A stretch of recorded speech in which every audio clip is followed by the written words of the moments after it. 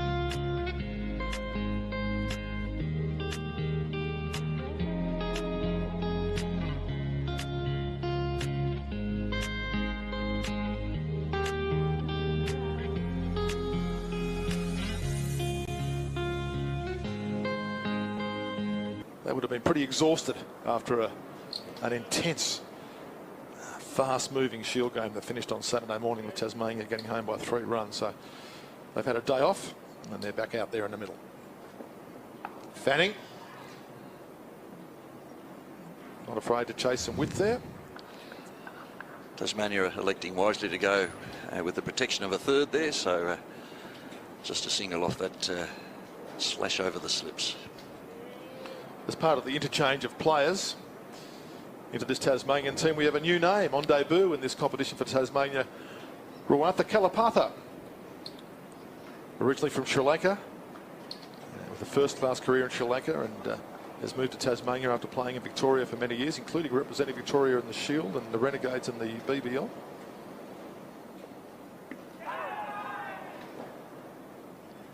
He'll be a player to look forward to.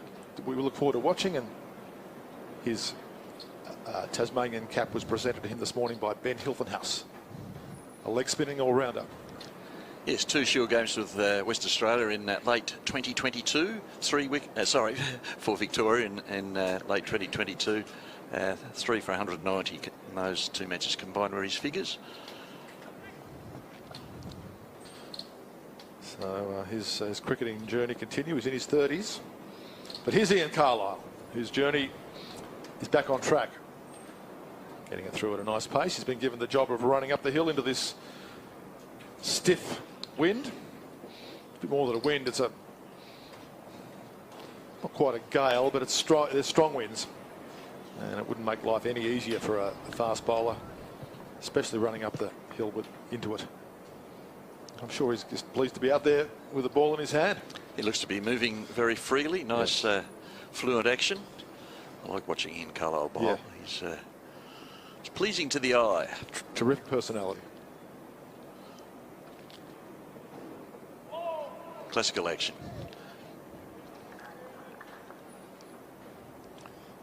Yes, like a lot of fast bowlers, he's had to be very patient with his rehabilitation from injuries. It's been a 12-month layoff. He's still only 25.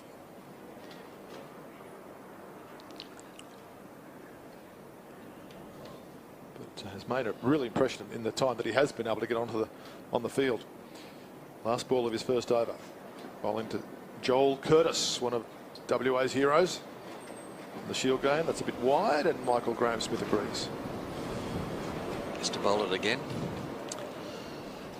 I wasn't here on Saturday for the dramatic finale to that Shield game, Peter, but I noticed, of course, we were playing on that pitch that is closest to the Ponting Pavilion, the change rooms on the western side, and there looked to be some preparation for a pitch going on in the middle, and we thought it might have been for the 2020 International coming up on the 2nd November, but the remarkably quick transformation into what looks to be a pretty good one-day strip.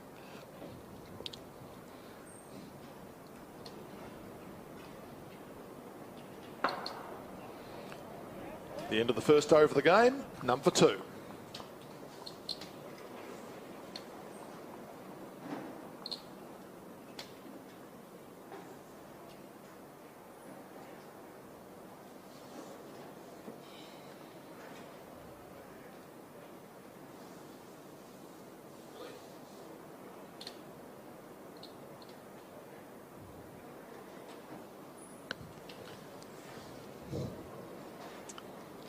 The distinctive figure of Billy Stanlake, one of the tallest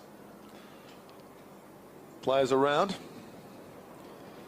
He's got the advantage of running down the hill with this very strong wind at his back. Sam Fanning will be on strike. Jordan Silk's got 2 slips in. It's a challenging task here for Sam Fanning with the tall Billy Stanlake charging in with the 40 or 50 kilometre breeze behind him. Another player who's had his share of injuries, Billy Stanlake. He is an important part of the Hurricanes squad last season. Had to miss out on the last phase of the season when Cameron Gannon came in and subbed in for him and did such a good job for the Hurricanes. But when he's fit and going, he's a Very formidable. Damaged himself in a fielding incident, Yes, as I remember. He was, yeah.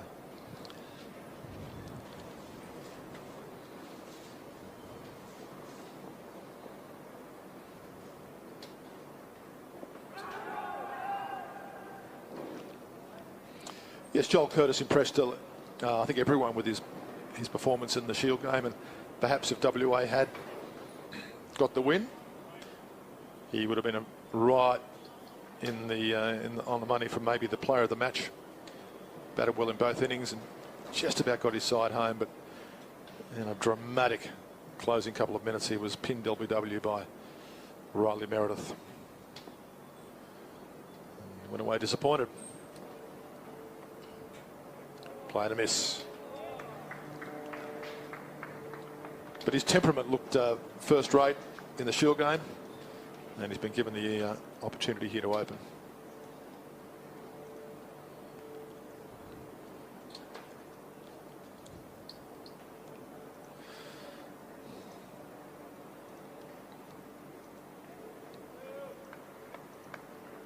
The other bowling for Tasmania in the match. It's an interesting mix.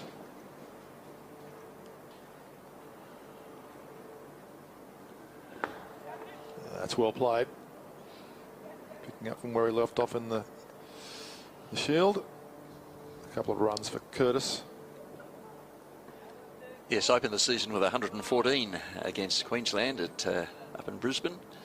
Followed up with a 44, the Karen Rolton Oval, and 15 in his last match against New South Wales back at Perth. That's an excellent start to the year. You throw in the runs that he made in the Shield match.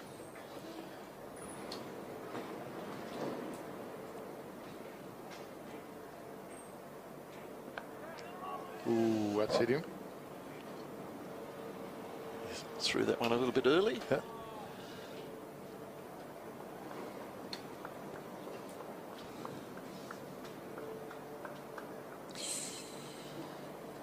Just on the elbow, near or thereabouts. Didn't quite get the bounce he was anticipating. He played above it.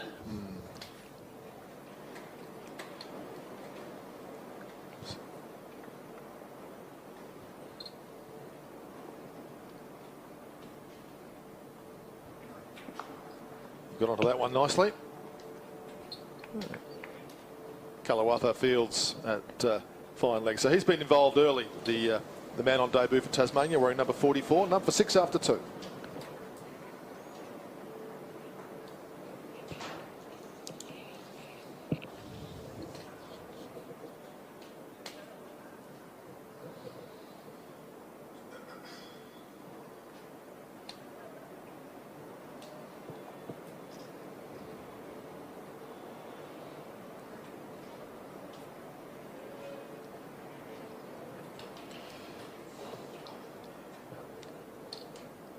Curtis is on strike again. 2 left-handed openers.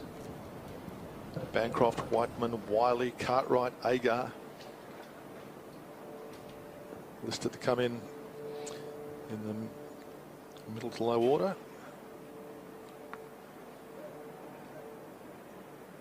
Curtis looking to get another one behind square. And Billy Stanlake, it's a long way down for him. Does the fielding. Yes, just got it wide enough of Billy down there to give Curtis a chance to get back for a second. Oh dear, last time we saw that he spent some time out of the game, didn't he? He did. I think you might have noticed that he was a little bit careful as he Yes. went down. He's a big man, but he seems to be fine. False start. Yeah. It could be that sort of day for Carlisle. Pushing into that wind. Yes. Upset the rhythm.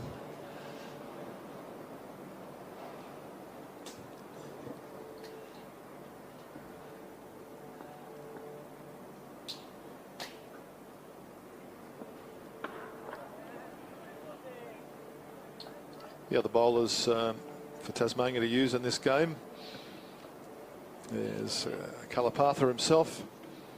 Aidan O'Connor back in the team. Nice to see him back in Tasmanian colours.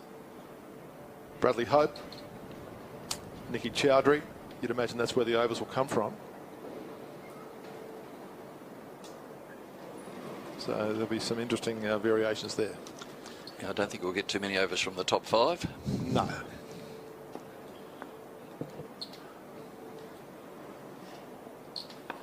That's in the air from Curtis. It'll fall safe. It's got the wind behind him. Chowdhury gives chase.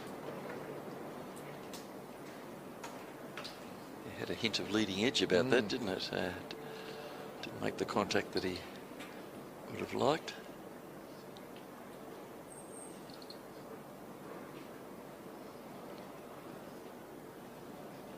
Just lobs at 9-9 into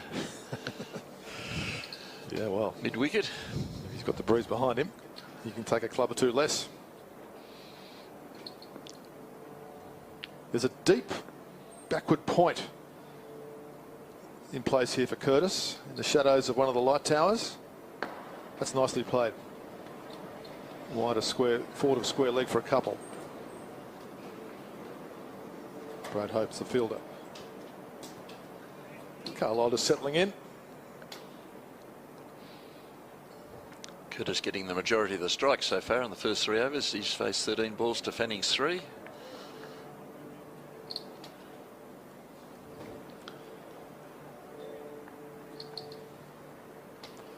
Settling into his work very well.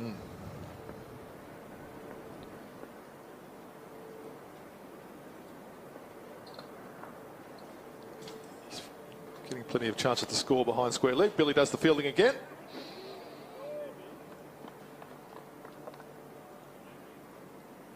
I think if we saw a scoring chart so far of what's happened this morning, most of it would be on the leg side. It's an indication of perhaps where the Tassie bowlers are pitching it.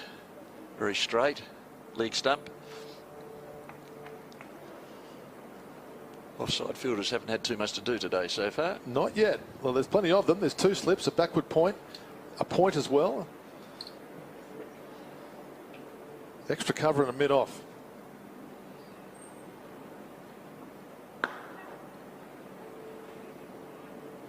Batting gets the single. 3 overs gone, none for 14.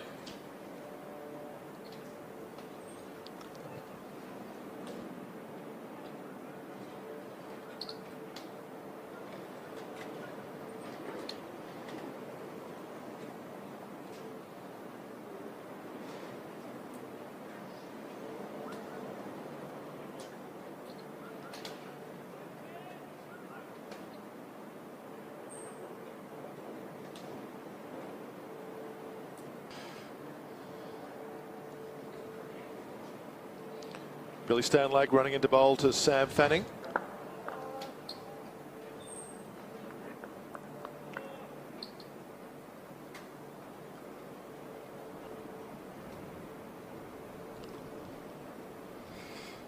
Quite a dramatic scene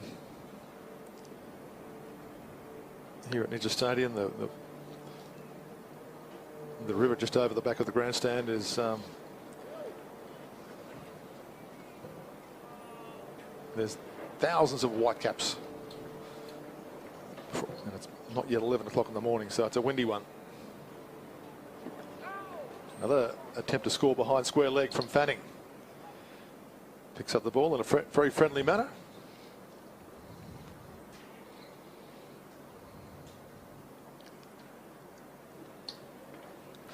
Yeah, that's what I'm talking about. Waves crashing onto the... It's unrelenting, isn't it? It's just going day after day. Yeah. Saturday was good. Saturday was calm. But it kicked in yesterday in a big way. So I don't remember quite it being this bad before. For a Tassie spring. Probably has, but it's escaped my memory.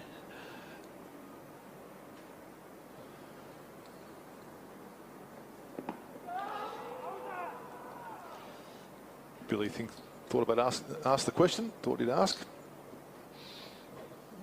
He got no response from Roberto Howard.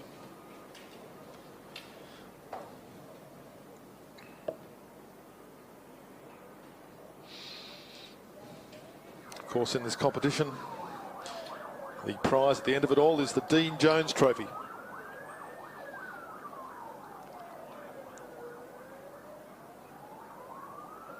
Certainly changed the way how batters run between wickets, didn't he, in the one-day game, Dean Jones? 2 slips and a deep backward point. Curtis and Fanning just picking off runs into the onside without too much trouble at the moment. Yes, he was an influential player.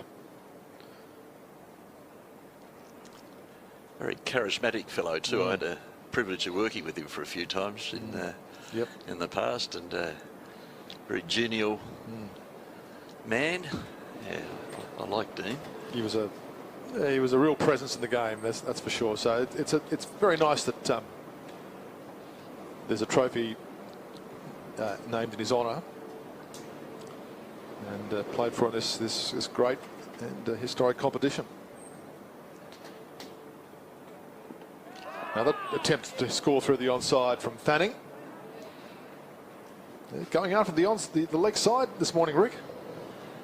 Partly aided by the line that the Tassie bowlers have adopted. I wouldn't mind seeing just that line drift a stump to the offside. Bring those slips into play. I've got the protection of a third. There's a deep gully and a point as well, so the players are there to accept anything that's in the air. And this time threw it off. Good timing from Fanning. Matthew Wade on the chase. That's a long one for him, into the wind, up the hill. Tempted to run 4 there. And that's a good bit of cricket there. The end of the over, number 19.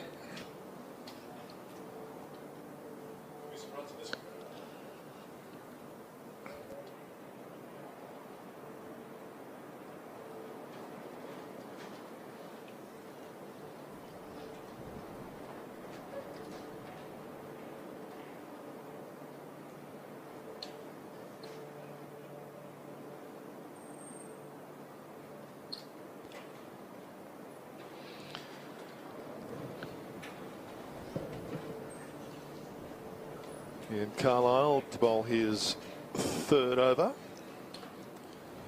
Sam Fanning's on strike. Oh, that's a better line. While the ball is new, bit of bounce.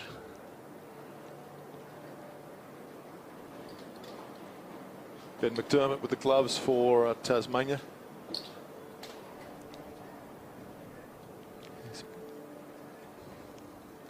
I wonder why they have selected Ben to keep wicket over Matthew Wade, who's in the team.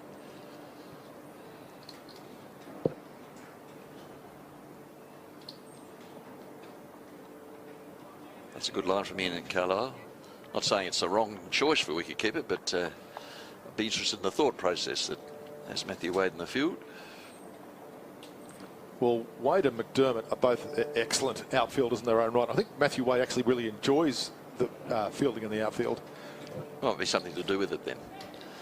Perhaps he feels like he's just put enough keeping miles into his legs at this late stage of his career. They're both fantastic options, whichever way you do it.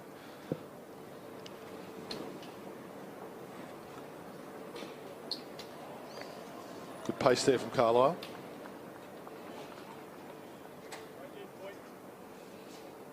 Yeah, Ben McDermott's back in Tasmania after returning to Queensland for a stint. He's changed clubs. He's now with Clarence, who play just down the hill from here at Kangaroo Bay Oval. It's a very familiar presence here at Ninja Stadium.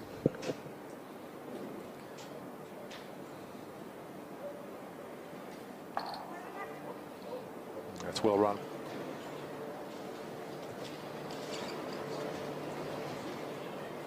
Another tight line there from Ian Carlisle. I really like his work this over. Just the one run from the first 4 balls. So Joel Curtis will be on strike. WA will be pretty happy with this start. going at just under 4.5 per over. See, the strikers evened up a bit too, Peter. Fanning 13 balls, Curtis 15. Yes.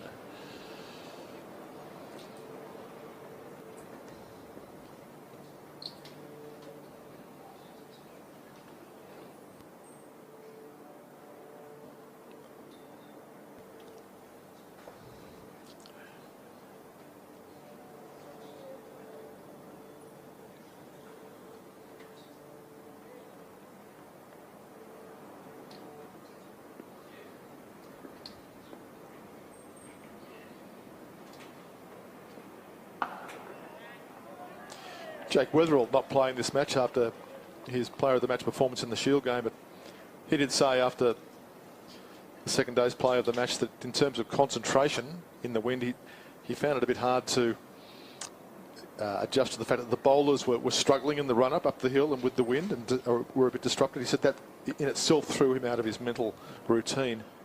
Yeah, I guess that would be disconcerting, wouldn't it? Wondering how it was going to come at them from the bowler's hand. So it affects all players out there. That's well played by Curtis. Played. Very well played. Clever shot. Very deft. There's a boundary. He does look a good player. None for 24.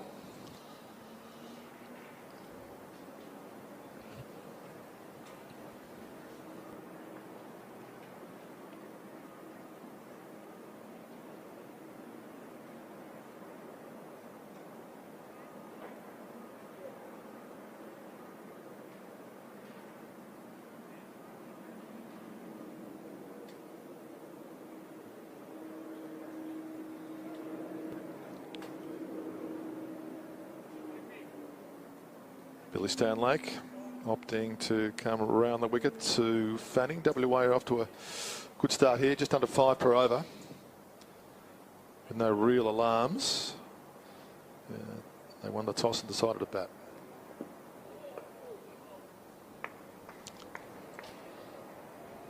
Too much angle down the leg side. Now bowling around the wicket. Cost Billy a run and an extra ball. It's an important, obviously it's an important game in a condensed competition. Tasmania with a 3-0 start. If they can win this, they can start to really think big. More runs through the offside to Fanning this time. And that one flew off the meat of his bat. Yes, neatly dissected those two fielders. In the air, would have been catchable had someone been in that line, but found the gap beautifully. Short boundary. In the end, an easy 4 for Sam Fanning. Too much width there from Billy Stanlake. Fanning very quick to take advantage. Yeah, and he gets that behind square. Beautiful timing. Tasmania will be a bit concerned now with this rate. Yes, a straight ball pitch from coming around the wicket is going to be angled down the leg side automatically. So really Fanning was just helping it on its way. So easy pickings.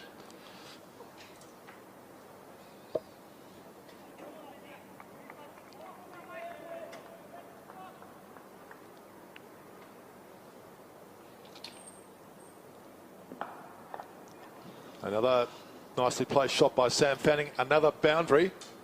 That's 3 boundaries in a row for him and for WA. And the scoreboard is rolling for them. Yes, with the wide, that's 13 runs off the first 3 balls. 3 legitimate balls. It's in contrast to what we've seen before, where the Tasmanians have kept it fairly tight, and Fanning and Curtis now finding the gaps in the close infield on the offside. Oh, that's just short of silk at second slip. Good response for Billy Stanlake. I'm wondering in a one-day game, Peter, whether a sweeper on that short boundary in the offside to the left-hander is going to be a sort of pragmatic field placing He hasn't. They don't have one yet.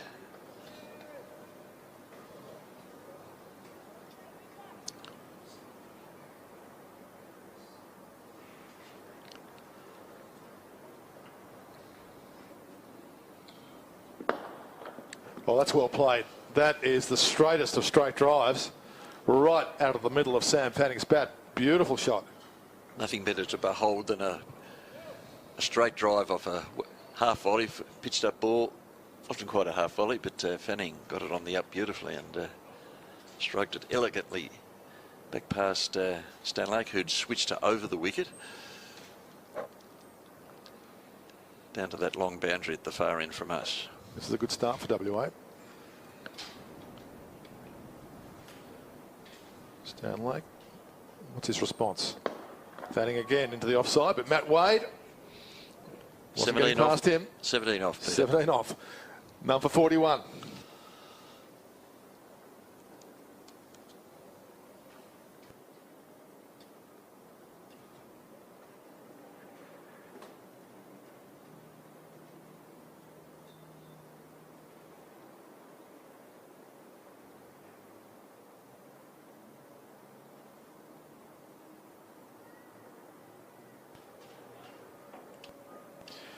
Just going round the grounds. 2 other matches on today in the One Day Cup.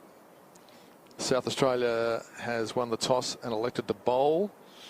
That's at Karen Rolton Oval. There's a delayed start at the City Power Centre. That's Victoria, New South Wales. Overnight at the World Cup, England defeated India by 4 runs. It's a tight game, 50 overs apiece. That would have been a thriller. And at Optus Stadium in Perth, Australia won the One Day there in the men's by 7 wickets under the DLS.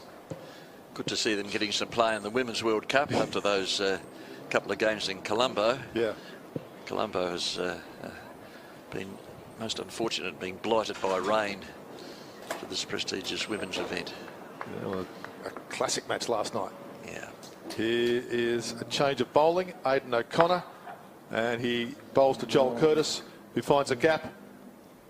3 fielders give chase, and between them all, they'll get the ball back and save a run. Nicky Chowdhury involved.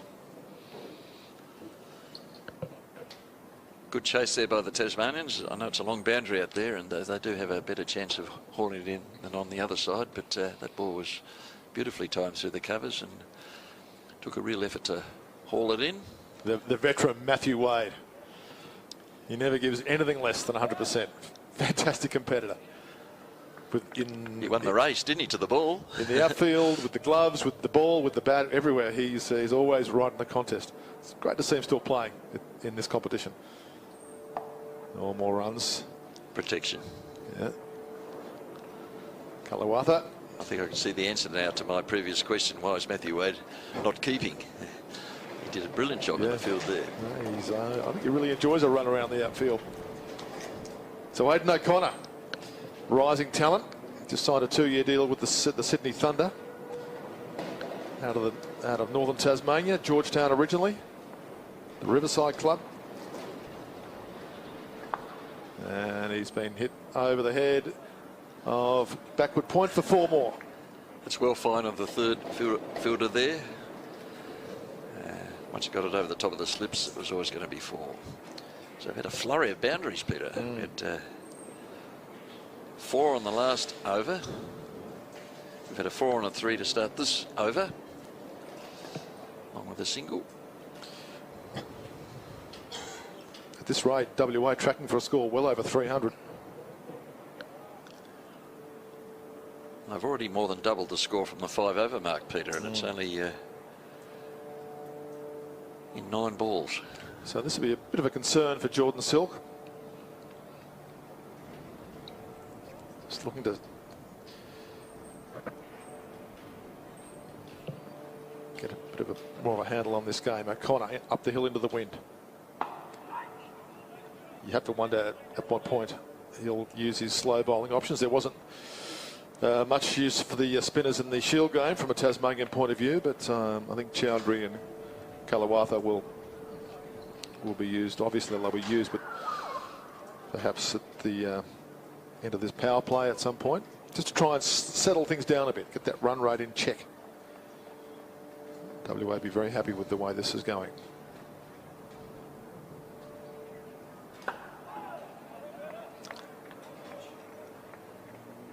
This pair had some success at Adelaide in the second game. Sam Fanning made 75 to go with Curtis's 44. They put on 86, so they've had some time in the middle batting together.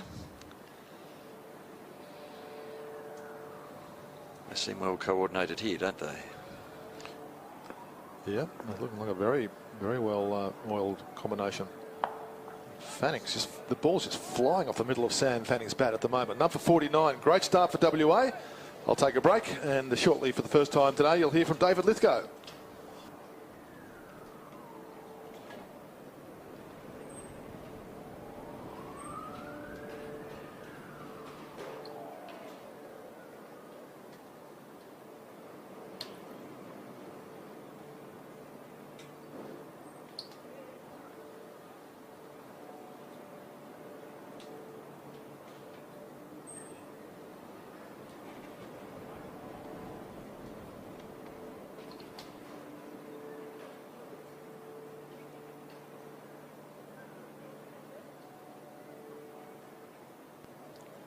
Great to have you with us on a blustery Hobart day. Good start here to Western Australia. David Lithgow with you this morning on two pretty much new look teams. You look at both teams, Tassie and WA, there's an enormous amount of depth from both sides not playing, international reasons, etc. And a big test. This is a great start for Fanning and Curtis.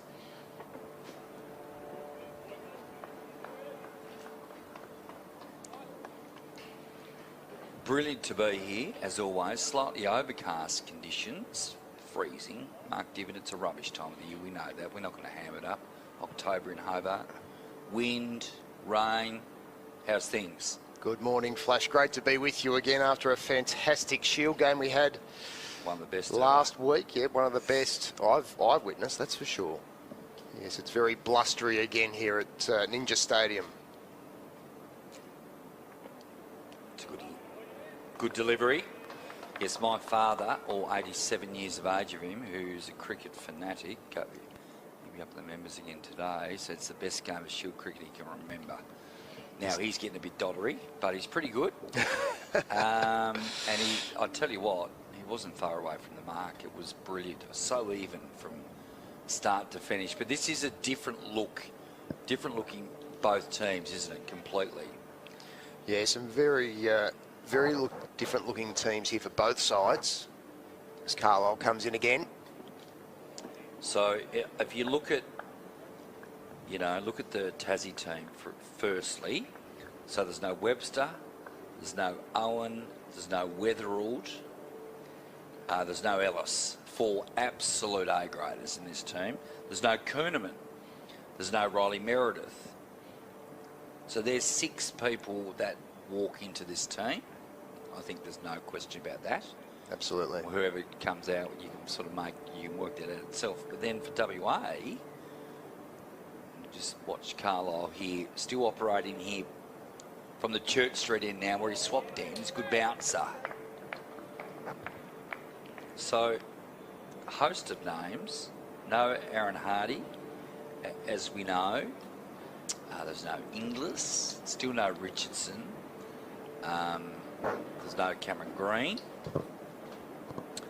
So, yeah, there's a lot of players that are getting their opportunity. Tassie on top, of course, and they've been dominant so far at this format.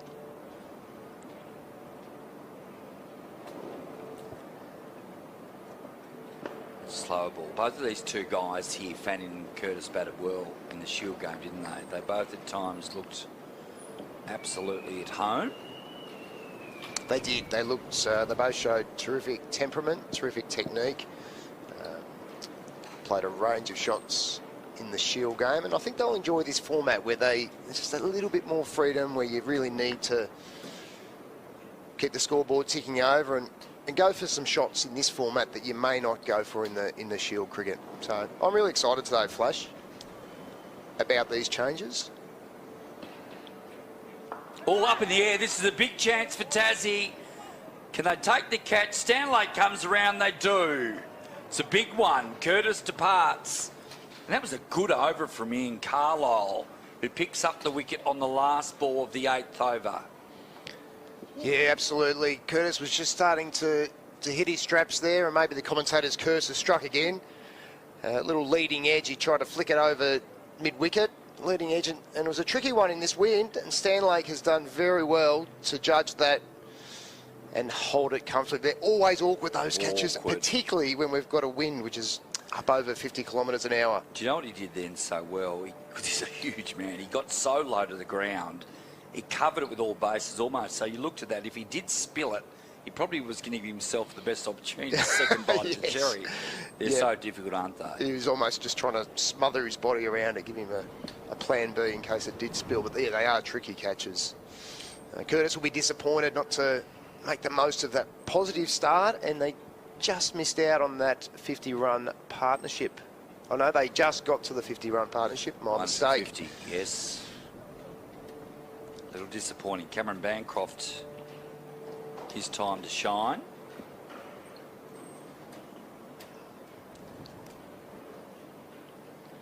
Yeah, the cameraman upstairs, he's had a big week, hasn't he? That wind would have blown him around. You can see the cameras shaking around. Aidan O'Connor giving his opportunity today, which is just terrific. So, a host of big names not there for both teams, but what's an absolutely vital game, in particular for Western Australia. They're 1 and 2 in this competition, so they desperately need a win here today. Whereas for the Tigers, you get a win here today, you don't want to go this early, but it's only a 6 or 7 game competition. You know, they're 3/4 of the way into a final. So big stakes. Yeah, absolutely, and that's where you want to be early in the season. As we know, it's a short competition with only 7 games in the One-Day Cup. Of course, they're competing for the Dean Jones Trophy. But with only 7 games, you really want to be in the mix early. So for WA, it's a must-win game. It is. And for Tassie, what an opportunity with a lot of new blood there. If they can get a win here, it'll be a huge performance. Well, you look at the ladder as it sits now. Tassie on top on 13 points, 3 from 3. New South Wales are 2 from 1, and Queensland are 2 and 1 from 3 as well. So 10 points, 8 points respectively. And then it's a gap to WA, South Australia on 5 points each. In Victoria, you get to win a game. So Tassie win today, you're all but ensuring that Western Australia, South Australia, Victoria can't catch you for the rest of the year. Cut away, or driven away, I should say. Just lost the top hand on that halfway through. So, yes, big stakes. Just see there the bottom hand just lost, but still plenty of decent timing. He struck the ball well. Yes. Today, Fanning's played some glorious drives and some lovely cut shots against the pace of Billy Stanley, who was a touch expensive for his 3 overs.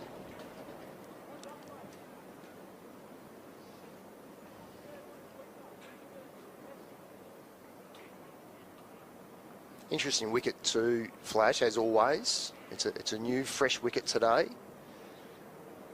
So if there's going to be anything in it, it would be early. Good little bit of rhythm here from O'Connor. Exciting young prospect, signed a contract last week with the Melbourne Renegades. How exciting for a young man finding his way in the game. He's got good raps, the boy from northern Tasmania. And I just noticed Flash, just before his first over, he was just getting into it, but Ian Carlisle took the time to have a chat to him. I thought that was great stuff from a... There's some good lines here. Misfielder will get a single. Oh, there's a bit of confusion, Flash. Benny McDermott behind the pegs for Tasmania, of course. Moved back down here with his young family. Been a great servant of Tassie cricket, hasn't he, Ben McDermott? One of the really good guys of cricket as well. So you sort of look at the Tigers team, and we've named all those 6 or so players out, but gosh, there's still some depth in the batting, isn't there? Here's a drive. Good piece of fielding. Just the 1 run. And there, Jewell, Ward, McDermott, Silk, Wade, Chowdhury, Hope. O'Connor can bat as well, as we know. And for WA, they've got some experience as well. 9 overs, 1 for 53.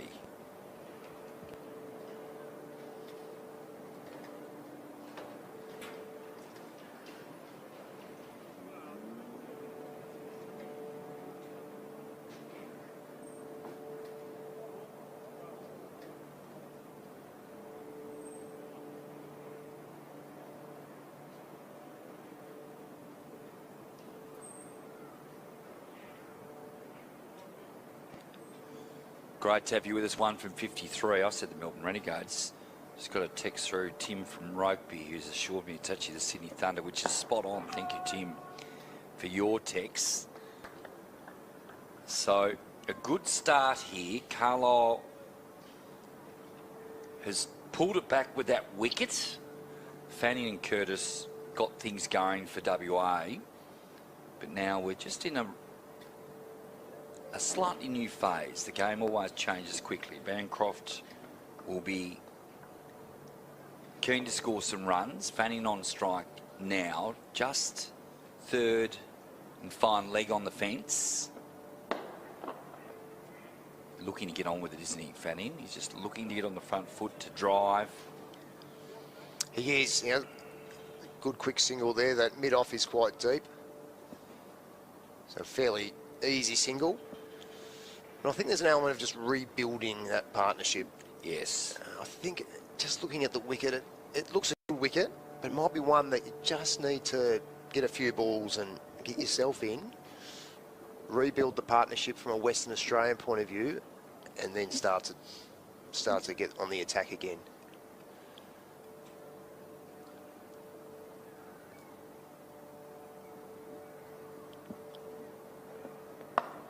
It's a nice length. He's got a beautiful Carlisle. rhythm. Good to see him back. He's got a lot of talent.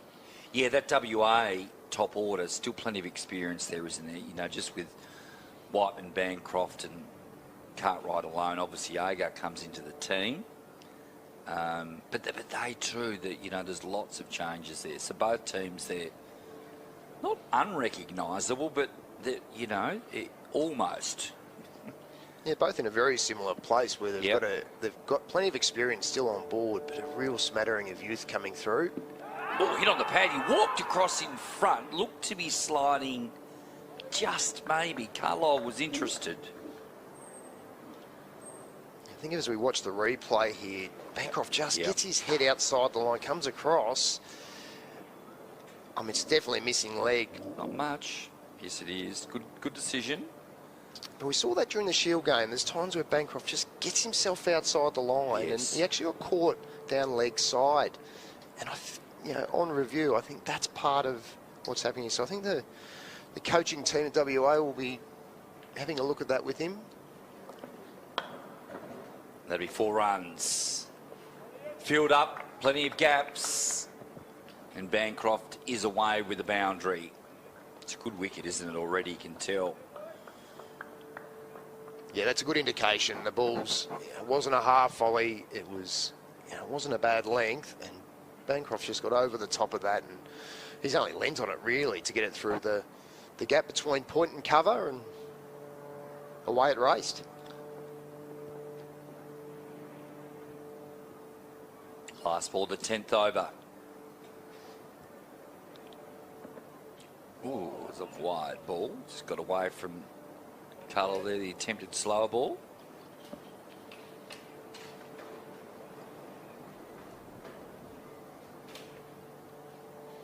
It was a strange one, that one. I think you're right there. Flash must have been trying something different. He's just lost his lost his place on the crease there as he sort of fell away as he was releasing that. I'm sure he'll bounce back. It's been a pretty good spell so far.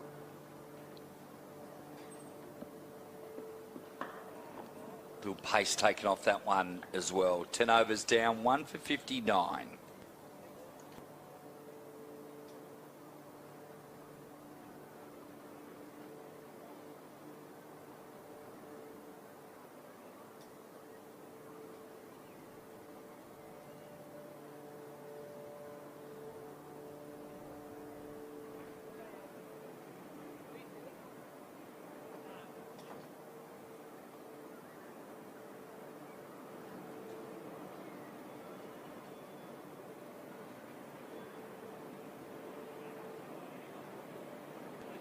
Aidan O'Connor to continue here from the commentary box end, the river end as it's known as.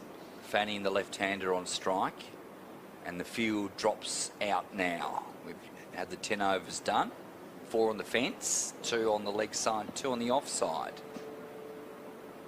Pulled away. That's out to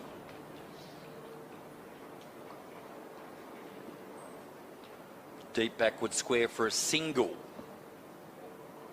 Of course, the 11th over through the 40th over, the Tasmanians can have 4 fielders outside the circle.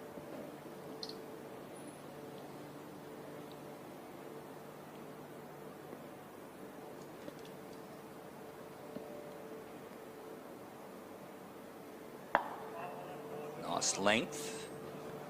So we can see Bryce Jackson there warming up with the floppy. Just there, he's got the ball now. So that's going to be fascinating to see. You mean Rawantha Kalapatha? I can't believe I've got those 2 wrong. Kalapatha, I should say. Both 99s, of course, both new to the teams. 34-year-old Sri Lankan born. Don't often have 2 99s, do you? No, that is unusual. And there's been so many new players coming to the team, Flash. Amazing. I think we can cut you a little bit of slack there. Maybe just. I'll clip myself. We'll look forward to seeing Bryce Jackson a little bit later on when Yes. Western Australian are bowling.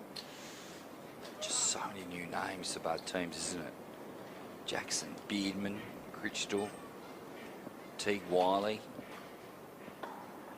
So, you know, we can talk about Tassie with those 5 or 6 absolute A-graders not there. Well, WA in the same boat, 1 for 61. Yeah, they certainly are. I'm looking forward to seeing some of these young guys. Young Teague Wiley, I find an intriguing prospect. He debuted in first-class cricket at the age of 17.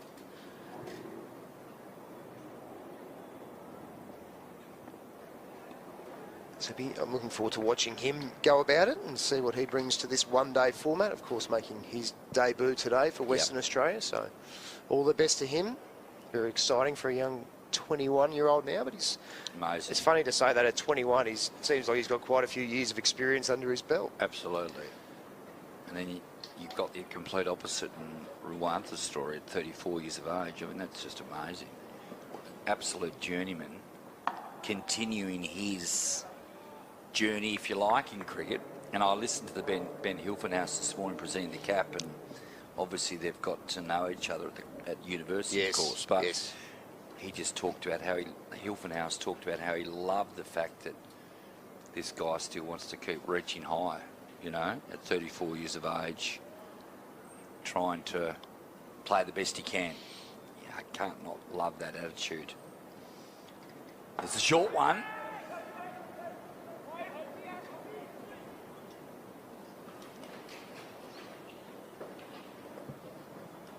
Didn't get hold of it, but all safe at all times from Fanning. 1 for 64 after 11.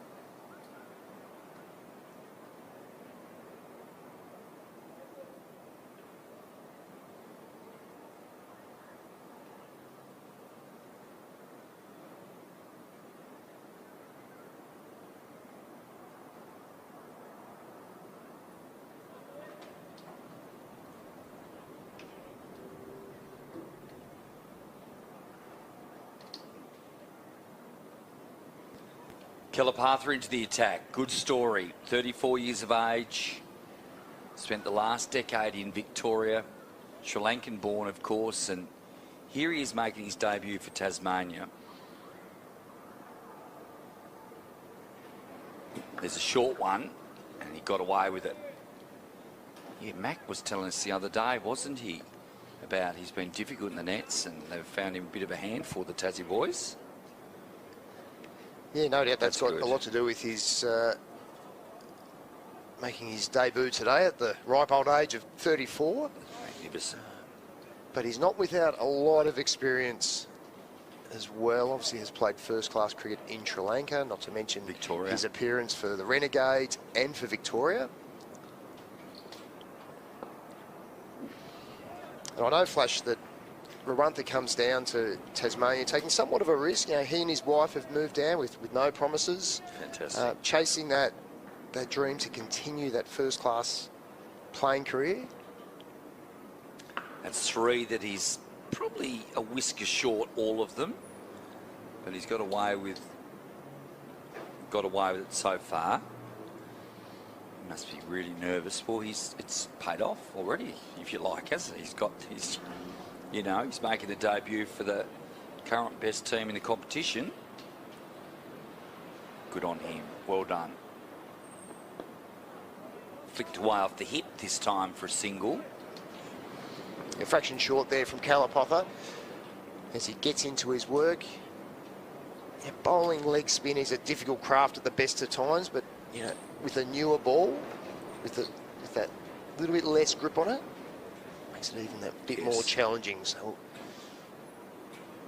there we go. Oh, right on the spots. Nice length. It's a beauty. And this will be the tricky part of it too. Don't know that these guys would have faced him, although obviously he has been seen List A, Big Bash, and played for Victoria in the Shield competition. That one's a little wider. Not the perfect start in terms of 6 very good balls, but only the 4 off it. He'll take that every day of the week. 12 overs, 1 for 68.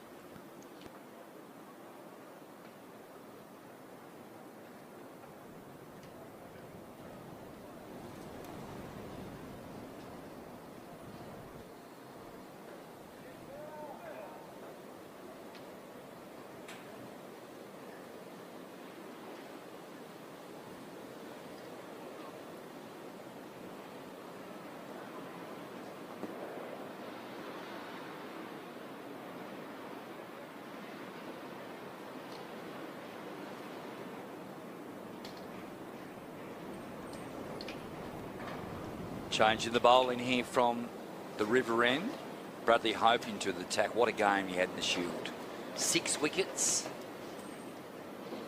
He, I guess, came into that game as your 4th part-timer, really. It's been a tough 2 years. Well documented. Everyone knows about it with the ball for Brad, but he was vital in that victory. Oh, he was huge. A key player, played a key role, pushing up into the wind, was able to extract a bit of movement. Got top order players out as well, both innings.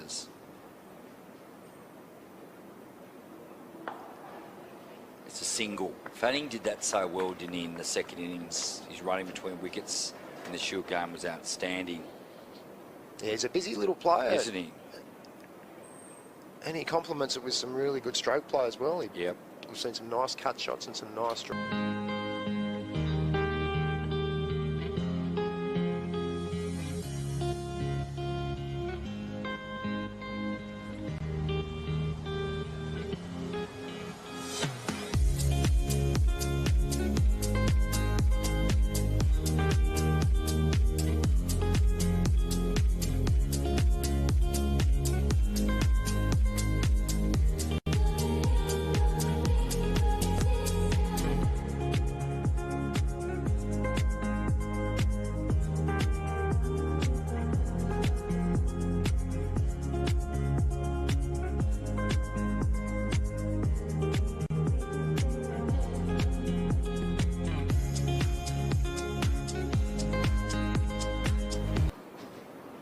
He's only 24, Sam Fanning. Yep.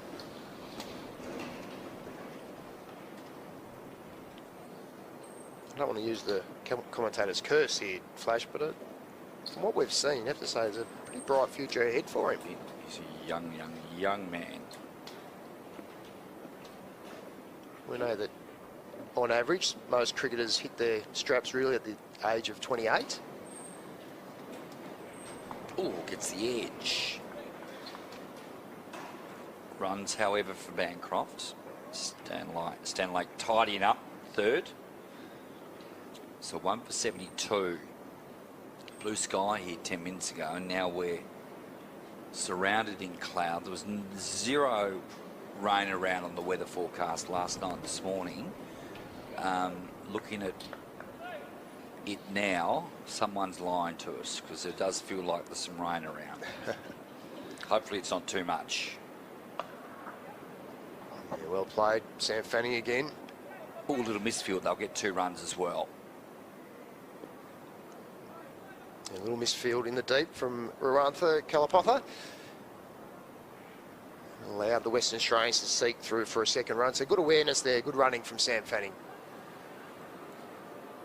And we can see the ground staff are ready on their tractors, ready to come out. Rick Finlay's got the weather chart up, which looks a little dicey for the moment.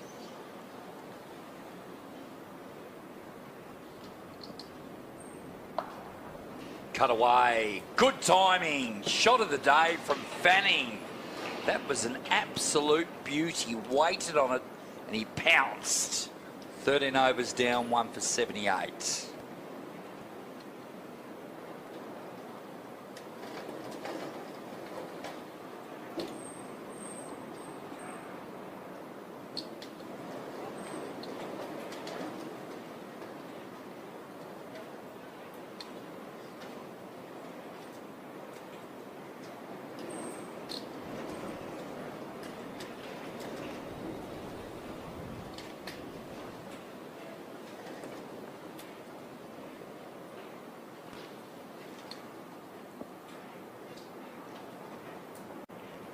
To continue here, nice delivery, a little bit of turn, nice flight.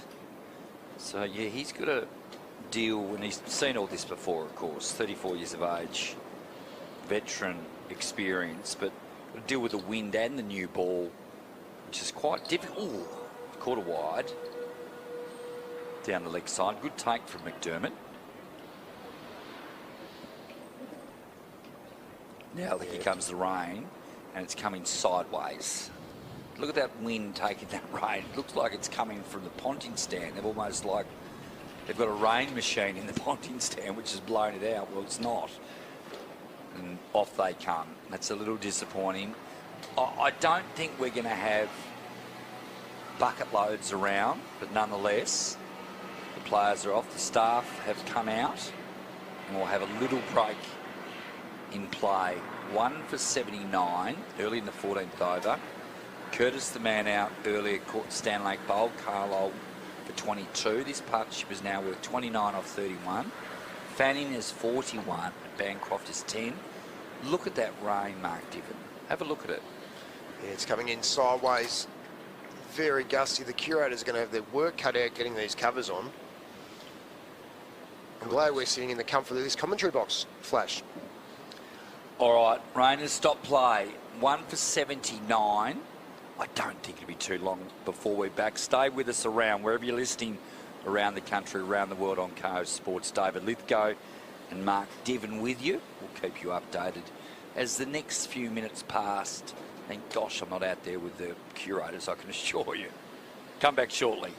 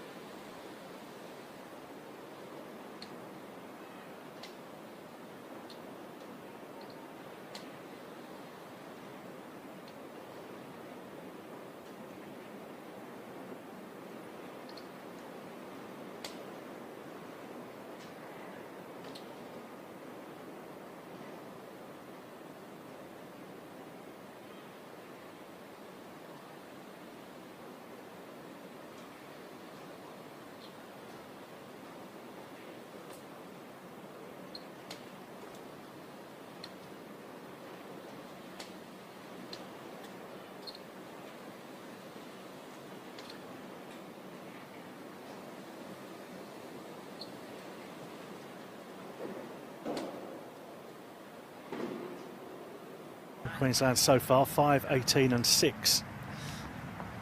In the 3 matches he's opened in. But you know that's going to change at some point, given the quality he has. Yeah, too good a player to not contributing. For Queensland, very aggressive top order batter. Good player for a long time. Gets Queensland off the flyers quite often. It's going to be Henry Thornton. In the second over of the game for South Australia. He's back from the Australia A duties. His first appearance for South Australia since the game before the Sheffield Shield final back in March. Oh, it's a good one first up.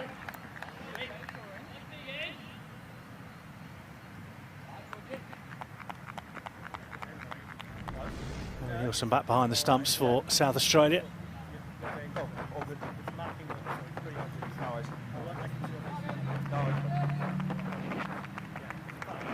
A little bit of bounce early, isn't it?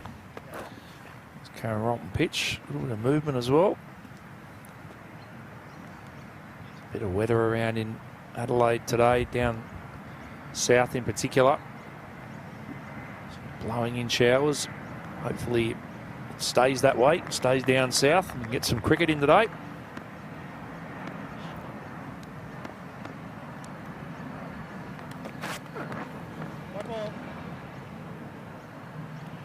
Wide signal by Andrew Crozier. Both bowlers just seem to be getting a little bit of sliding a little bit with their feet. Struggling to get some traction on the footholes. When you've got a hard surface, it gets a little bit slippery on the top. Just need to wear the top of it down a little bit. Spikes can grab and you can get that traction you need.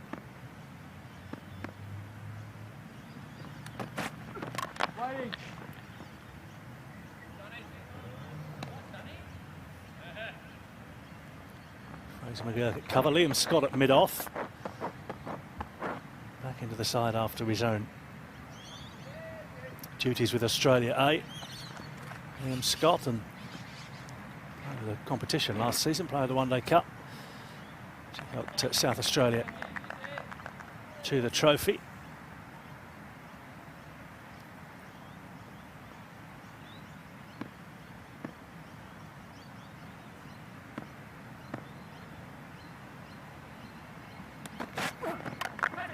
Pulled into the onside by Pearson, and that'll be the first boundary of the morning.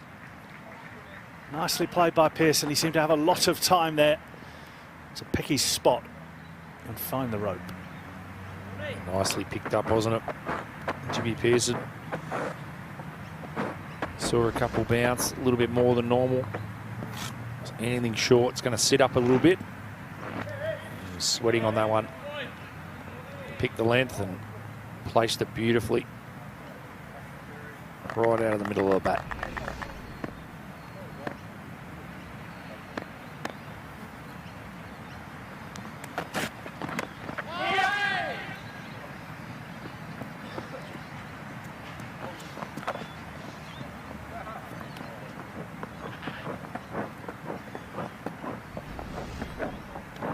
More work going on by Thornton. Away from you quite a bit. That's the one there, yeah. What's that there? There's more scratching going on than a hen house at the moment. These fast bowlers. Now the batters are joined the party. That's centre stump, yeah, from the base.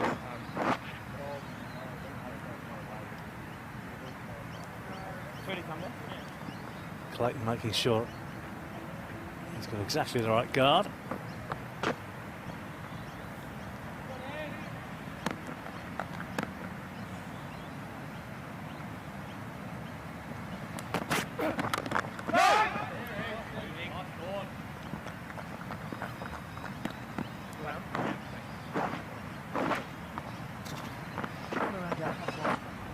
More work being done. It's solid, isn't it? It's just a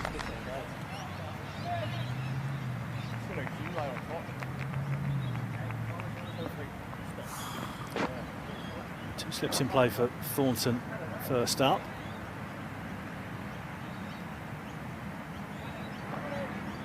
Sweeney and Sanger.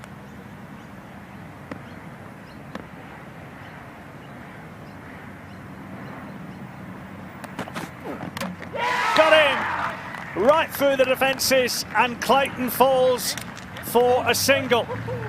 Good delivery from Henry Thornton. Just nipped back a little bit. And Clayton had a big gap between bat and pad, and he falls for just a single. That was an absolute beauty from Henry Thornton. Just a hint of swing and then carried on off the seam. And it's done Jack Clayton right through the gate, neck and crop. Feet didn't quite move there. It's cost him his wicket. And that's some good fast bowling from Henry Thornton to get that early scalp of Jack Clayton. Great start from South Australia. Early wickets are the key. Some good bowling there by Henry Thornton. Yeah, that's not fun. No, Hugo Burden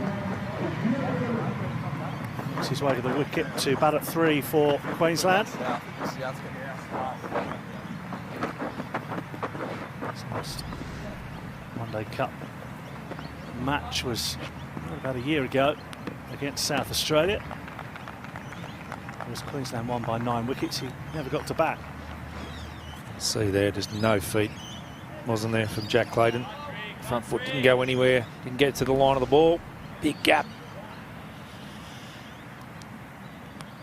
See what Nathan McAndrew can keep producing.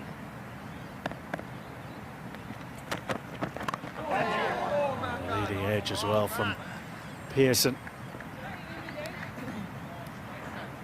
Must have been a good toss for South Australia to win. Certainly does. Certainly got this one right. Yeah.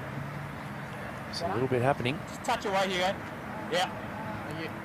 Don't often see the white ball react for very long though. 1 or 2 boundaries and that ball will start settling down a little bit, but at the moment getting some nice bounce and movement.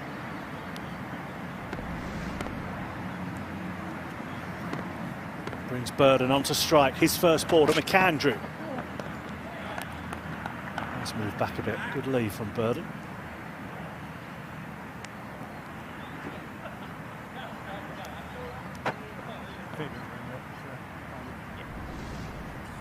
Some very encouraging signs for South Australia.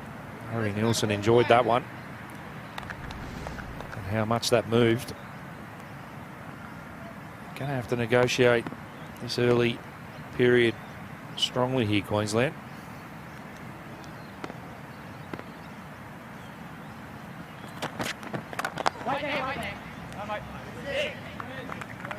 Nicely played, but no run. While you want to maximise the 2 fielders out, you also want to make sure that you're not getting behind the 8 ball with early wickets. They won't want to be losing any more than 1 or 2 in this first 10 overs. It feels like the danger for them at the moment, doesn't it? It does. If they go too hard too early, it could end up being 4 or 5 wickets with how much it's moving so far.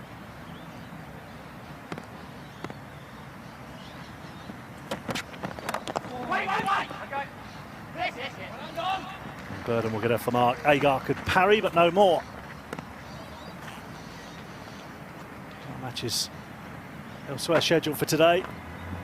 No play yet in Melbourne between Victoria and New South Wales. Start delayed by bad light and rain. WA 1 for 79 in 13 overs against Tasmania, but rain has stopped play there too.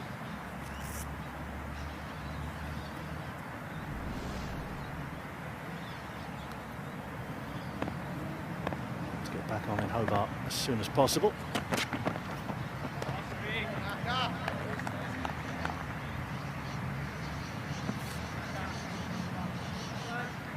Possibility of a few showers around today in Adelaide, but keeping our fingers crossed that they snake by, as Jakesy mentioned. Largely gone to the south. Whilst we have nothing against people living south of Adelaide, we'd rather it rain there than here at the moment. Some pretty grey skies around towards the hospital. Straight in on the pad, that's close. Umpire Brigham says not out. That felt a very good shout from McAndrew and his mates. He's had a good live. Beautiful delivery from McAndrew. Nipped it back on the knee roll. And that's very close. Maybe just sliding down, but... Well, you can hear through the sunlight, he thought it was high. That looked like knee roll to me, but... Knee roll and going up? It's definitely going up, but I don't know if it's going up and over. He was only on the crease, wasn't he? Wasn't a big stride. No. Although we have seen a little bit of tennis ball kind of bounce and a few sitting in, so maybe that was in the back of the mind of the umpire there, but might be a little bit fortunate there, Jimmy Pearson.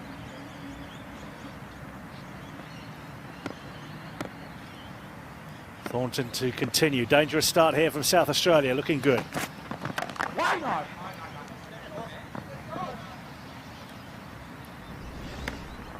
Let's have a look at that LBW from side on.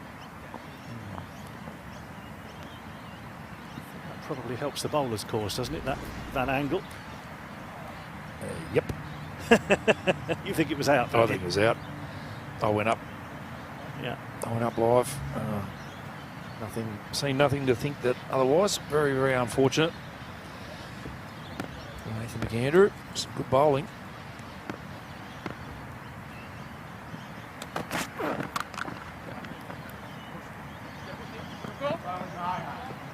They go down at back to a point.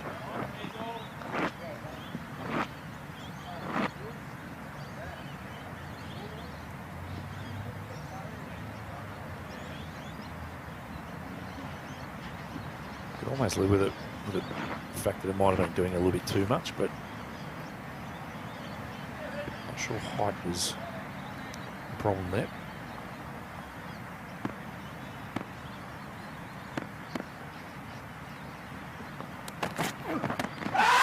Oh, Pearson struck on the pads this time. Umpire Crozier has a deep think about this one. I think he signalled there it's going down leg side. That felt a bit high as well to me. I think that was probably doing too much as well. Down leg for mine. I like the height there too. It's pretty close as well, isn't it? Very much on the crease. That was probably top of the knee roll. The fact he's going back. Pretty close. Tough work for Burden and Pearson here. That felt less out to me than the first one. Do you agree? Yeah, I think so. It's only the fact that he was going back there. It was just, it was a little bit higher.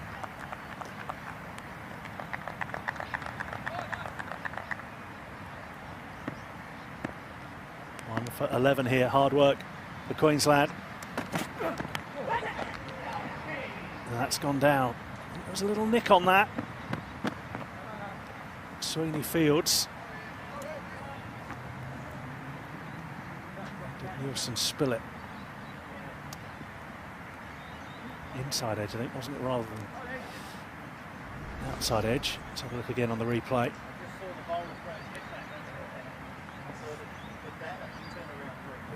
Edge. Tough chance. Yeah. But two hands to it. With a good delivery from Thornton's bowling well here. Burden's right in front of the stumps as he finds Pope at mid-wicket. Trots through for one. Good over from Henry Thornton. Really discomforting the batters. Might have had another wicket. No worries. Yeah. Accepting the decision come the end of the over. See just a little bit of rain falling. Rotten Oval, not particularly heavy.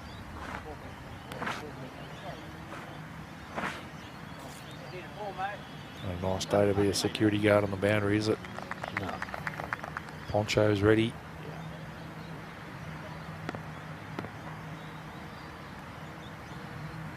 Good conditions for the opening bowlers, McAndrew and Thornton. Can they get more wickets? They can! Straight through the defences of Burden. And just like Thornton bowled Clayton, this time it's McAndrew that gets rid of Burden. And South Australia have deserved that second wicket early in the match. Another absolute rip snorter of a wicket. Delivery from Nathan McAndrew.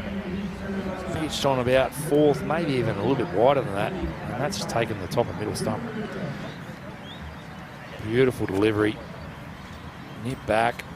Not much Burden could do there. Probably just pushed it a little bit, but walk off and just have to tip your cap to the bowler sometimes, and that one is one of those occasions. Burden has to go. McAndrew gets his first. Queensland in trouble. 2 for 13. Yeah. Jimmy Pearson welcomes Hugh Wybgen to the wicket. Very highly thought of young player, Hugh Wybgen. Averaging around 150 in this competition this season, so that probably helps. These 3 knocks for the 20-year-old. You see Burden's dismissal again. Wybgen's made 17 not out. 115 not out to win the match for his side. 21. It's a decent body of work that Wybgen is putting together. But these are difficult conditions in which to bat. The tails of the bowlers, McAndrew and Thornton, are up. Very good bowler in these kind of conditions, Nathan McAndrew. Good bowler in any conditions, but if there's any sort of assistance off the seam, he's hard work. That struck Wybgen on the pad. There's plenty of seam movement here from McAndrew.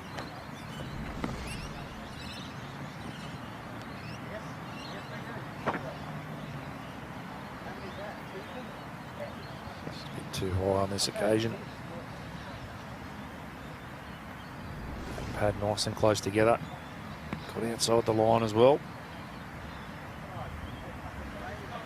Very tough to play. And it's moving as much as it is at the moment.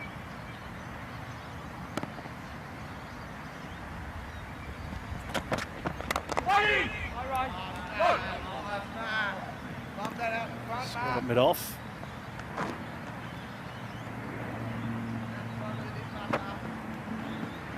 Light drizzle continues. Looks like it's going to be one of those days. Keep them on as long as possible, I think, in these scenarios, umpires. Yeah, to the point where it doesn't ruin the conditions. Yeah. And that's the fine line, isn't it? That you have to walk in these kind of conditions all the time. Kept away by Wybgen to get off the mark.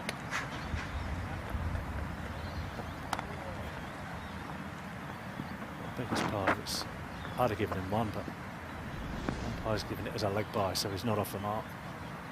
It's the action of McAndrew. Very familiar figure now on the domestic cricket scene in Australia.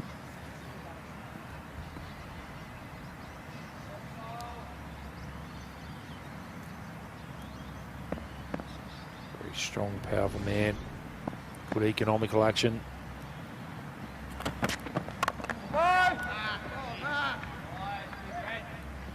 Quick enough pace, lively on his day. Very, very skillful. with the ball in his hand. Always challenging that front foot defence, always hitting that seam, getting a little bit of movement either way. Conditions like this, I feel like you've got to play every single ball. It's constantly at you, threatening both edges all the time.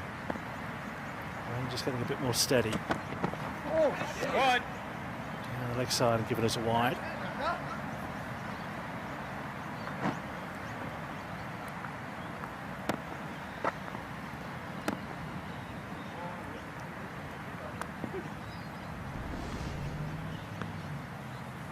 Clouds and the rain just blowing in from the west of Adelaide. Most of it's been going south most of the morning, but there's going to be a little shower. It doesn't look too heavy, but fairly persistent on the radar. Andrew just losing his footing again.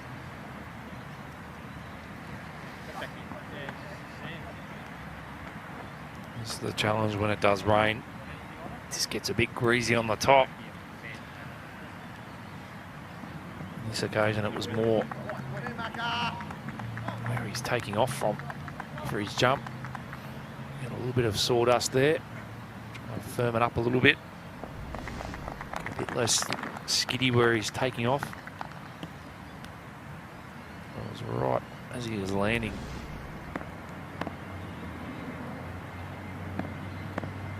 Final ball of the over.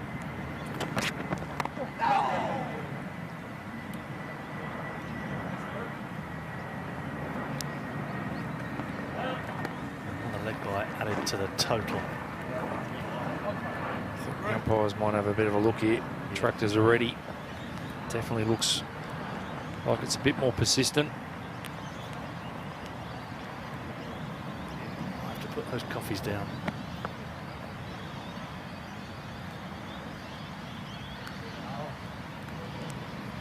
It's really touch and go, isn't it? What are they doing?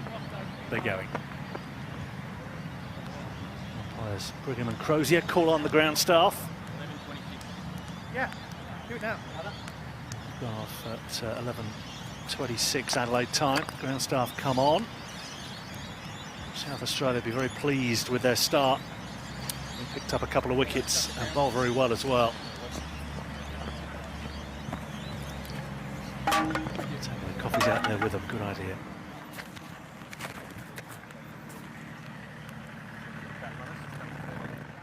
It's one of those spells of rain where you wouldn't be surprised if it stopped in 20 seconds, but it could go on for 2 hours. Let's have a look at the wickets to fall so far. Thornton got rid of Jack Clayton for a single. Although it's left-hander and right-hander, you can see very similar dismissals, with McAndrew dismissing Burden for 3. And South Australia having reduced Queensland to 2 for 16. Phil Jakes will be very pleased with their morning's work. Yeah, they certainly will be. Both of the opening bowlers were outstanding, making the batsmen play, getting some nice seam movement. So you can see there 2 wickets to fall for 16 runs, 5 overs so far. Here's the bowling figures. These from McAndrew and Thornton. Canroll Oval. Put the ball in the right areas. Certainly got their reward. We're going to take a break here at Canroll Oval. Hopefully the delay will not be too long.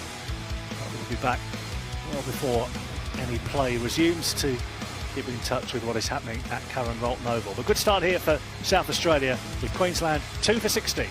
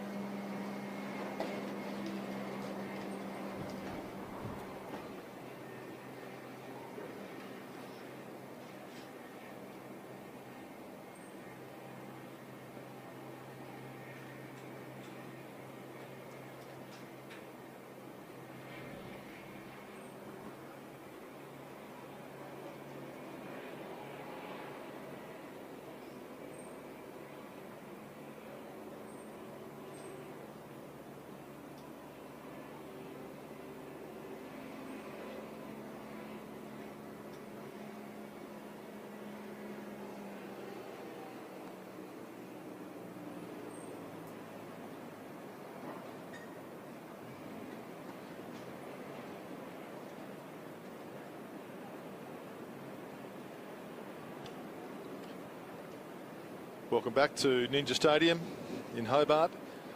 The scene out the back is of a very disturbed Derwent River. High winds here. We've had a rain break. We're down to a 46 over match. Umpires Howard and Graham Smith and their wind cheaters moving their way out to the centre. I suspect we won't have too many more troubles with the rain, but with the wind this high, the fronts seem to come and go very quickly. The Western Australians have made a good start to this match, just losing 1 wicket. Joel Curtis for 22 when he looked set. Sam Fanning's been most impressive, 41 off 43, and Bancroft settled in well, 10 off 13. So they'll be pretty happy with their start, 1 for 79. And they're going at a rate of 6 per over. Tasmania's bowlers, it's not a good day for bowling. It's cold, it's very windy, it's a tough one, and they've done pretty well with Ian Carlisle back after a year's layoff through injury. Look, getting some nice figures there with 1 for 22 off 5 so far. Billy Stanlake running down the hill was taken to by Sam Fanning, and we've got Hope O'Connor and the new man Kalapotha in the team for Tasmania, the Sri Lankan born leg spinner who's come to Tasmania via Victoria and Melbourne. Very interesting scenario. It's an important game for both teams in a condensed competition. Tasmania undefeated after 3 games. They've got some bonus points in the bank as well. At top of the table, a win here, and they can really start to think about playing in another final. WA with a 1-win, 2-loss ratio really do need to win this one to stay on the pace of the One Day Cup, playing for the Dean Jones Trophy.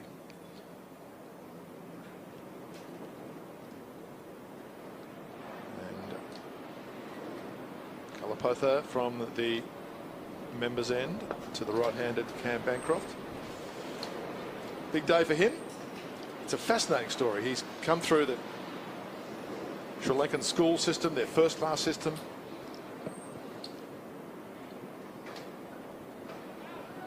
He's played 7 years of cricket in the Dandenong District League before elevating himself to Casey South Melbourne, and he got opportunities for Victoria and the Renegades. But he's decided to jet south for even more opportunity. And it's worked out so far. Bancroft picking up a single. So some changes to the format of the match. 46 overs per side now. We've lost a bit of time, so we've lost overs from the game.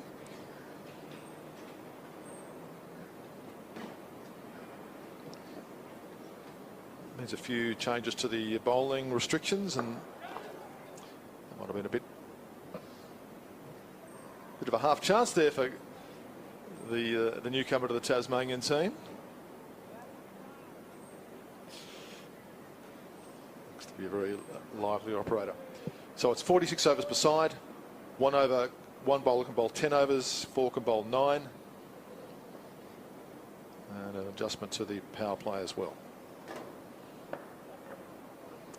Power play going from overs 38 to 46, the final power play. That's the end of that over. 1 for 83. In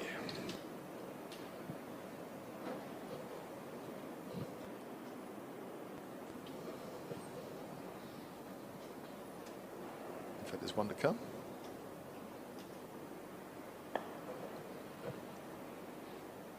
Sam Fanning looking good. 43 not out. 1 for 83.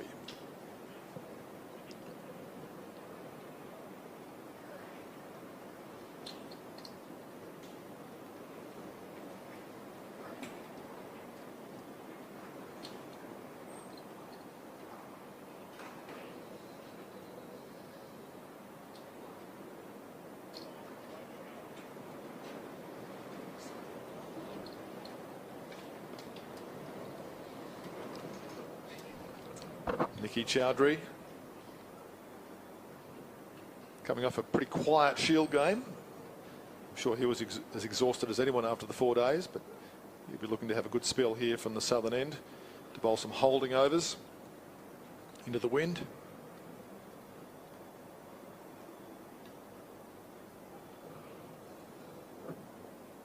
He's got the wraparound shades. Hello, Rick Finlay. Hello, Peter. Yes, just recovering after that very cold shower swept across the ground. If I didn't know better, I'd say it was blazing tropical sunlight at the moment. But, because we know it's much cooler than that out there. It may be tropical sunlight. It's not tropical temperature. Here's Chowdhury. He's placed the ball well so far this innings, and there's a couple of runs. Yeah, difficult for the spinners in these conditions, Peter, with a crosswind. Probably affecting their flight a little bit and where they actually deliver it from, and to. They've short time we've seen of them so far, they're showing commendable control. And good placement. Call for 2. So they're going at 6 per over, WA. They've lost 4 overs. I was a little bit surprised that we lost 4 overs in the game. It was a 20-minute or so break, but they decided to reduce the amount of time available. So in a sense, WA will be disadvantaged by that, not having the full 50 to utilise. Maybe they pace the start of the innings accordingly. That's where we use the Duckworth-Lewis-Stern calculation to arrive at Tasmania's target when they come to bat. 1 for 89.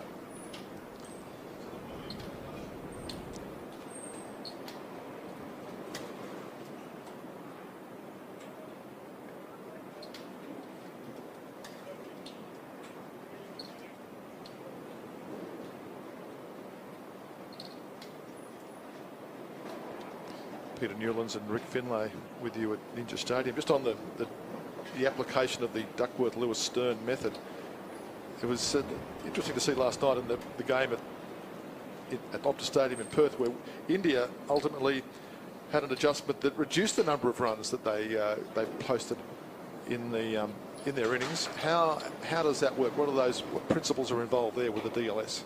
It's all to do with the resources you've got or spent and are still in hand at the time that the innings finishes.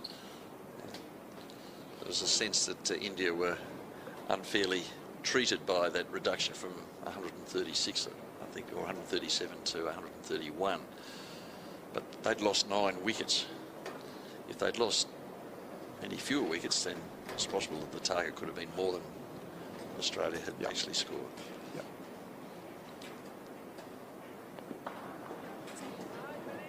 Another run for Fanning.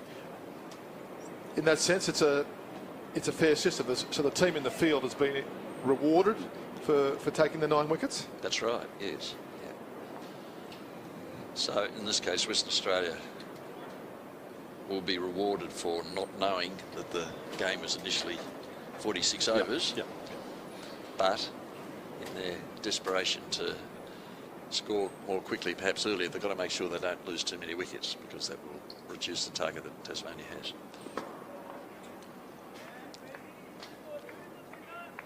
Well, it can and has produced some very, very interesting scenarios on the field. I do recall the WNCL final of the season before last, where the Duckworth-Lewis-Stern method was adjusting by the run, by the ball, and certainly by the wicket that fell, given there were so many rain delays in that final. And it does create a very interesting level of tension. It does seem to be a pretty fairly balanced system.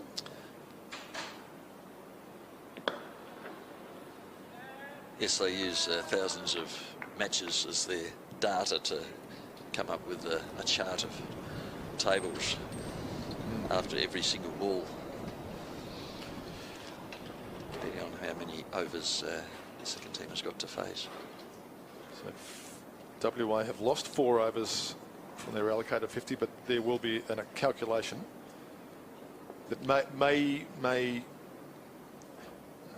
compensate them adequately for the fact that they started their innings thinking they had 50 to play with, and they got 46. There's a tickle down the leg side and a catch taken by Ben McDermott. That's bad luck for Cam Bancroft. Wow, that just was a wide one from Billy Stanlake. If he hadn't have played it, it would have been a wide. but he got a feather on it, and Tasmania's got a second. Nicely taken by Ben McDermott. Very stable, athletic fielder. Not the first time I've seen Ben McDermott dive athletically to his left today, hauling in a wide ball, but in this case there was an edge on that which potentially had the potential to take it wider, but Ben McDermott was there, and most frustrating way to get out for poor old Cam Bancroft. Billy Stanlake, after being roughly treated by particularly Curtis a couple of overs back for him, I think it was his third over, he went for 17, so he's fought back with a wicket, a very crucial wicket of number 3 batsman. They say it's the worst way of all to get out, the batters. I remember when I was playing club cricket, our team had lost 2 wickets overnight.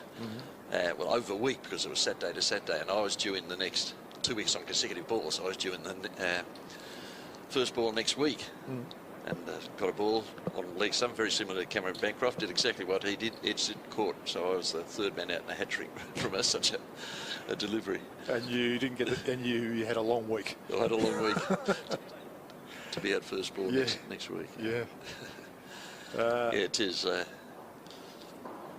You feel as though with a ball like that, you've got control of it and you can put it anywhere. But, it's a very simple miscalculation. So maybe calling it a bonus wicket, it's a bit harsh. There's well taken 2 by WA. Whiteman's the new batter. They were alert to that. They want to keep this run rate up. So good news there for Tasmania. After WA got away to a good start, there's a couple of wickets down. And Whiteman and Fanning are at the wicket. Teague Wiley is the next batter in, followed by Hilton Cartwright and Ashton Agar. So Fanning's got a role to play here for WA. There's his 50, and it's a well-made 50 as well. Well played, Sam Fanning. 50 or 53 balls. Run of ball stuff is just great. What West Australia need for their side. 2 for 93.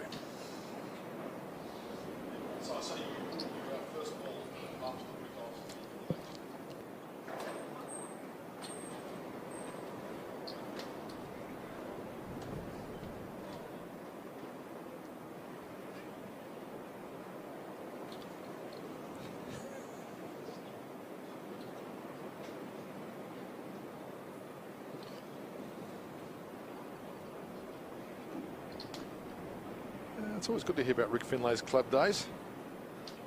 A week to contemplate the innings, out first ball to a strangle down the leg side. Tough. To complete a hat-trick. To complete a hat-trick. Good news for the bowler, who would have thought about that all week as well. Yes. That's the beauty of Saturday to Saturday cricket. I was playing for university against North Hobart, I still remember it. Now it's Aidan O'Connor.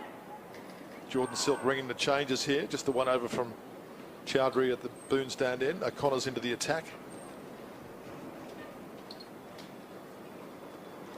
WA 2 down, 2 for 93, and it's a 46 over game now. Sam Fanning didn't have a great, Sam Whiteman didn't have a great Shield match.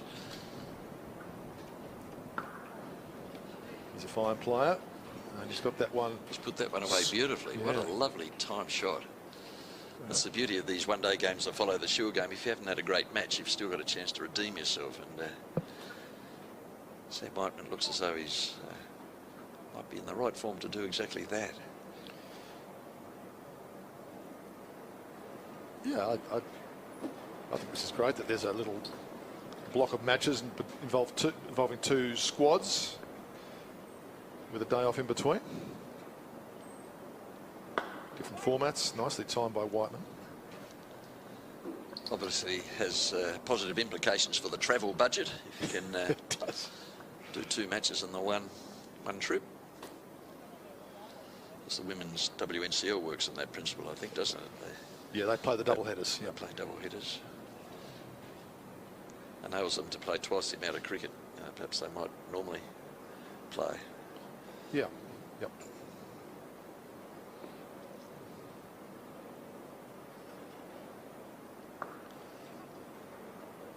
Well taken single. And a bit of a consolidation required here for WA. After Curtis for 22 and Bancroft for 12. Departed.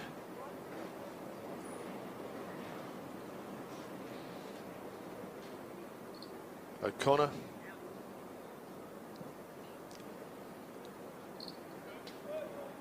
Rising talent in the Tasmanian system.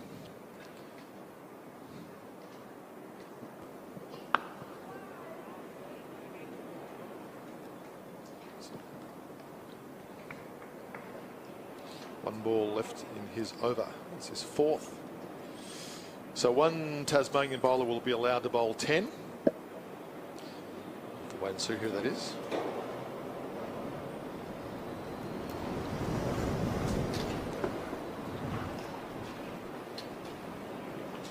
The others want can bowl a maximum of 9.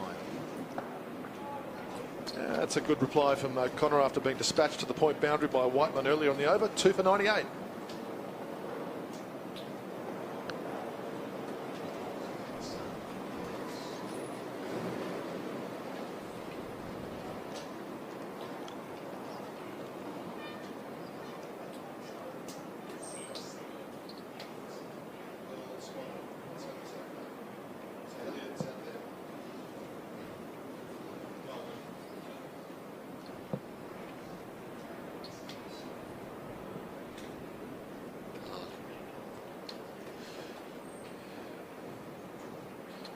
Well, the wind's just getting a bit stronger.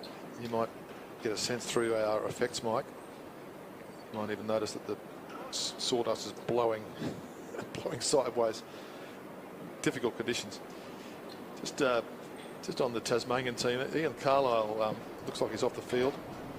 Kieran Elliott is on the field, so let's hope Ian's back before too. You know, any moment. Here's Billy Stanley pulls out of his delivery stride at the very last moment. Yeah, he's got a smile on his face. He's enjoying himself, just enjoying the thrill of being out there. As much as you can enjoy yourself in conditions like these, Peter. Yes, Ian Carlisle, 5 overs, 1 for 22. So hopefully he can come back on. Otherwise, Tasmania are going to have to find another 5 overs from someone.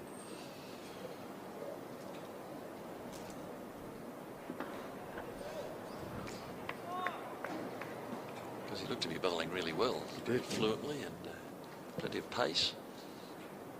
Well, he's a great sight when he's steaming in. Ian Carlisle, he's got a classic action and sort of animated character, so it's fantastic to see him back on the field after a lot of trouble with the back injury. Now, just one slip here for Stanley.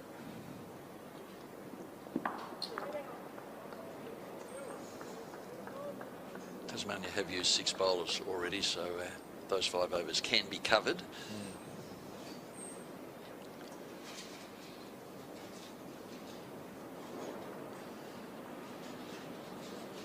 It does mean though that if there's an issue with another bowler in terms of being too expensive or perhaps another injury, they really haven't got much to turn to.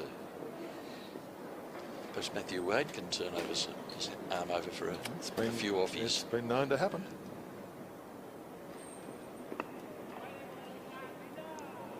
It's good over here from Billy Stanley. Four dot balls in a row. I think Matthew Wade bowls little medium paces, doesn't he? Yeah. Bowled here in a test match against Sri Lanka. There's a bit of a change up. The late Philip Hughes took the gloves for Australia in that instance.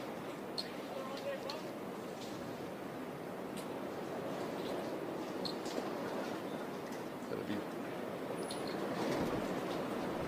12, 13 years ago. Good bowling here from Billy Stanley. Ben McDermott seems to be relishing the role of keeper. I think he's just relishing being out there again. Look at that. Boy, oh boy, that's rough. That promontory being pounded by the Whitecaps. In the distance we can see another squall coming, which means a an uptick in the wind speed. Yep. I don't think it'll hit us this one, so I think we might escape that as far as range is concerned. But it's well played shot by Whiteman on the front foot. And that'll be another boundary for him. Very nicely timed. Frustration for Billy Stanley. He was putting together a nice set of 6. Just over pitching a little bit there. Yeah, 4 dot balls preceding that. Matthew Wade had the chase up the hill.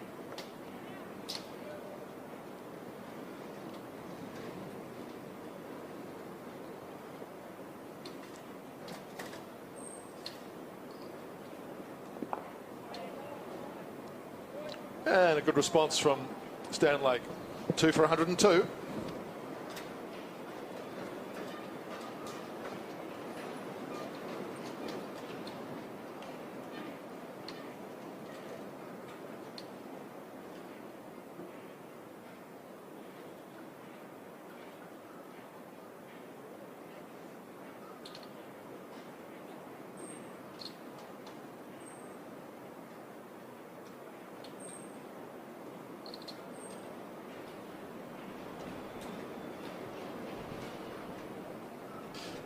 Jordan Silk ringing the changes at the southern end. He's got Nicky Chowdhury back into the attack after a 1 over. He's 1 over a spell, I guess it is.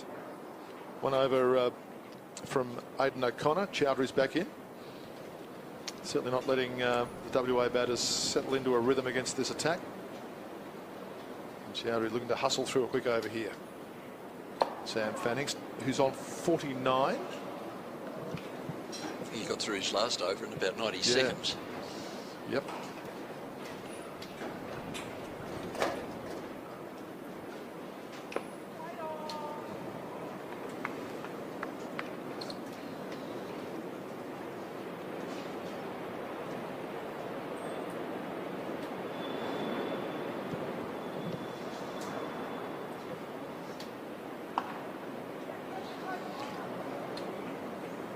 Well placed. Drive there, yes. Very well placed.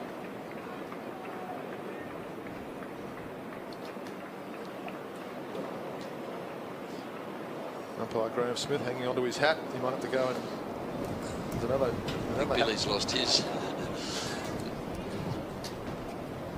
Stumps, bails blowing off, hats flying around, sawdust. Billy Stanley's hat flew from fine leg to mid-on in no time at all. Yep. It's not pleasant out there. Aidan O'Connor has put it on his head.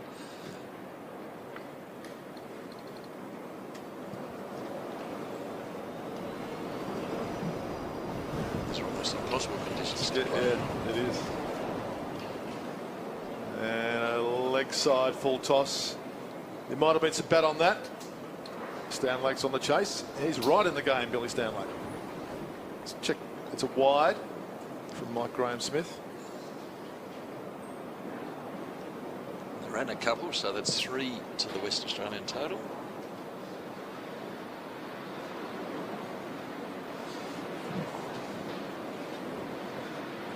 Play and a miss. Concentration at a premium out there.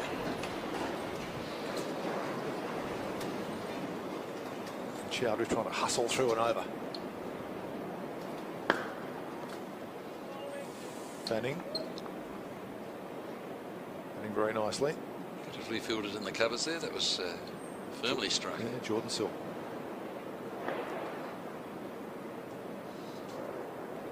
Well taken single, the end of the over. 2 for 107.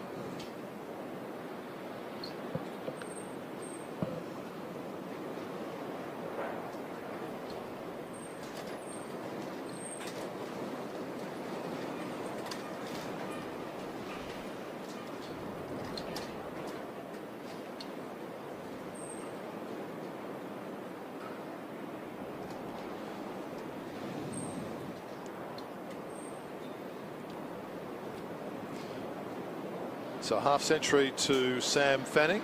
The other Sam Whiteman, is on 12 at run a ball. The run rate sitting at 5.7 for WA. Very difficult conditions out there for umpires, players, bowlers, batters, fielders, the lot. Brad Hope is going to get a run down the hill. Jordan Silk's using his bowlers an over at a time, it seems, at the moment.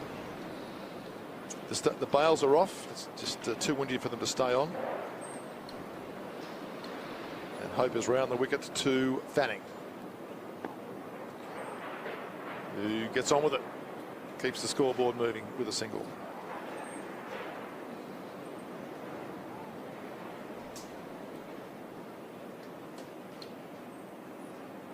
Yeah, it's a concentration game at the moment.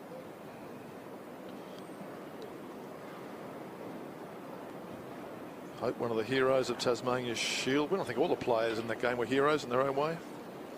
It's such a fine, fantastic contest. But he had an excellent game with the ball.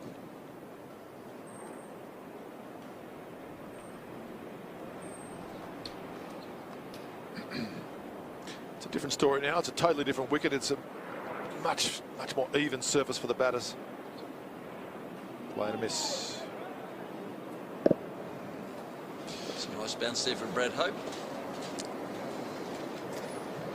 Actually, that Shield game has actually set a Shield record. I don't know if you're aware of this, Peter, but the difference in scores between the two first innings, which was 1 run, and then the difference of scores between the two second innings, which was 4 runs. Yeah. So a total of 5 runs in difference is the lowest such difference for any Sheffield Shield match ever. It was a classic. It really was a classic. Changed by the hour. He's miscued that. It's going to fall safe. Well, Stanlake's going to get there. He's dropped it. He's dropped it. He got there in the end with the big strides. It was all a bit awkward for him. He covered the ground so well. McDermott couldn't get there, and he's put it down. It would have been swirling around like nothing else in that wind, but it was a chance. Here's Billy moving into the picture now. That was always Billy Stanlake's catch. I don't think Ben McDermott was ever going to catch that with the wind taking that high ball further away from him. But Billy made good ground to get there, but just couldn't wrap his hands around it. And he's got this time. He's got it this time. Whiteman holes out to deep point. And that's a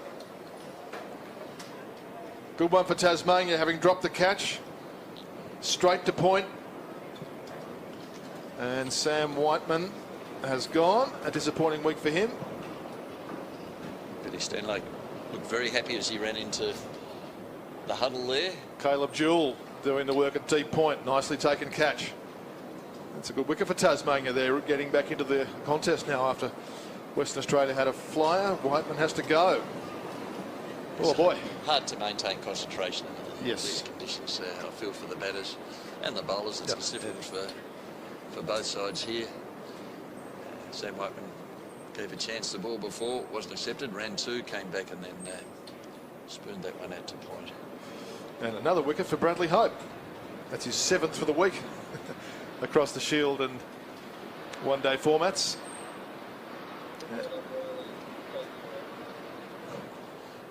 So it looks like we've got young Teague Wiley. Yeah, on debut for WA in this competition. He's played a number of Shield games, but here we see Teague receiving his one-day cap. From Hilton Cartwright. Giving the plaudits of his teammates. He's very pleased with himself. Good on him. Good moment for him. Yeah. Well, he's a name that's been on the scene for a while, and he's an exciting talent. He's played 22 first-class games. He's 21 years of age. Played a Shield final in just his second Shield game, which puts him in the similar category of player to Jordan Silk, who did the same thing. Here's Brad Hope bowling now to the right-handed Teague Wiley, an exciting young talent. He's come through the under-19 system. He's been given lots of opportunities young. Nice to get off the mark first ball. Dramatic conditions, even slightly chaotic here, given the high winds. Tasmania is chipping away at its task. WA is sitting on 3 for 112. The last ball of Brad Hope's over.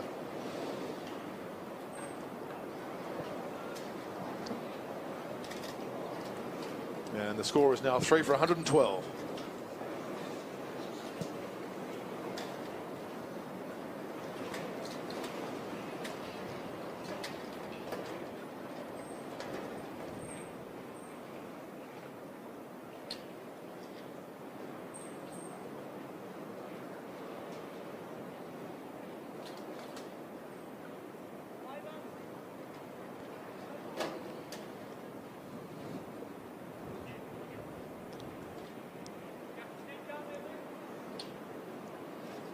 So there's the long shot. You see that those eucalypt trees bending like everyone else there.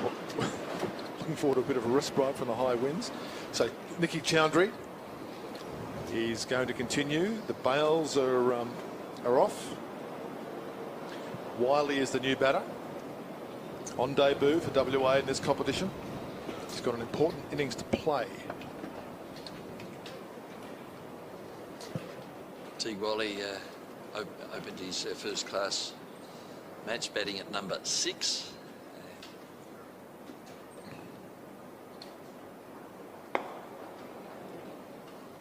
And gradually worked his way up the order, mostly at number 3, but his last couple of games he actually opened. In fact, his second last Shield game was here last season, and he opened the batting, scoring 22. So Sam Fanning all of a sudden has got the responsibility of trying to hold this WA innings together and keep it moving as Chowdhury spears one in. Yorker length.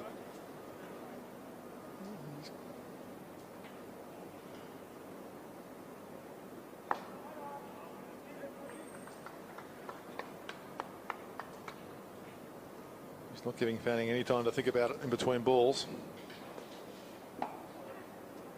That's a well taken single. Yeah, the spinners being more effective in keeping Fanning quiet than the quicks. Fanning has slowed down a little bit since the spinners have come to the crease.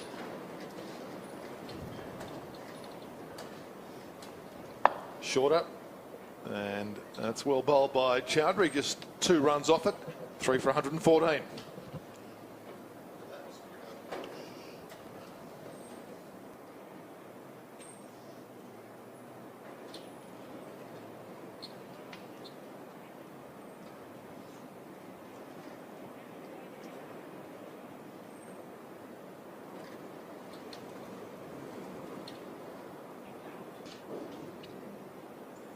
That's a very dramatic scene, isn't it?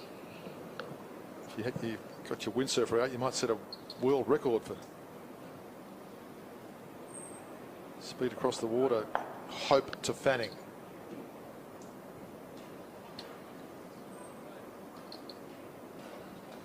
Just a single for Fanning there, well placed fielder. Hilton Cartwright, the next batter in. Tasmania will be pretty happy with the way things have gone after the opening pair of Curtis and Fanning got WA away to a 50-run start, but since Curtis's wicket, they've managed to contain things, and the run rate's now sitting at 5.4, down from 3 per over earlier in the innings.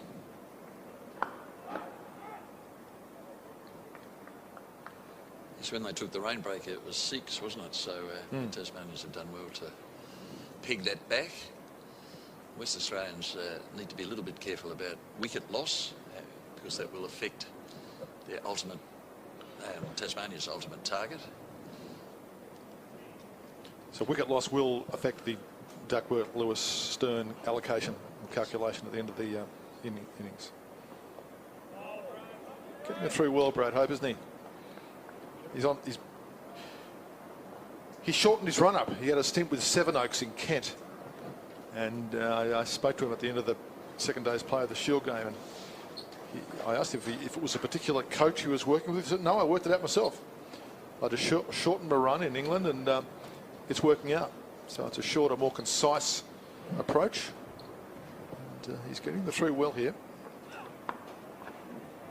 It seems a natural run-up. It looks very economical and efficient. A valuable all-rounder for Tasmania now, batting in the middle of the order, around 6, and coming on as a change bowler and getting wickets.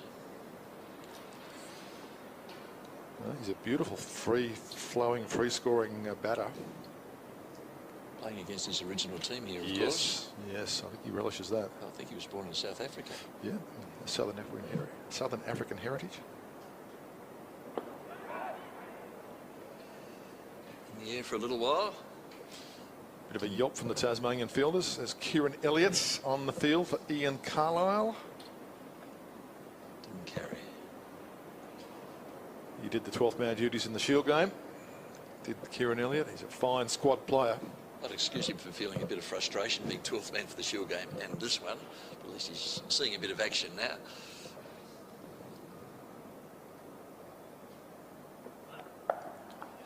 And Wiley helps it on its way behind square. O'Connor's the fielder. 3 for 116.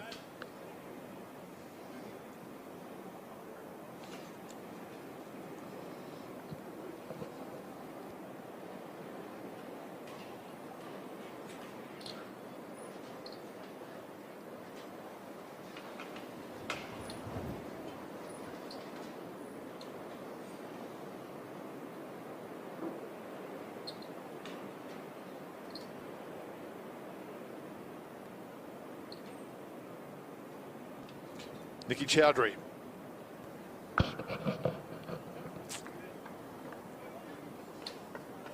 Wiley gets a single. O'Connor fielding amidst the shelter of the Ponting stand, probably sheltered a bit from the howling and nor'wester.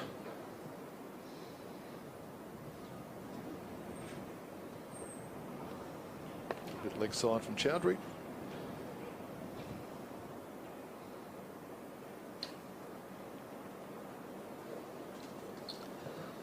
Peter, that squall has passed by and the wind has dropped accordingly, which is very nice. Yeah. And to my left, I can see some more cloud building up there. So. Yeah, sometimes with the squalls, there's an increase in intensity in the wind, then the squall itself, and then there's a relative period of calm. Yeah. But I don't think it's necessarily over yet. No.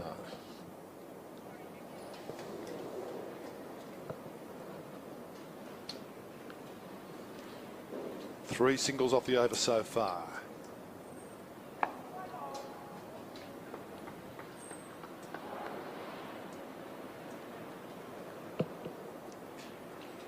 There's some showers around. We may get hit by one or two, we may not.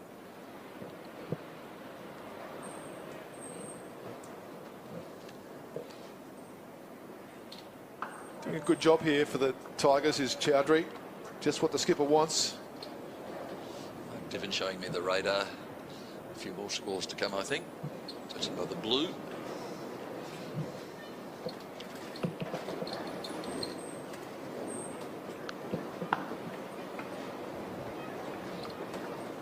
That overtook 100 seconds.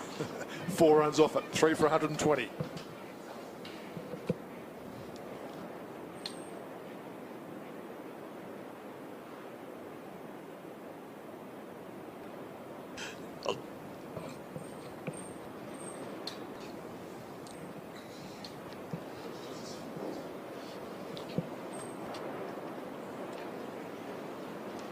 Rick Finlay's always spot on with the latest data. What data have you got from that Chowdhury over Rick? Well, it took exactly 100 seconds, and that was 3 seconds and a couple of field adjustments. With 4 runs off it. He may push the 60-second barrier if there's no runs taken. Not that it's a race or a contest. I remember in the Shield game here when there were penalties for not bowling the overs, and it was the end of the game, and a draw was imminent. And Merv Hughes, I remember for Victoria, bowled about 8 overs in 25 minutes. It's in a sense, it's good tactics because the batter doesn't get much of a chance to settle. Billy Stanley's lost the cap off his head. Needless to say, it was Merv Hughes off the short run. Yes. You do see some very long overs at times. So caps are blowing off the heads. But things have settled down a little bit for us.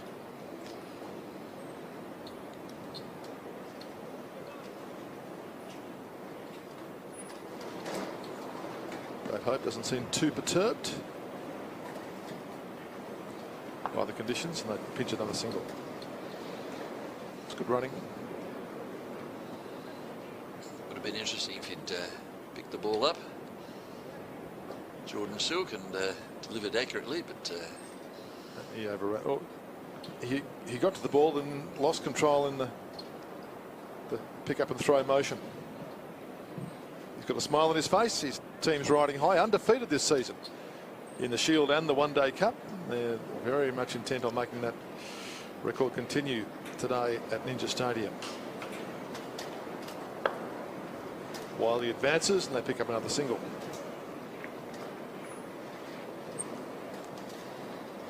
Yes, traditionally Tasmania have been a bit of a disadvantage with our climate down here, and we don't always start the season so well down here in both forms of the game. But to be undefeated after 2 Shield games and now into our 4th one day, it's a great start. It's the run of play. Fanning gets it behind square. Oh, we hit that well. Really well. Yeah. Not a good ball there from Brad Hope, and Fanning put that away beautifully. Found the gap between 2 fielders fairly close together down there on the behind square on the leg side. Well, there's plenty of protection out there behind square, but neither fielder had a hope of stopping that one. Last ball of Hope's over. Again into the onside, this time out to backward square. Tim Ward, the fielder, the end of the over. 3 for 127.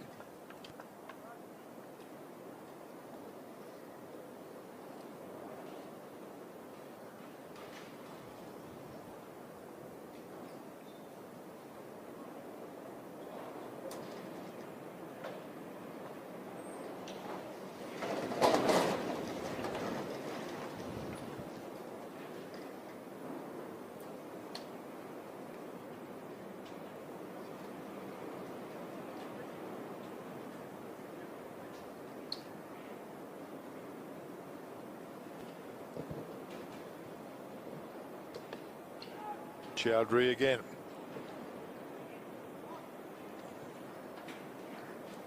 Mark Divins back in the commentary box. What do you make of all this, Mark? Let's have a look at Chowdhury here. You won't get much chance to talk between balls. No, you've got to be quick, don't you? Yep. He's straight back into his next delivery. Yeah, it's great to be back with you. The game's delicately poised, I would say. Despite all the distractions of the weather and the wind, it's a tightly balanced match. Yeah, I think Chowdhury's bowled really well. He's contained them in a really important stage of the game. Of course, Western Australia will be very keen to build on this partnership, currently on 17. And I hope this partnership sees them through the next 10 to 15 overs, giving them a chance to really launch at the back end of the innings. The run rate's down to 5.2 per over. That can build again. Wiley batting with the maturity of a player way beyond the age of 21. In his first one-day cup match for WA, he's been busy, hasn't he? Yeah, he's just playing his role nicely at the moment. I think so. We spoke earlier about him while he's making his debut, and he's only 21 years of age. He has been around for a little while. He's been on the scene, it seems, for 3 or 4 years. First class debut at the age of 17. Yep. Very young. He's 21 now. So looking forward to watch him go about it. There's another Chowdhury over down. Just 2 off it. It's effective stuff. 3 for 129. David Lithgow will be in next.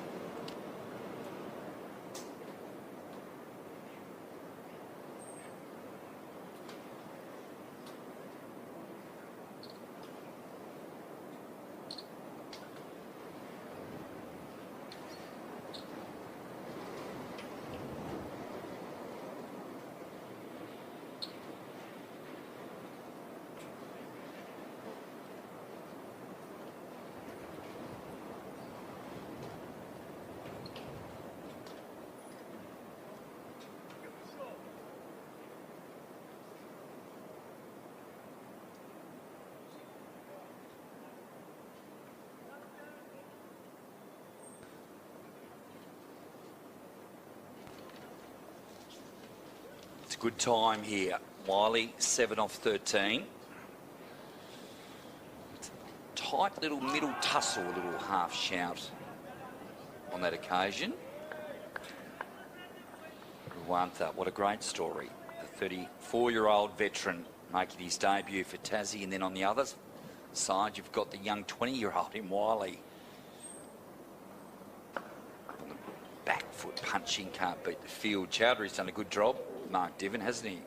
He's done a great job. Geez, he hustles through his Doesn't overs. Like Darren Lehman used to be in the day. Take Straight 5 through. seconds. Bidney's been very effective for Tasmania. Bang! I wouldn't bother chasing that one. The drag down taken full toll. A fantastic cricket shot from Teague Wiley there. Just rocked back. It was only slightly short, but he was onto it in a flash and hoiked it over the deep square leg boundary for 6. Great shot. That was the key, wasn't it? The feet straight away, bang, onto it. Halfway up the first part of the stand. Was a drag down, was there to be hit, but you got to get in position early, don't you, to complete the task, and didn't he do that? And he's not a slow leg spin bowler. He's getting No. it through pretty quick. He's downwind. So, geez, he was quick with the feet. Feels like he's between 90 and 100 k's an hour, doesn't he? Pressure back on Kalapatha here. Oh, again, now that's the drag down. It's just not quite taken full toll, but it'll still get there. He didn't quite get in the better position, did he? And he had to hurry it a little bit, but a bit more higher on the bat, but picks up a boundary. This is still the side to maximise your runs.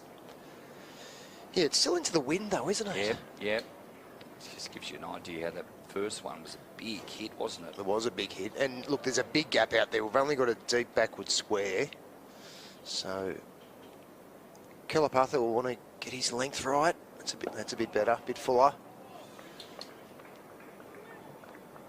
Yeah, he's just been a whisker short, I think would be the fair analogy for his first 17 deliveries as a Tasmanian bowler. Yeah, I think you're spot on. Just a fraction short. Now the left-hander, he doesn't take full toll of that one. So at the end of 26 overs, remember we're reduced to 46, WA 3 for 140.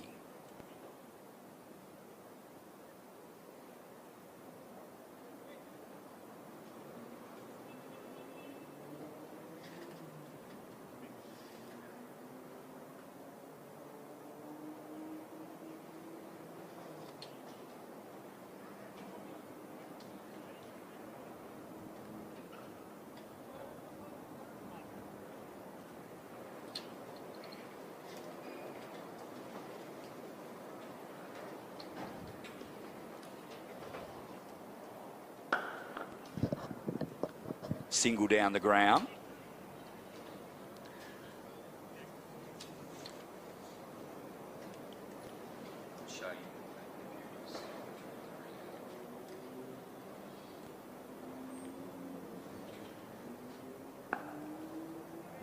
Yeah, Chowdhury, when he came on in the Shield game, he only bowled a couple of overs, but they weren't great. He kept bowling full bungers, didn't he? He's got his measurables right on today. He literally runs between each ball, doesn't he? Just keeps the pressure on. It's on the pads, that one, but they can't beat the field. There's a huge gap behind square there too. So if Fanning can get that sweep working here, he's got a bit of real estate to work with. Good stuff from Chowdhury. Yeah, very well bowled. He's been nice and full. Hasn't given them much width to play with either. So really, batters need to take the risk. Little drag down, but it was quicker through the air, so still had to hurry Fanning on a little bit, who's in good touch. 65 off 85 deliveries. Wiley looks good. He's on 19 from 19. 3 for 142. Well bowled. Well bowled indeed. Gee, that's a good over. 27 overs down, 3 for 142.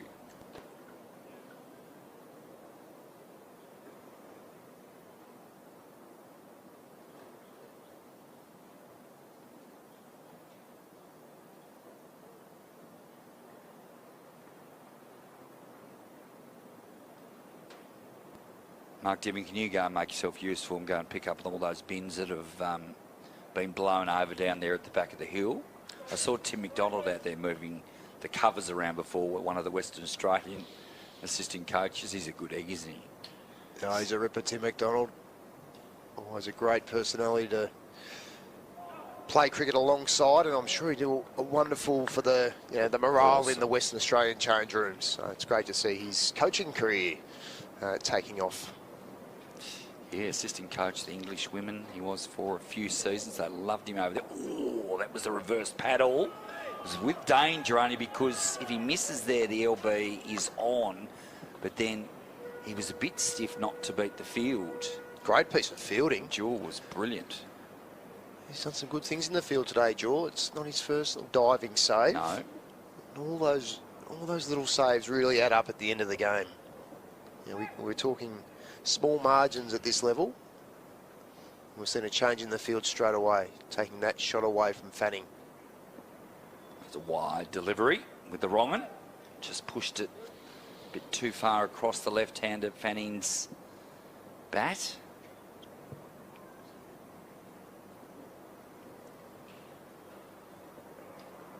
It's nicely bowled. Better. A little hint of a bit more cloud over the back there again, isn't there, of Mount Wellington? I assume it's still blowing over this way, and very much is. So maybe, I don't want to say, maybe there's a little bit more rain around. We're already reduced to 46 overs. This is good stuff from Kelapatha, going well in this over. Just getting his lines back. He's a little fuller. Let's hope we stay out here, Flash. I think it's a really good contest at the moment. Cut away, but can't beat. Oh, no, I was going to say can't beat the field. Hayden O'Connor with a smirk on his face. Had to really work late to make sure that wasn't a Sydney Harbour job. Yeah, a little trick for young players out there. The cut shot. Watch this ball spin. So it always spins on the second bounce, Flash. Yeah. You've got to watch that second bounce when you're out in that deep point or deep square leg boundary. Last ball, the 28th over, 3 for 144. Tries to drag that one from way outside the line of off stump successfully, but just for a single. We've had 28 overs gone, 3 for 145.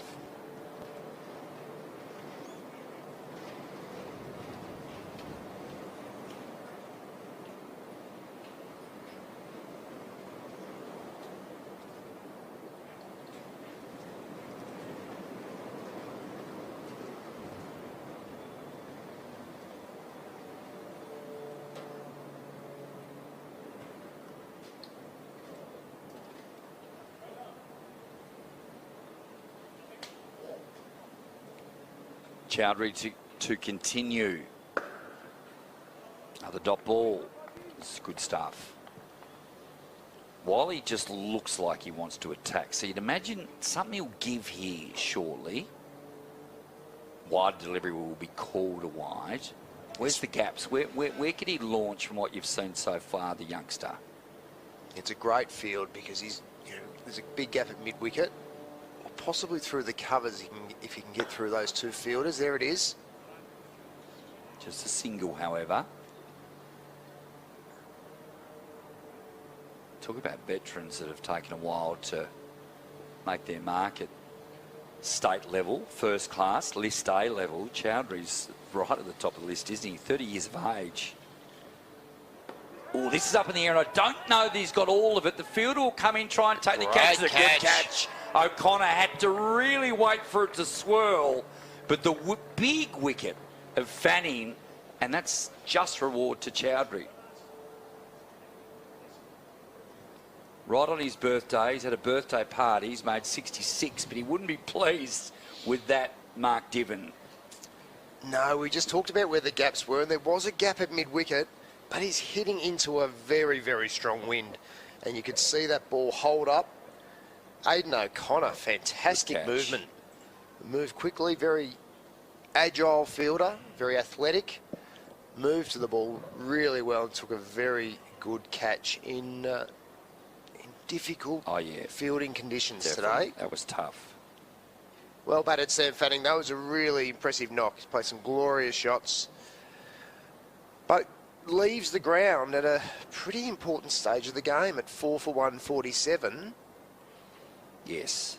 They really wanted a consolidated partnership there so they could launch from now. They're sort of in that tricky situation, Flash, where they got to ensure they bat their overs out. You felt like 300 was absolutely on the go. It looks Absolutely. a bit of a query now. Now, keep in mind, Cartwright now in at 6 and AR at 7. So they're the keys, aren't they? We've got a decent middle order. Look, we haven't seen much of the tail, in fact, all of them, as the rain starts to come down, which is so frustrating.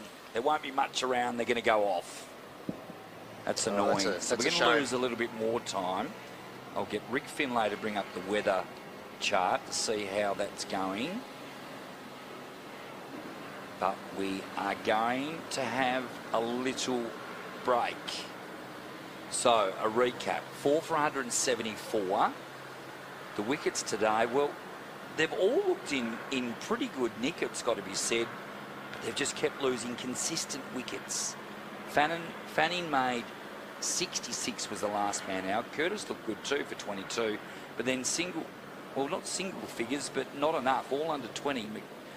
12 to Bancroft. Whiteman made 14. And Wiley's not out, 19. The wicket takers, Carlisle 1 for 22. Billy Stanlake 1 for 33. 1 for 23 for Bradley Hope. And 1 for 23, Chowdhury, who picked up the last wicket. Even now, that little bit of rain, it's still there. Look at these fellas out here. Mark Devon, you told me in the break that you never ever hid during the covers time, so maybe you can earn your money today with us here on KO Sports and go and give him a hand out there for 10 minutes. Tim McDonald can do it. You and I can do it. I'm not leaving this commentary box. No chance. It's very comfortable up here. And I Flash, I'm not sure that's quite right. Okay, no, I'll take it back. All right. Have a little spell. We'll think about it. Hopefully we're not too far away. 4 for 147.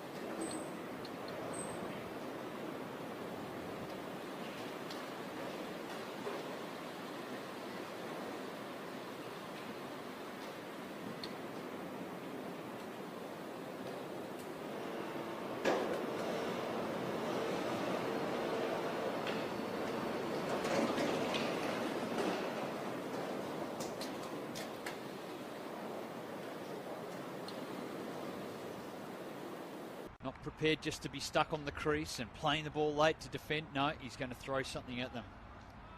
Stobo been very consistent with his line and length. So Peake went out to meet it. Didn't get all of it, but sent a solid message. This time he plays a little late cut, but with a third man away in the distance in Ryan Hadley. They jog one. And what it did do is get Stobo's length a little shorter, so he can play that. So for a young man, Peake, really playing the strategy like a veteran on how to get out of batting on difficult conditions, seaming conditions, in favour of the bowlers. So he's done well so far. Kellaway hasn't seen much strike for the last couple of overs. And that sounded very thigh paddish. They take one down to fine leg. Umpire taps his right knee to concur.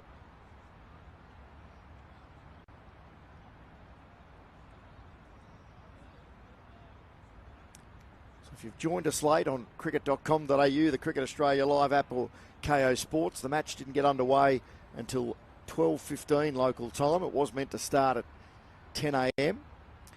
We've lost 28 overs in total from the game. It's now a 36 over a side match. A little edge there. Yes, Peake on his way. And not for the first time, just sort of half hanging his bat out to dry, not committed with his footwork, and just a little fish outside off stump. The feathered edge, Matty Gilkes gleefully accepts the catch, and Peake on his way for 13. And Victoria slide further into the mire, losing their fourth wicket after just 12 overs. They're 4 for 48. So that's the end of the 12th over. I'll leave you with Bryce McGain, and he's about to be joined by Adam White with Victoria in all sorts of trouble.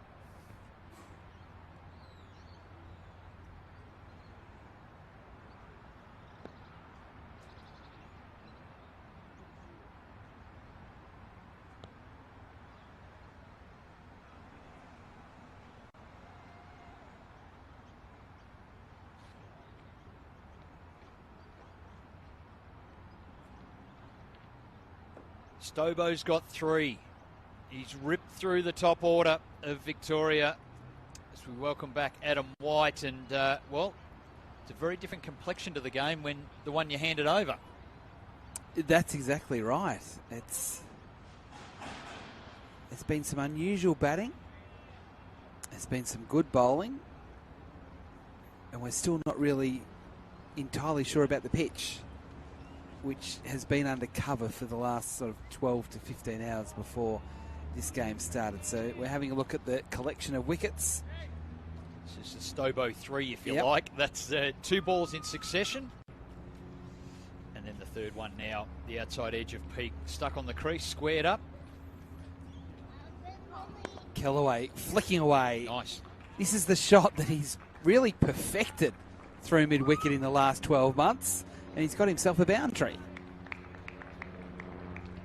With Edwards over pitching. And it was help yourself. Working around the front pad.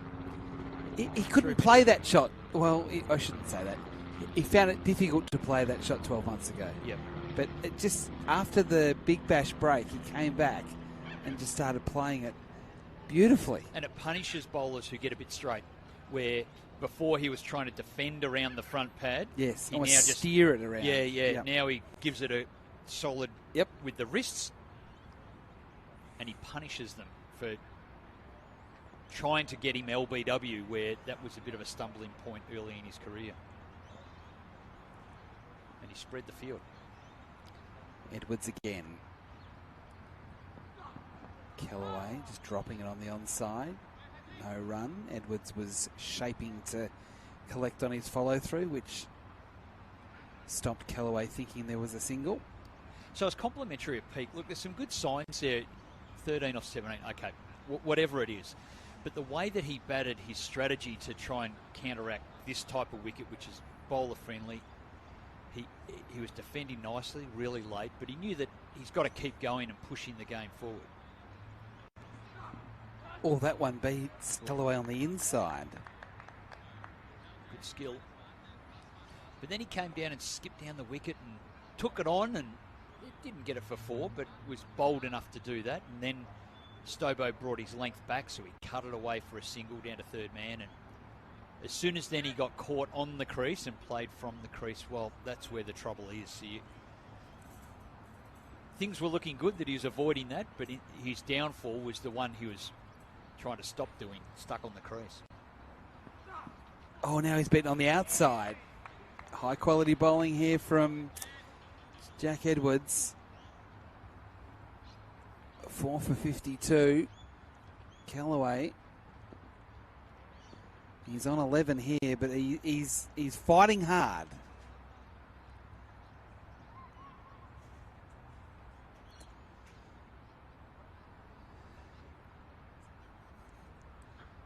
Dejected.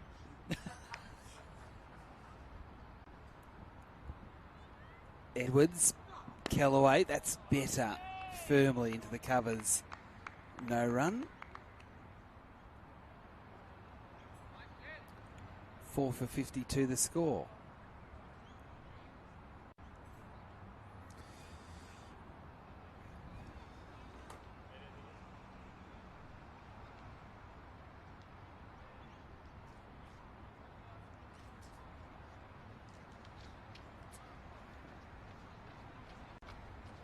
One ball left in the over. Oh, that's good. That's really good from Callaway. Straight down the ground, missing the stumps at the non-striker's end, and then crashing into the fence. That's the best of Campbell Callaway. 15 for him, Victoria, 4 for 56.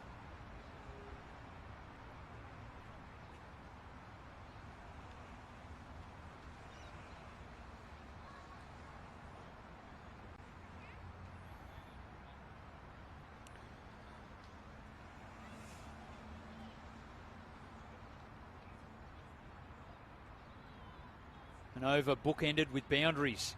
Yes. So good batting by Callaway. 4 early on with that shot we were talking about through mid-wicket. He then fought his way through the over, but didn't lose the opportunity to pounce on an over-pitch delivery and drive it straight past the stumps. So the dangerous Stobo bowling again to Harper, who is pushing up to mid-off. That's his first ball. So we say this a lot when Sam Harper comes to the crease with the score looking something like this, is that he often relishes this situation, and often he plays at his best when his teammates aren't playing so well around him, whether that is him opening the batting or coming in this situation. He seems to bat on a different pitch.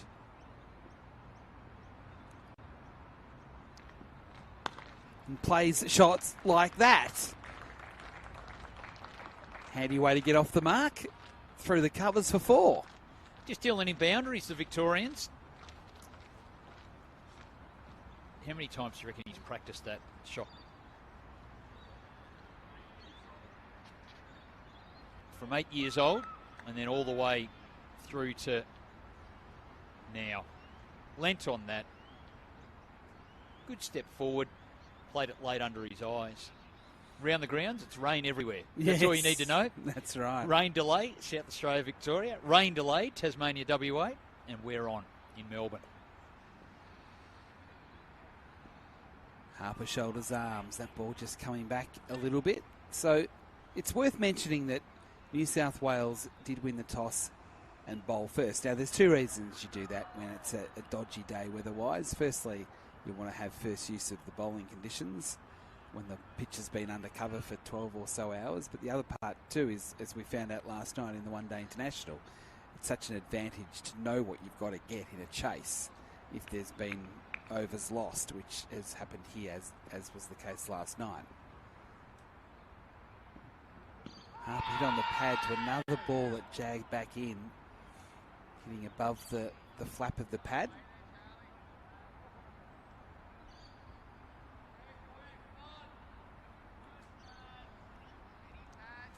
So we are reduced to a 36 over match.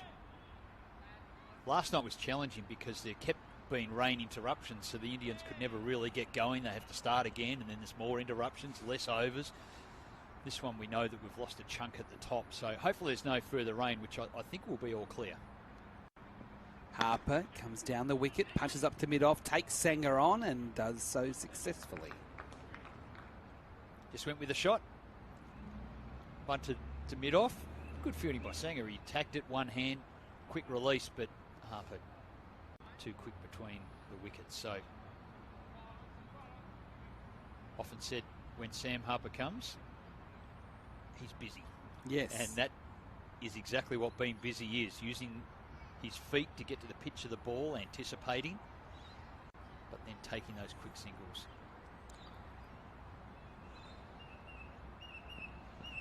Callaway goes with the pull shot to a ball that was clearly short enough, but again the angle across the left-hander made it difficult for him to make contact.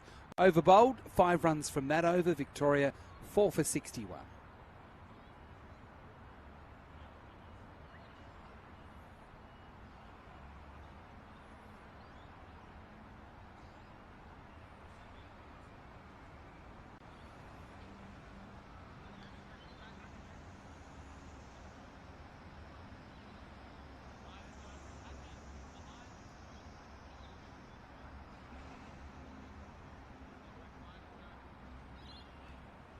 So we're going to see a change from the Fitzroy Street end. So Jack Edwards, the captain, out of the attack, and we'll see Chris Green for the first time.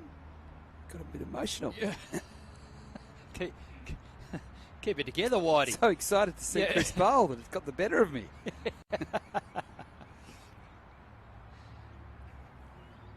He's a very, very good white ball bowler. Leading from the front with the Sydney Thunder, and well, I think it's a good time. If the ball is seaming, it's going to spin. And these pitches sometimes in one-day cricket can be a real handful as batters look to play a little bit more aggressively. Harper would like to be taking him straight. That's where the short boundary is. Green will avoid being that step hit zone. Harper back and across, pushing up to mid-on. Can't get a run. So 3 out in the deep on the onside at mid-on. Forward square leg and backward square leg, and then backward point on the offside.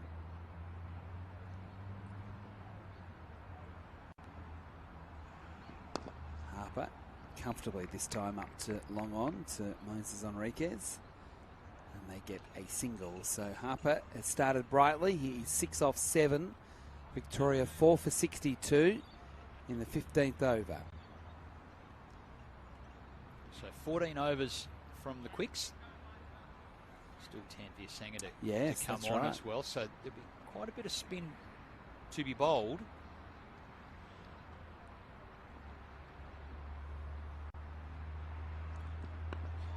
Well, there's a bit quicker. You could see Callaway rocking back. He thought he was going to be able to crush that through the offside. Had to change his shot very quickly.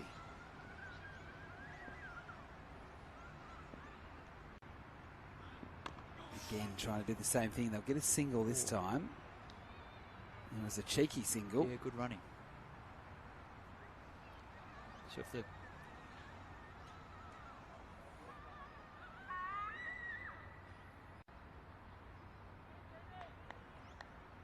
22 overs remaining, 10 of them at least, well, if they're just using the 5 bowlers, are going to be spin. Oh, it's in the air for a long time to mid-wicket. It falls safely. That was a teasing distance there in the direction of Patterson.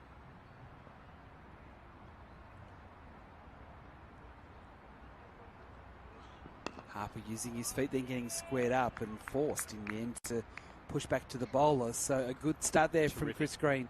2 runs coming from it. Victoria 4 for 63. We've had 15 overs here at the Junction Oval.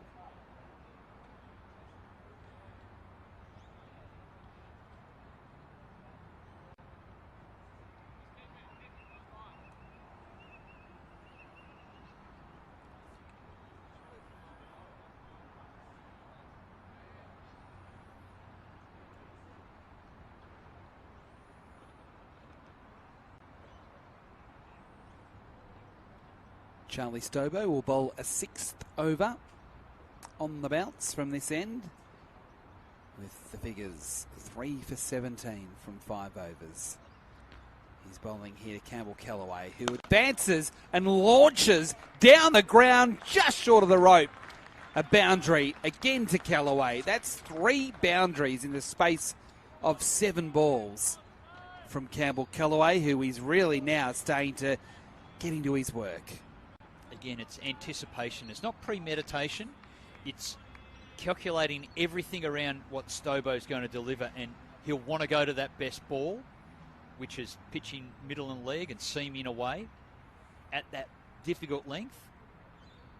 That's the anticipation that Callaway used then to skip down, get to that length and turn it into something that you could pick up down the ground. Peake tried it a few overs ago, didn't quite get it. Callaway executed with precision. Bit bizarre there. Tanvir saying couldn't find the ball. Anyway, it's been found. I think Fergus O'Neill had to help him find it.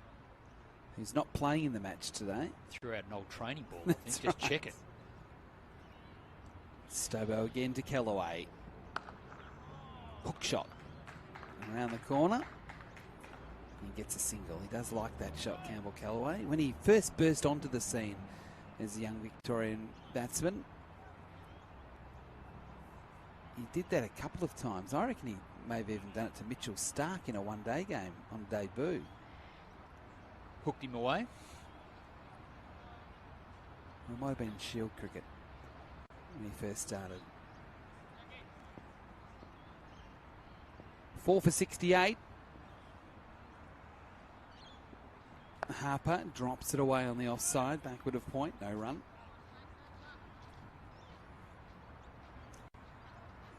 But I wouldn't say he's a compulsive hooker. He just loves to do it. Yeah, he can play.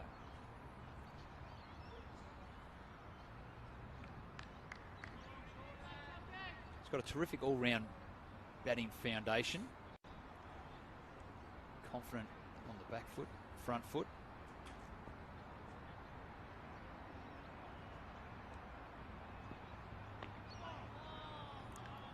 Again, Stobo still getting that ball to seam around.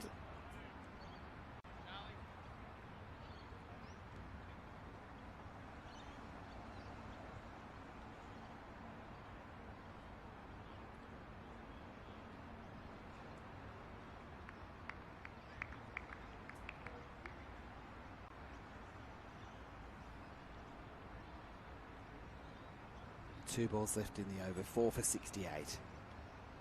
Harper on strike on 6.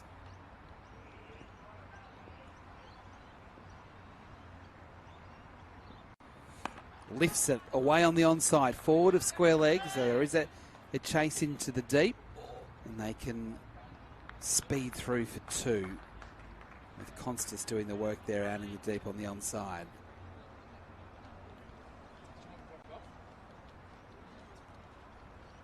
Taking on the arm, because Harper left for the second one and that ball had been released, but terrific running. Harper is quick. Thought it might have been a bit closer than what it ended up. Harper edging past the keeper down to the rope for 4. So a productive over there for Victoria. It was sort of half meant. I don't think he tried to get it as close as he did to Jilks. It was a little bit tight. Yeah, but it would have been an easy catch to first slip, sort of head high.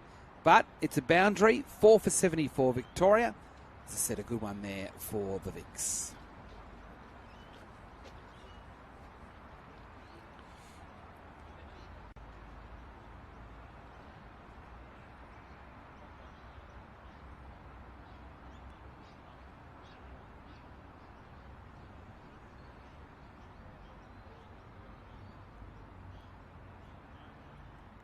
So we've had 16 overs here so far, 36 to be bowled. There's 2 bowlers that haven't had a chance at the moment, Sanger and Hatcher.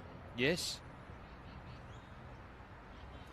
It's an embarrassment of riches for New South Wales. Green here to Callaway, just nudging it away to the square leg umpire for a single. Well, even in the Shield game, we thought that Jack Edwards couldn't see Liam Hatcher, which is unusual because he's massive. But he came on really late, but he did the damage. Took 5 wickets in the first innings, and bowled with some real heat in the second as well. Harper stays leg side of the ball and just turns it away on the onside. So you can see what he was trying to do then. He was going to try and lift or play through extra cover over mid-off, but Chris Green saw him make the early move and just sort of hammered it in at the body. Just jammed him up, didn't he? That's no right. room, can't free your arms. Callaway cuts again into the ground and then away to the sweeper, out in the deep, another single. And that's what makes Green such a good bowler. You can see him having the breath before he bowls. What he's doing is visualising what he wants to bowl, but he's always got that plan. If a batter starts stepping away, I know exactly what I'm going to... He's clear of mind all the time. Makes him very, very effective. First over went for 2 runs. Harper trying to cut this time. He does cut. He gets it forward of point, so they were thinking about a second, but they choose not to go with Hatcher coming in from the deep. Just spat out a throw any old way, Yep. just got the ball moving. Got it out of his hands. Yeah. Stop the second. Good effort by the big man, patrolling out there.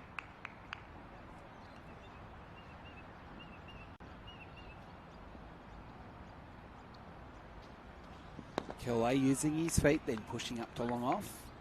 Another single, 5 in a row. Pickett fencing nicely, the Victorians, but the control by Green is good too. No 4 deliveries.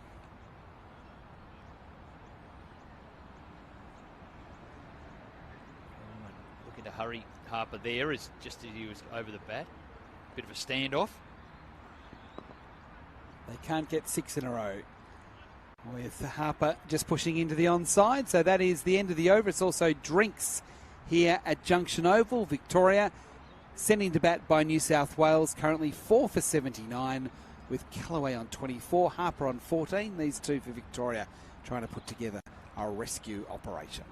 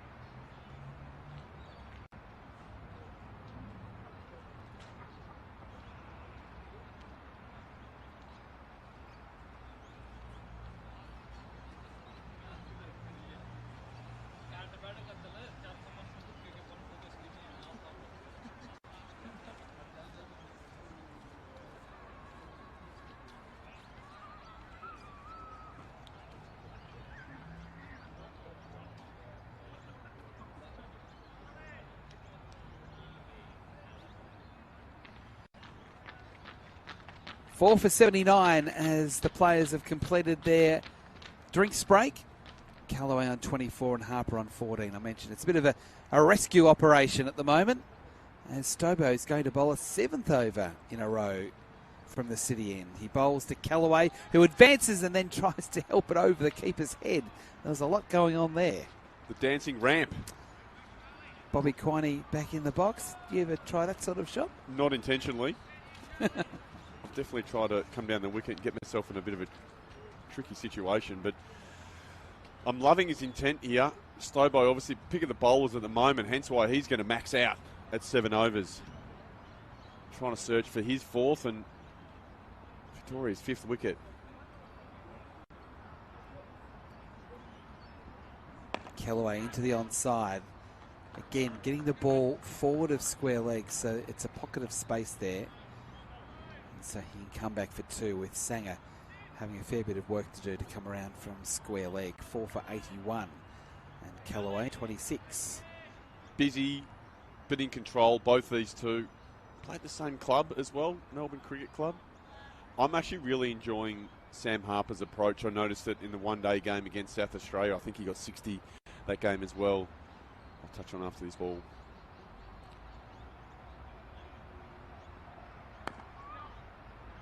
Well, this is a very, very cheeky single. And I think Callaway thought that Harper was going to the danger end, but the throw actually came into Callaway's end. But he gave Harper the thumbs up and said, yep, I'm happy with that one. Just the response from Harper. Harper's fast too. Enriquez knew that. That great little coordination going on there. And I know this is a one-day game, but it is also another advancement in Callaway's game in getting those singles. Just rotating the strike. Harper this time from the stumps, using the angle and turning it around the corner for a single. So I was just going to talk about Sammy Harper, and I reckon the last 2 years he's probably been a little bit mixed in terms of feeling like he has to go hard at everything. I think he's almost like his arousal levels go up a notch and stay up, as opposed to the ability to sort of come down a little bit and be in control. And the South Australia game, I think it was your point about how he seems to come in when he bats well is when he's fixing something if the team's in trouble. And I think in the past, like, he's always shuffled across that off stump, but sometimes he just has a shot in his head and he sticks with it no matter what. Callaway here opens the blade and gets the single. And I think you make a good point with Harper that one of the reasons why he's successful in this situation is because he actually builds in innings, because he can't go hard from the word go, and he accumulates and he looks up at the scoreboard and all of a sudden he's 25, 28 off about 35 balls, and he's actually built a very strong foundation. But I reckon in the past couple of seasons he's been probably guilty of just like getting to 10 or 5 and then out. Yeah, that's right, blasting out of trouble.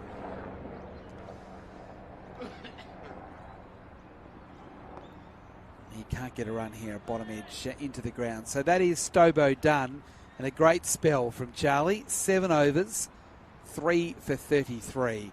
They took him a couple of his last over, but generally speaking, it's been an excellent spell from the former WA player. 4 for 84. Bruce Eva will join Bobby Quiney next.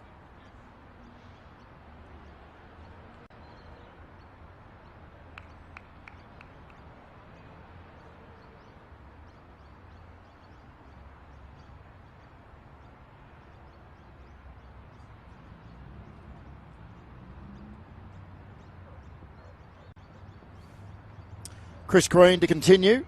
Round the wicket from the Fitzroy Street end. Callaway using his feet, but checking himself and dabbing defensively even. Bobby away on the onside. He's such a crafty bowler here, Green, but I'm loving, again, Callaway's intent and trying to score. Callaway stays leg side, chops away at the next delivery, but only wobbles out to shore at point. Using the crease sideways, coming down the wicket, going deep in his crease, and I'm sure Green would like that he's doing that. Very hard to hit boundaries off, is Chris Green. Maybe even the little paddle sweep might be an option. Was fired in. Callaway has to defend quietly, so in Chris Green, we're gets through his overs so quickly, already halfway through the over. Dotted Kellaway up. And he just wants a minor change in the field. Liam Hatcher being sent right back onto the rope at Cow Corner. There's a big shot coming. Well, Kellaway's using his feet again, but once more can't rotate the strike, can't breach the infield.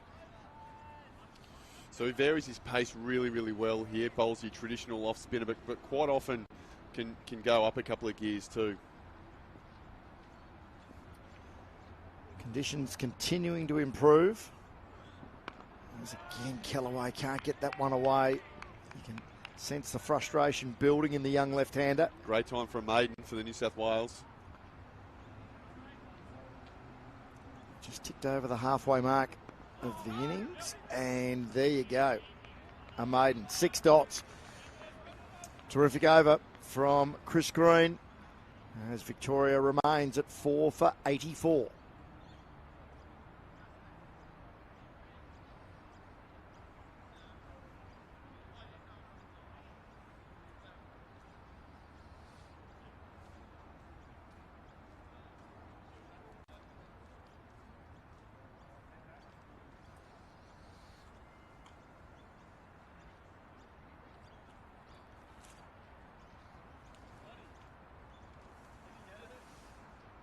So it's going to be spin from both ends. Charlie Stobo, there was the option for him to bowl an 8th over. One bowler can bowl 8 overs in this rain-affected match. 1 of 8, 4 of 7, 36 overs per side. Charlie Stobo, 7 overs, no maidens, 3 for 33. Ripped through the Victorian top order.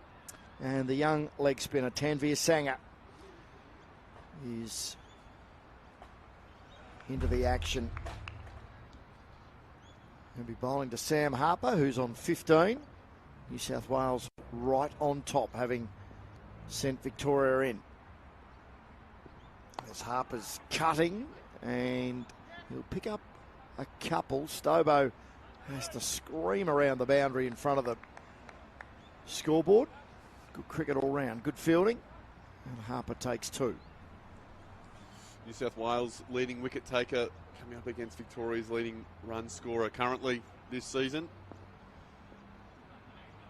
8 wickets in the first 3 one-day cup matches for the leggy as Harper clips that firmly out into the covers for a single. Another one will be changing his pace, changing his angles, changing his arm angles as well. Times he bowls with a little bit of a more of a rounder arm. Get the ball to slide through a little bit.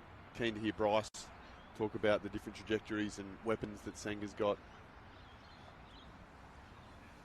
Another big challenge here for Kellaway. He's going to be busy. Kellaway 28 off 35, so the top scorer so far in the Victorian innings. As he's staying leg side and carving that out through point, but Hatches in the deep to keep it to 1.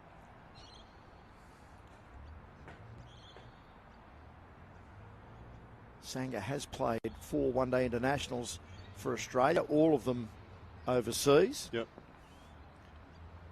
Took 7 wickets in 3 games on the Australia A tour against India A a few weeks back as Harper has to defend to a straightish mid-wicket.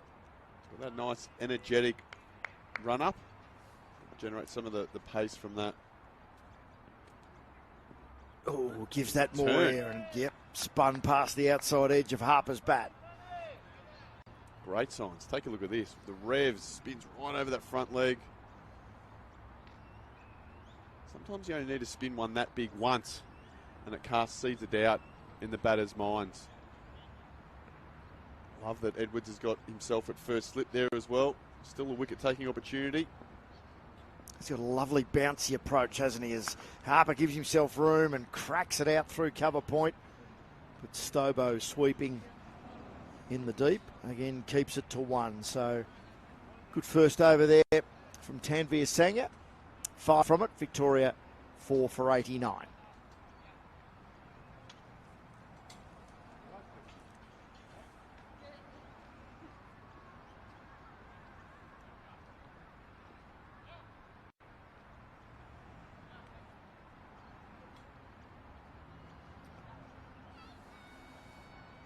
20 overs completed, 16 overs remain.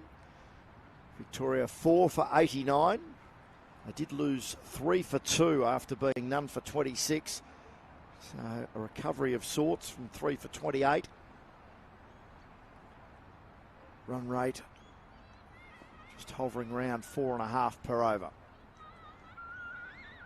Chris Green over the wicket from the Fitzroy Street end. Harper again steps away and cracks it out through, covers for 4.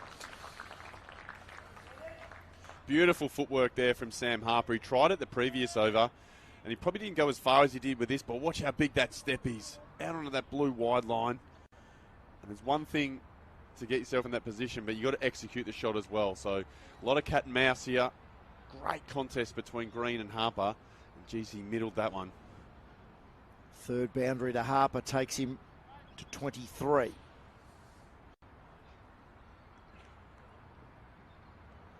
Green in motion again. Harper this time across his stumps and tries the little lap sweep. So that for me, Bruce, was one that I just think he just needs to get off strike. He's looked for that boundary again. He's tried to read the play. It looks like it's come off Jewell's helmet. And he could have quite easily hit that ball to long on or deep mid wicket for one, rotate the strike. You've got the boundary. You know, he wants you to take risks off him. And I think the fact that Jewell has been... What's going on here? Well, he's been hitting the helmet. Any time someone gets hit in the helmet... Yeah, and the umpires called it. But the confusion, I think they thought, has it been... It's Jewell that needs to be checked, not Sam Harper. Gone out there. Yeah.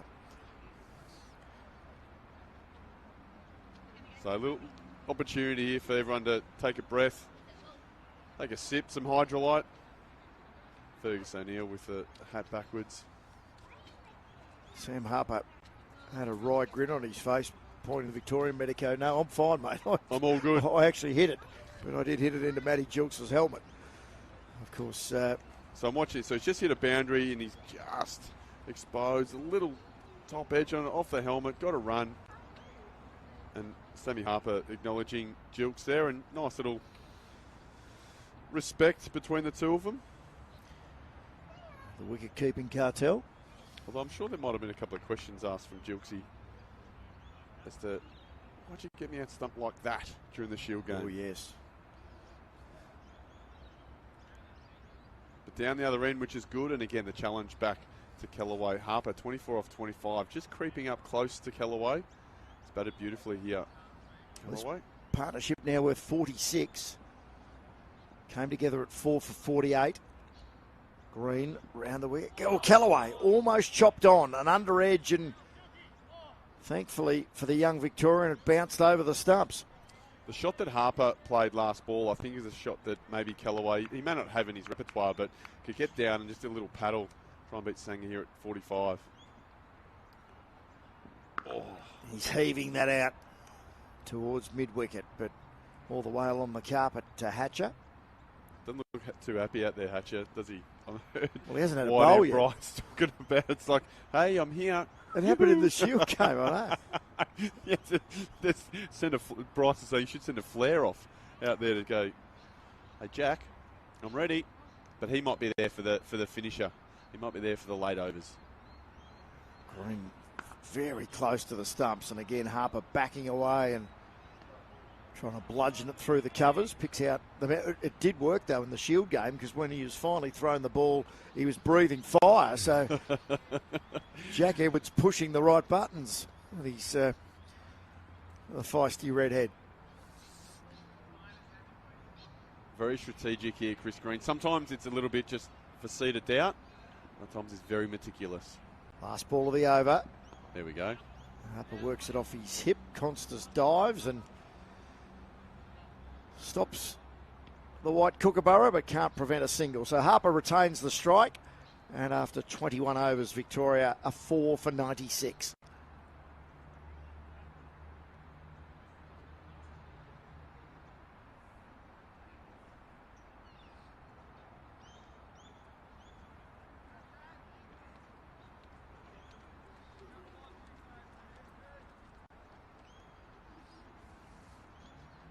So this pair for the fifth wicket have doubled Victoria's score. They came together at 4 for 48. Their partnership is worth 48.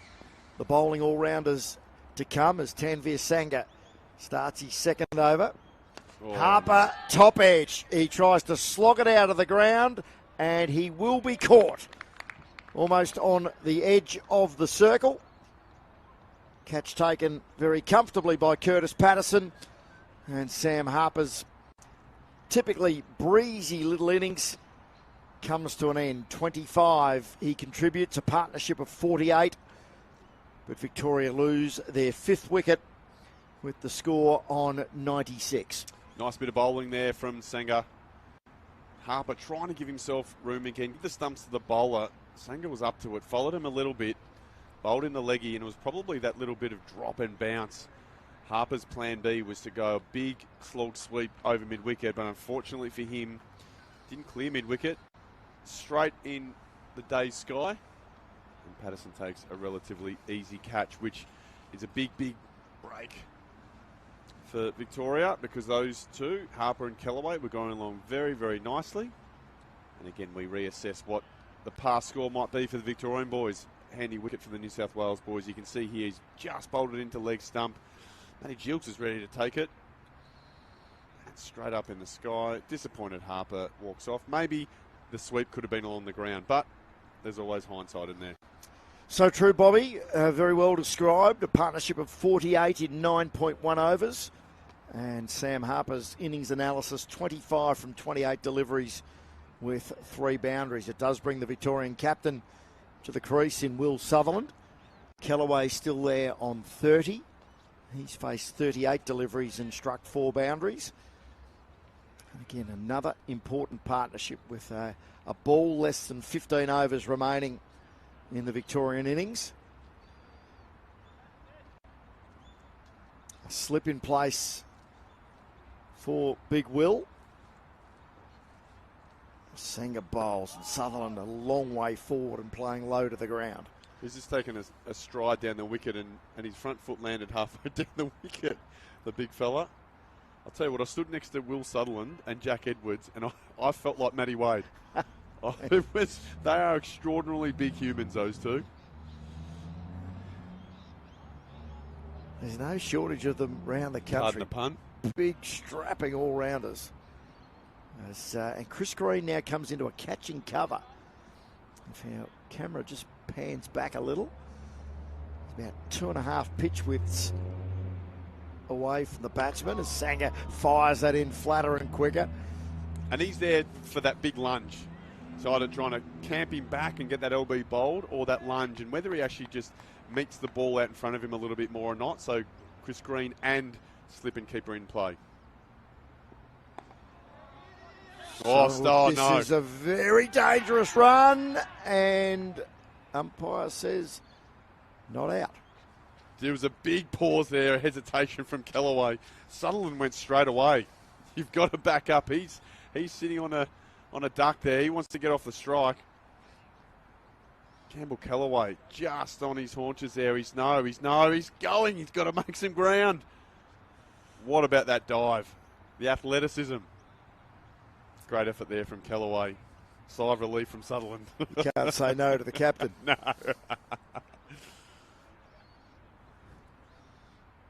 Kellaway has to dust himself off. He's taken the helmet off, put it back on. He's got to put the gloves back on now and get rid of the bits of debris. That I wonder if a lot of batters change their gloves when they slide, in that situation.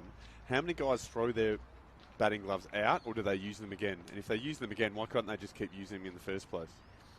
Well, they can give them a clean, I guess, between games. Chuck them in the wash.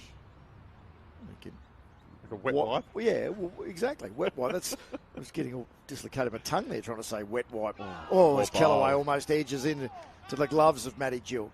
That's that variation of pace from Sangha. The same, looks like the same release, but it just comes out a lot faster. There and bounce. Beautiful bowling here from Sangha. As Kellaway just works it quietly away towards point for a single, so he will retain the strike. A wicket and 2 runs from that Sangha over. And Victoria, after 22, are 5 for 98.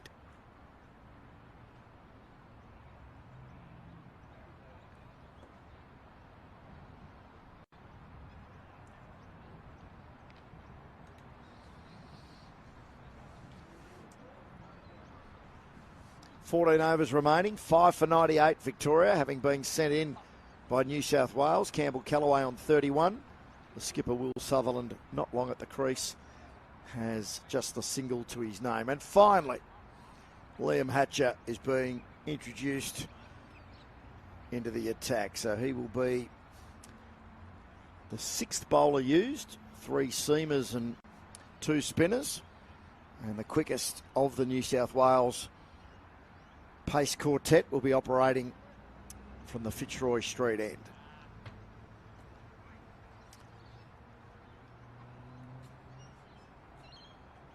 Hatch's first ball, and Callaway gets over the top of it well and just runs it down to Enriquez at third man. The answer to your question from the last over is us club hacks only have 1 pair of gloves, so we wouldn't know. Bollocks, you'll have a second one.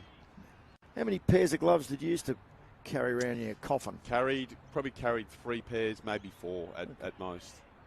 I remember playing in Simon Kadich once, who would wear the same pair of gloves for as long as he could, to the stage where he had holes in the palms. He definitely wore his gloves out. Hatcher to Sutherland, who squared up. Probably not in the greatest batting form of his life here, Will Sutherland, in both formats. Really good opportunity for him here just to, you know what, face a few balls.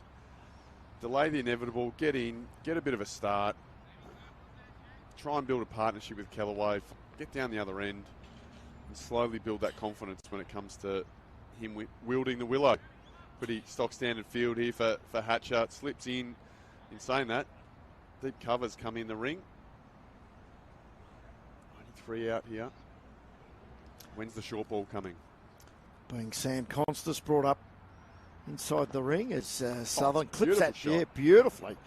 Off the pads, out through mid-wicket. Good timing as well. The ball is teasing both fielders and it wins the race. Just lent on that. That's a beautiful shot. Great for his confidence. Straight a little bit too far down leg side did Hatchett. But in other times, Sutherland might have missed out on that. That placement was great. Timing was perfect. As I mentioned the ball before, I dare say there's got to be one upstairs out of the next 3 deliveries. It brings up the Victorian century, 5 for 103, halfway through the 23rd over. We should mention as well that Liam Hatcher replacing Chris Green, who bowled 4 overs, 1 maiden, none for 14 from the southern end. Sutherland rises as the ball gets up around ribcage height, just drops it away on the offside. Constas there doing the fielding. Plenty of energy in the field here for New South Wales. Waiting for something special from a Lockie Shaw. This is Enriquez, just making sure he's staying as close to the boundary line as possible. I don't think he needs to be in the ring anymore. Can take it easy down there. Hat off. Patterson. Wow, geez, he's in a rich vein of form with the bat too, Patterson. Looking forward to see him have a hit later. Short ball, Sutherland takes on the pull shot. There are 2 men in the deep, the square of the 2 in Stobo. Barely has to move a muscle, so... Always in the bowling plans at oppositions when it comes to Will Sutherland, so great for him to be able to combat that. Sure, Hatch is going back to his bowling mark, going, geez, it'd be nice to, if I had this ball in my hand about 12 overs ago, because it looked like it was doing a fair bit. Now it looks pretty flat. Doing the hard yards for the team, isn't he, the big fella? His first over is the 23rd of the Victorian innings. 1 ball remaining in it. And Callaway hopping as he plays that off his hip. And picks up... Hip hop. Thank you, Bobby. 7 from Liam Hatcher's first over. Better one for the Vicks. They move to 5 for 105.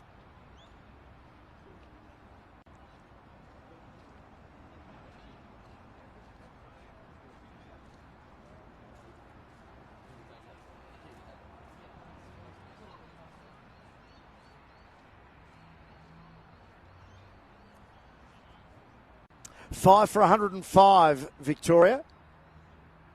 Tanvir Sangha, 2 overs, 1 for 7. He picked up Sam Harper. Big wicket. Yeah, big wicket. Caught off a skied slog sweep. Just making sure he's got his field right. A skied hook.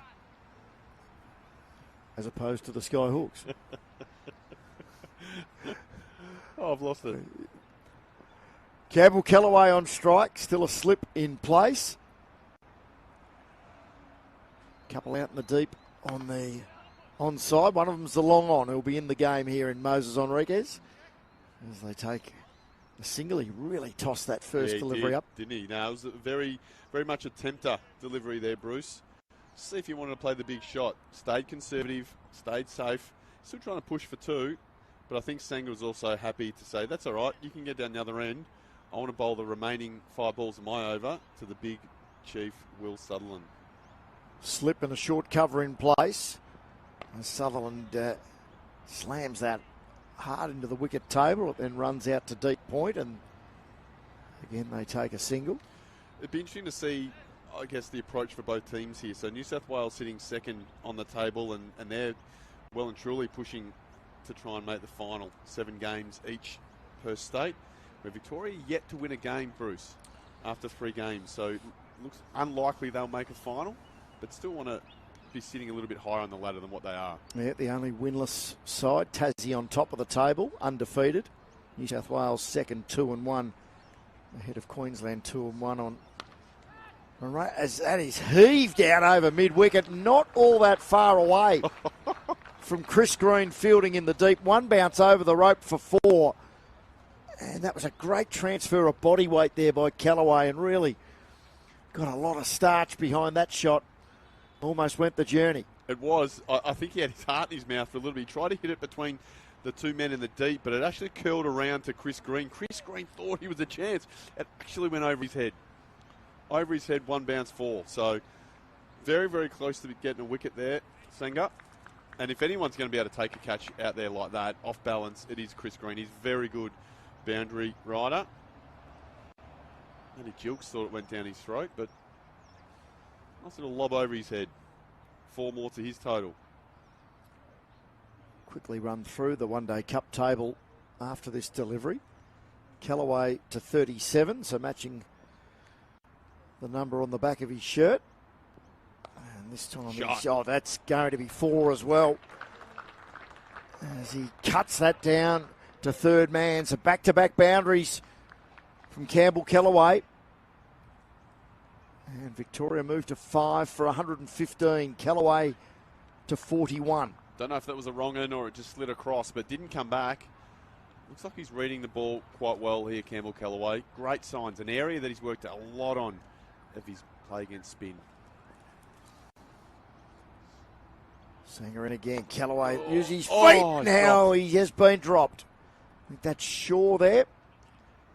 In at mid-wicket. And Kellaway gets a life. He certainly wasn't looking for it to go that square. And Kellaway was man of the match last time these sides met in white ball cricket with an unbeaten century. Given Tough catch, but you think someone like Shaw would take that, wouldn't you? Last ball of another good over. This for Victoria, and that's the only dot of the over. So 11 runs come from the 24th over of the innings. And Victoria 5 for 116.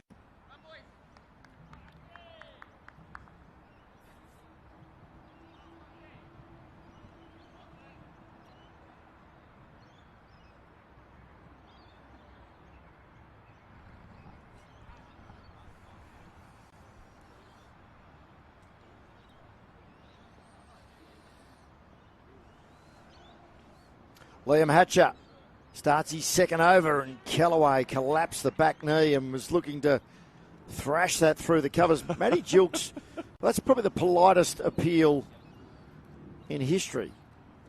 He thought there might have been a little faint under edge then. Hatcher just threw his arm up at the end just to say, well, might join in. Any chance? I'd love if we had some sort of snicko with that, just to find out, is there a noise? Because there are times when definitely times when you see international games, you're like, why didn't they appeal? Like one out of 15 games. Hatcher thunders in again. And Kellaway drives straight back down the line. It takes the bowler off his feet and try to field in his follow-through. Change of pace. 11 overs. Just over 11 overs to go here. It's probably looking at about that 170, 180 if they can keep somewhat of wickets intact. Sam Elliott's not the worst from a bowling perspective with the stick. A lot relies on Kellaway here. No doubt. Hatcher's with him again, and he knocks that one on the head. And will they come? No, they won't come back for the second. Great throw. The former skipper. And traditionally, Bruce, is when you have someone like Kellaway who clearly he still needs to, he's trying to look for a boundary and over, but if he can't get it, it's not the end of the world, and he needs to be there in, 8, 9 overs time to make sure that he is the in-batter who's able to get off strike and hit those boundaries. Now, in that same sense, I think Will Sutherland can still give himself another 10 to 12 balls, but I think the big fella needs to, once then, is to start to launch. Sutherland 7 from 9. Hatcher with short ball, and he blasts that out through mid-wicket. And the misfield from Charlie Stobo, and a boundary to Will Sutherland takes him into double figures, and this Victorian innings finally gaining some momentum. Beautiful swing of the bat, great connection. Stobo gave it an absolute crack on the boundary, but hit it so powerfully, went through his hands. Forces a change in the field. Potentially forces a rethink with plans. But again here, react to the ball, try and get down the other end from Sutherland. Hatcher changing his length. Another short ball. Sutherland goes the aerial route. It'll bounce about 2 metres in front of Charlie Stobo, coming in from deep mid-wicket. And they take just a single. See Will Sutherland practicing, trying to get high hands and get down on the ball a little bit more. A much better bouncer from Hatcher there. The bouncers have been really good from the New South Wales bowlers. They've been wide of off stump. We saw him get Rogers. Kellaway's tried to play a couple of jumping ones. Really forcing them to reach. Can I just say the captain of the commentary team has gone over and above. Captain's allowance. Bowled him. So Kellaway has chopped on, inside edge, into the stumps, and Victoria's top scorer is on his way. Kellaway bowled Hatcher for 43. Victoria lose their 6th wicket with the score at 122. So a partnership of 26 there between Kellaway and Sutherland. It was just starting to gain momentum. It brings Sam Elliott to the crease. And Liam Hatcher, well, a little bit like how he performed in the Shield game, brought into the attack late in both innings, but having an immediate impact. Spot on, Beef. He's certainly creating opportunities, that's for sure. As we see highlights of Campbell Kellaway's beautiful innings. Just try to run that ball down to third man, and I reckon it just held its line a little bit and chopped on. 6th ball of the over, and he's tried to rotate the strike, keep the strike for next over. You can see there he's used his feet beautifully throughout his innings, both against spin and against the pace. And obviously the big standout there for the Victorian batters. So again, a hurdle into their innings. Commentary change. Bobby Quiney to stay with you, and Adam White is about to rejoin you.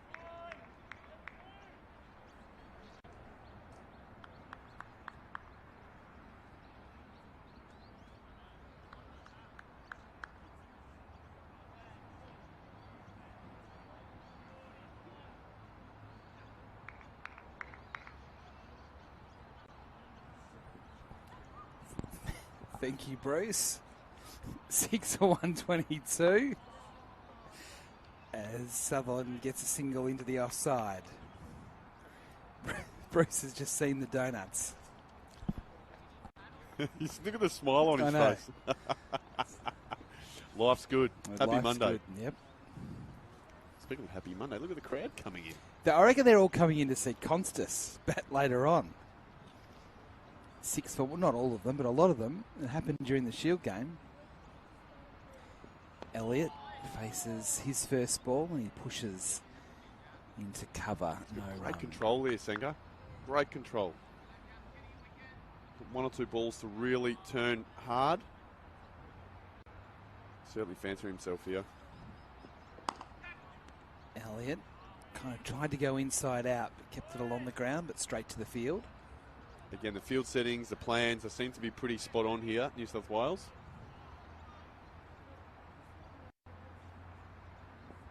Oh, it's just too good. Good flight and then spin away from the right-handed Elliott. Replay of this and see if there's a little bit of drift as well. Amazing control. Some folks coming down. No rain. No work either. Flatter, shorter, and it's pushed away, but again, straight to the field. What do you think Victoria are looking at from here, Bobby? I think they were looking at 180 at some stage. I think it might be tough to get now. Still 10 overs to get. A run of ball gets them there. Oh, that one's gone through the defences, or through the defences of Elliott. So over bowl, just one run from it. Victoria 6 for 1, 2, 3.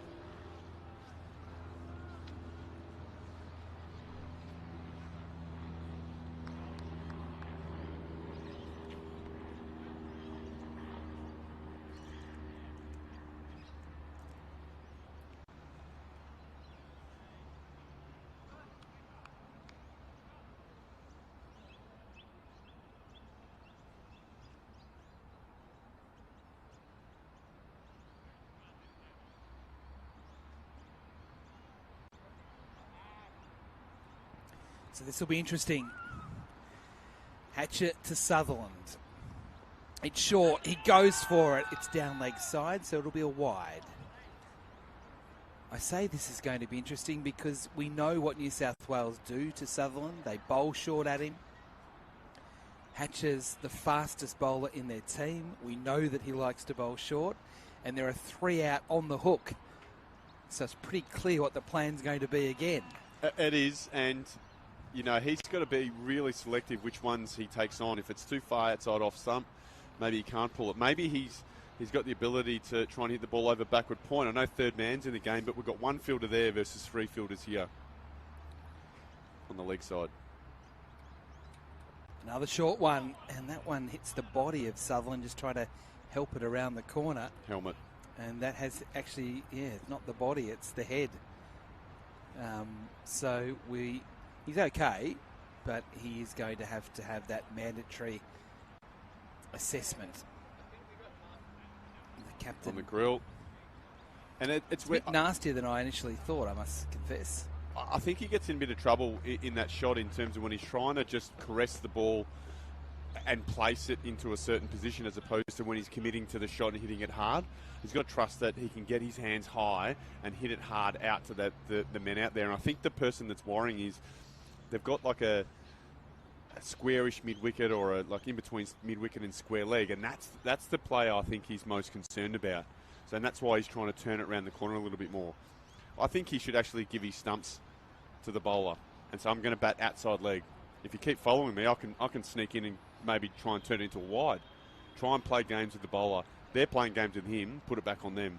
Clearly it's a bit of a vulnerability with him. But he's had time to sort of work at it as well. So now it's interesting here, Bobby, that the doctor who initially sort of passed him fit to continue has now gone back to him because there is a requirement of a new helmet.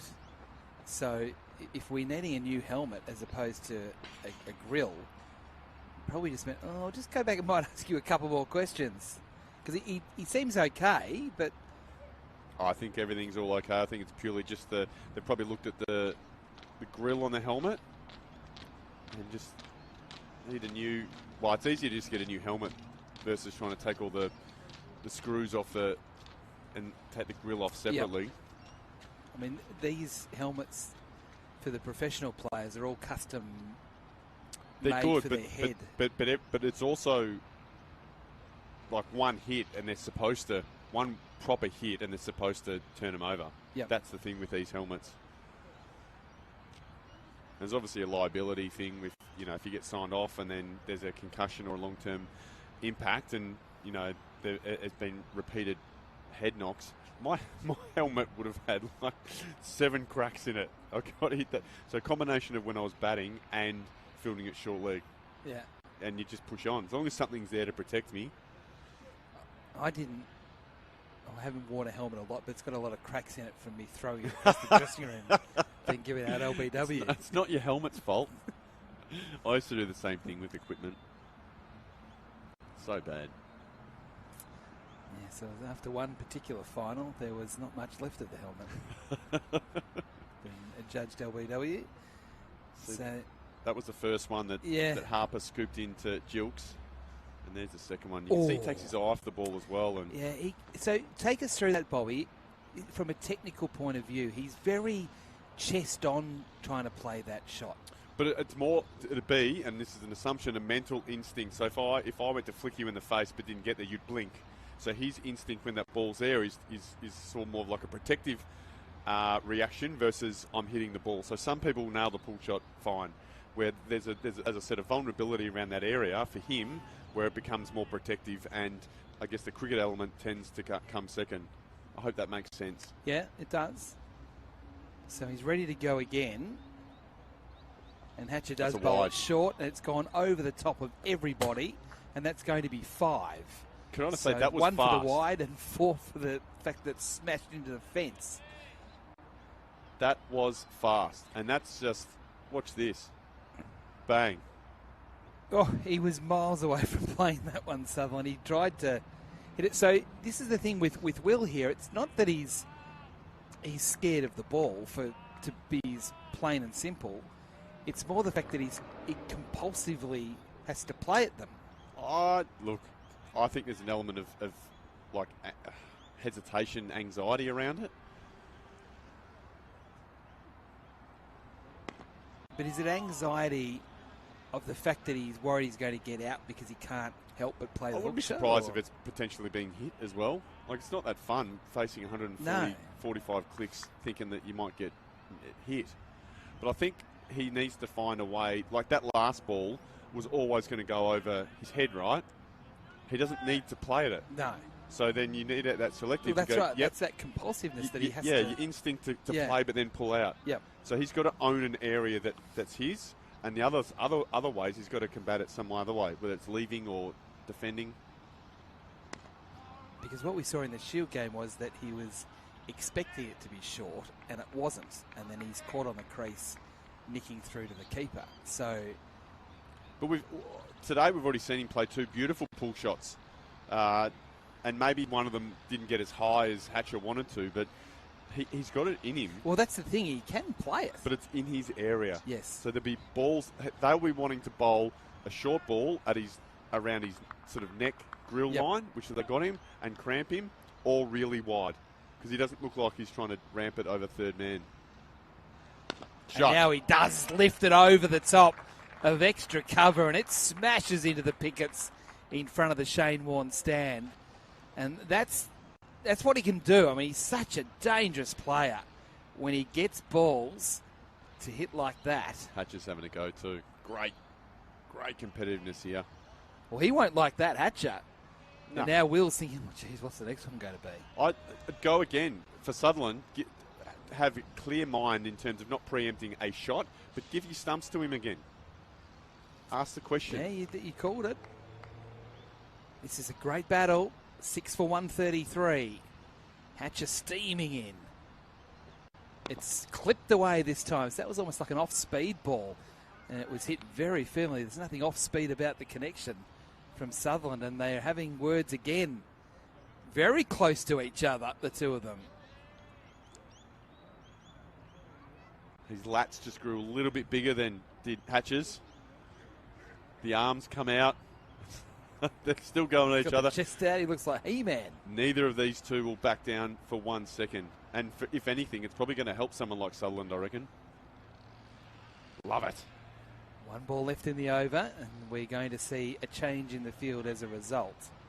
So slip is going in with Elliott on strike, and a man from the deep. Constas is coming into mid-wicket.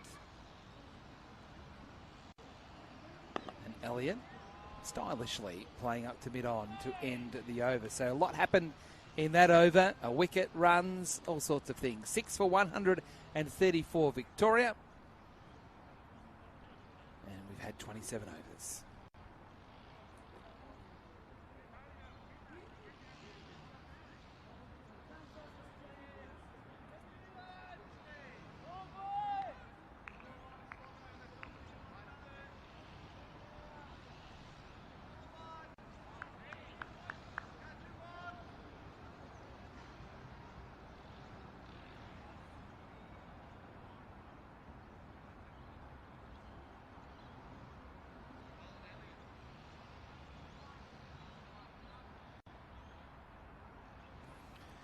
So Sutherland is just waiting for Tanveer Sangha to get himself ready. So mid-on's going back. Mid-off is back. A finish backward square and a cover point. They're the men on the fence. Bryce McGain back into the box. Sutherland on 18. That one will be a re-bowl down leg side. So a wide, 6 for 135. Good little testing battle, this. It is. Good cricket all round. Love the way that Tanveer Sangha's going about his bowling here. Sutherland leans into this one, but straight to cover. Sangha's got the wicket of Harper, who went to launch one over the leg side, hit it up the chimney, and was done. Had another. Campbell Callaway dropped at mid-wicket. Quicker, flatter, off the back foot into point to Stobo. They just adjusted the field, so they've got to slip the backward point. But then they had Stobo in at that forward point where Sutherland's been punching the ball exactly like that. Now he can't get a release there, so there's no single there.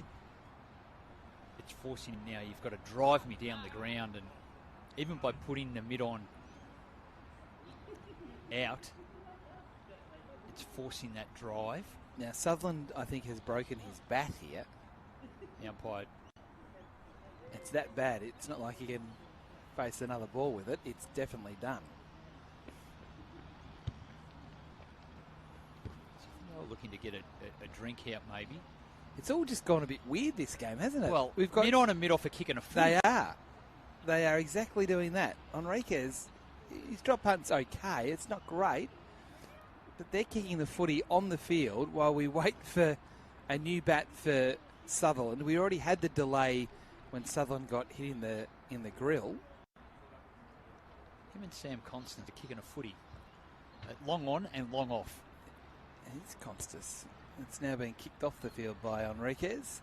And Fergus O'Neill, the 12th man, bringing out a couple of different Grey Nichols bats for Will Sutherland to choose from. So the last 2 overs have taken about half an hour.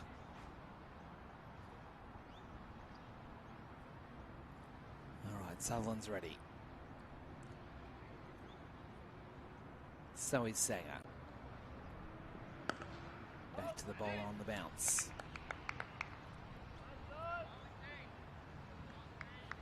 So bar the wide first ball, 3 dots in a row. This is all it takes to build the pressure. Oh, so Sutherland almost balked to come forward, and it distracted Tanveer Sangha, who didn't release the ball. Another weird thing. No, it's good strategy by both, and good by Sangha not just to check himself and go, no. Sutherland misses, trying to play the cut. Slower, wider, big spinning leg break. Right at the top of his game is Tanveer.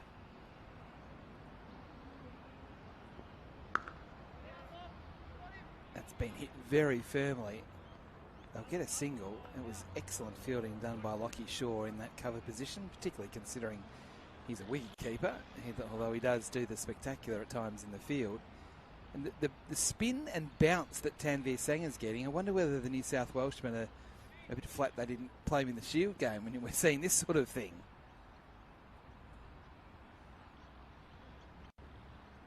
Oh, that's out. That's as simple as that.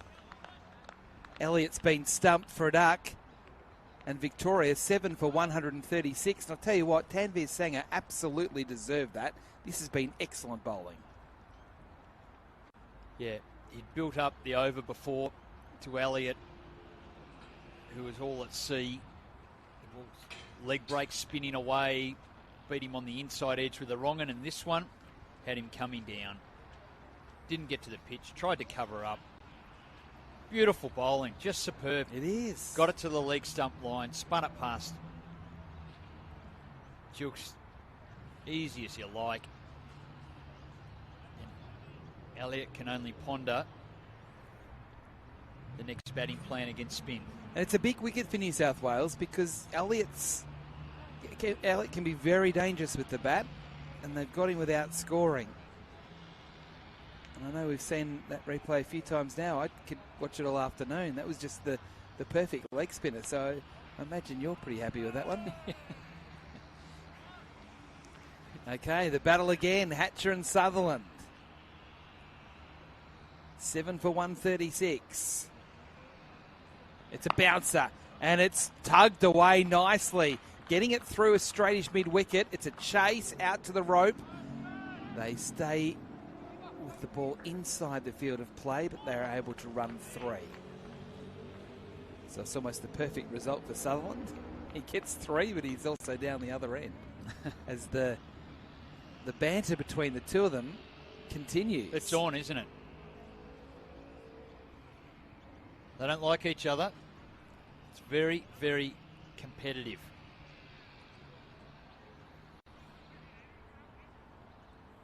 They're still having a yap. Sutherland won't back down. Sutherland would like to have the last word, I think. Hatcher, well, he's just trying to blow him up. Tension. Anyway, that can wait. Murphy on strike. Oh, very nearly chopping onto his stumps. But he'll get himself a single and get off the mark, off his first ball. And again, it's a good result for the game. It's a good result for the viewers on KO and cricket.com.au and wherever it is you're watching it around the world, because this is an absorbing battle between Hatcher and Sutherland. Words being spoken, fire and brimstone from a fast bowler who's one of the fastest bowlers in domestic cricket against a compulsive hooker. Another short one. He does go again. And the umpire says that that's okay, that wasn't too high. So another one, a tough one for Sutherland to have to negotiate. I must confess, I thought it was quite high. Well, in the standing up, not in the batting stance, but standing up, it went over his head. So because he plays it quite tall, doesn't he? Yeah, He doesn't crouch down or try and get underneath it. Very generous offering.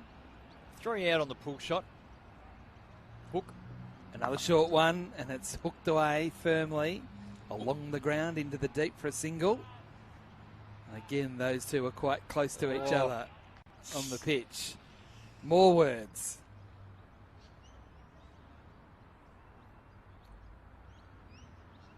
Sutherland's got a few away. He looks a bit more relaxed, leaning on his bat at the non-striker's end at the moment, hand on his hip. They're still going. They are at each other. Like a couple of Jack Russells through the fence that don't like each other. They are just at it. Oh, Murphy! Wasn't expecting that one. He hasn't quite got all of it. It's gone out towards the rope and they come back for 2. It kind of came from nowhere. I thought off the bat that was heading towards the Shane Warne stand. That's where he was trying to hit it. And it's seen a response immediately from Hatcher to say, stay out there. in the deep. Sam, one might coming your way. He went after it straight away. He does play it quite well, Todd Murphy. Good back foot player.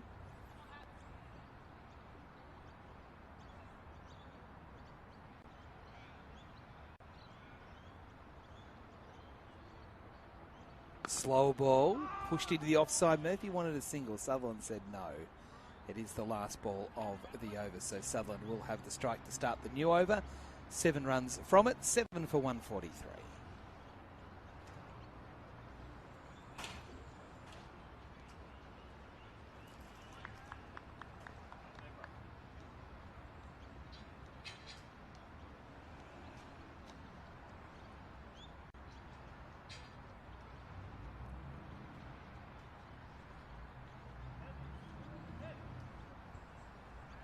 See the signal there from the umpire, meaning it's the final 7 overs to be bowled, and that means it's power play 3, which means you can have 5 fielders out in the deep.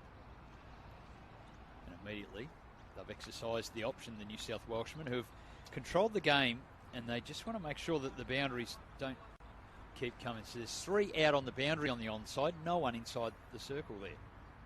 Sanger bowls to Sutherland, who gets it on the pad, trying to just knock it into the onside for that single that Bryce was alluding to. This is where it can be a bit of a trap, that you end up playing shots you don't really want to play because you can just see an easy single. We've talked about that during the Shield game. Exactly that. Playing against the spin. This time he gets a bit of room, Sutherland, to free the arms and push out to the man in the deep for a single. So it's good captaincy to hold the slip all the way through this. So they're right in play. And even for the left-hander, he's got such a crafty wrong-un, googly. He's right in play. Stobo's having to go from his spot from point, running across the field now, getting into the cover area. Mid-offers up, enticing for Todd Murphy, no doubt. Murphy nudging it backward of point, no run. That's good fielding because that ball was spinning. And had it got past Hatcher, it would have gone for 4.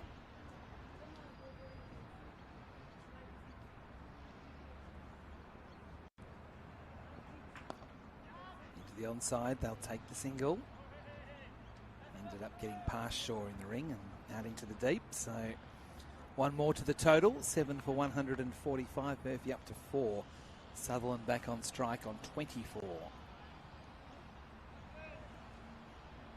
Will he go big here? There's your answer. How's that for a shot? That's going to be 4. So Sanger just got that one wrong. He's gone with a quicker ball that was short. It sat up. Slider, Sutherland waited for it, and he's just smacked it over cover into the fence. It just held up in the pitch rather than skidding on. It just sat there, and courageous shot over cover finds the boundary. Oh, that one he was trying to launch into the Albert Park Lake. Bottom edge nearly onto the stumps. So we've got 6 overs to go. I reckon it's going to be a fun 6 overs, particularly if Will Sutherland is out there for at least half of it. It is Victoria 7 for 149, 6 overs to go. New South Wales needs 3 wickets to finish it off early.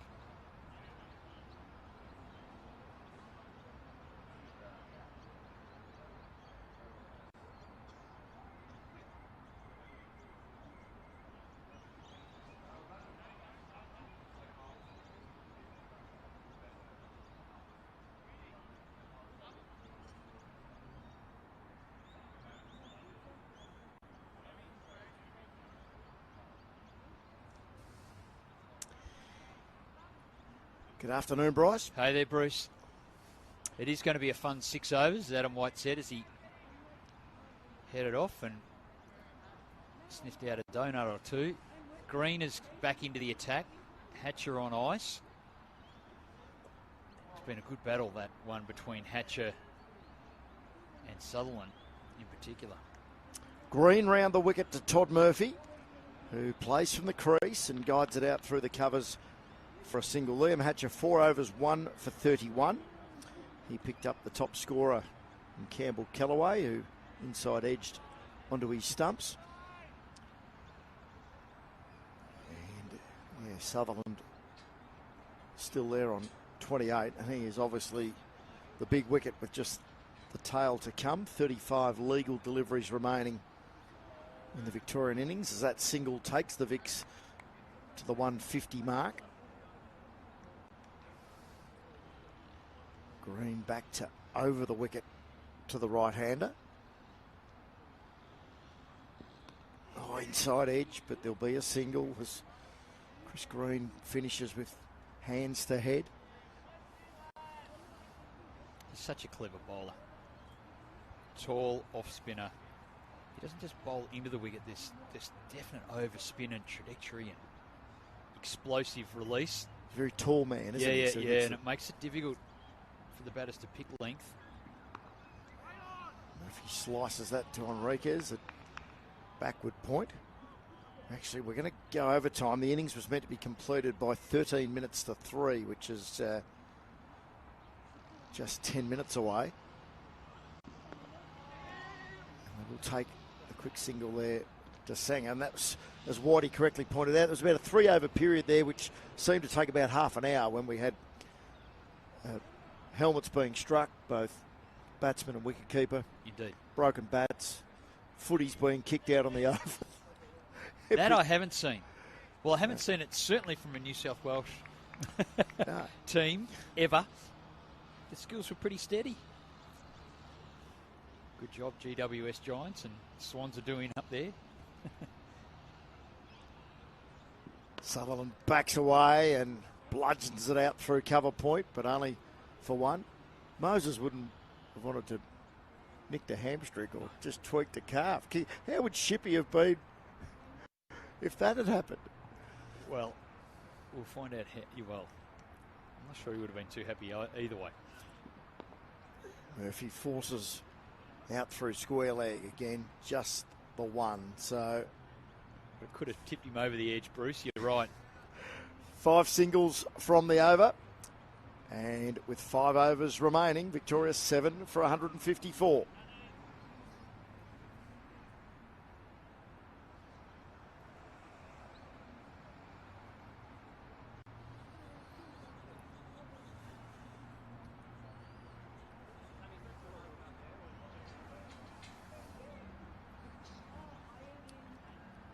Tanveer Sangha preparing to bowl his 7th over, has the excellent figures of 2 for 27, having picked up a pair of Sams, Harper and Elliott. There is the option, Jack Edwards has to have one bowler bowl 8 overs in this rain-reduced match. Sangha over the wicket, and Murphy tries sort of half sweep, half slog. Almost toppled over and missed the lot. Nicely bowled. So protecting the boundary out on that side. They've got the 45 just dropped back to halfway to the boundary for a top edge. Murphy was shaping to move right across his stumps and heave it away on the onside. He corrected well and drove firmly down to mid-off, but again, they just pick up one. Sangha didn't bowl at the stumps because that's what Murphy wanted, to open up that scoring opportunity. Only 2 out in the deep, long on and deep forward square. So Sangha tossed it out really wide and ended up being an unusual drive to mid-off, but effective combination. Have a discussion. Todd Murphy, looks like he's wearing Chris Rogers' old arm guard. That was a filthy thing. Sangha bounces in again. Oh, now. Oh. That's a seed. How was that? Missed the stumps. Drift, drop, gets into the blind spot and bounced over middle and off. Sangha, yeah. Oh, Sutherland tries to reverse. Trying to swat it away down through the vacant third man area. That is a seed, that one before. Nothing for it. Good over this, just the single from it. Oh, he's beaten him again. That time he cleared the front leg. He's still holding the pose, as you can see. He cleared the front leg, the Victorian captain, and was looking, well, again, as Whitey said in the last over, to put that somewhere near Albert Park Lake. And completely beaten. Brilliant bowling.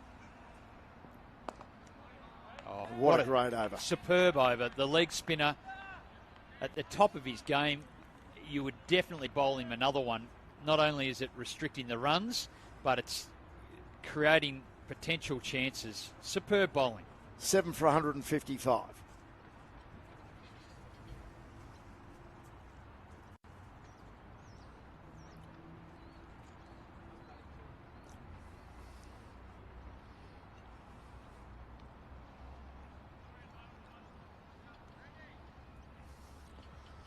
So after the early damage done by Charlie Stobo, 3 for 32 from his 7, Tanveer Sangha has somewhat strangled the Vicks late, 2 for 28 from 7 overs. Has got the option of bowling an 8th and final over, but it's more spin from the Fitzroy Street end as Chris Green bowls to Todd Murphy, who uppishly, but without danger, given there's no mid-off in place, pummels it down to long off for a single.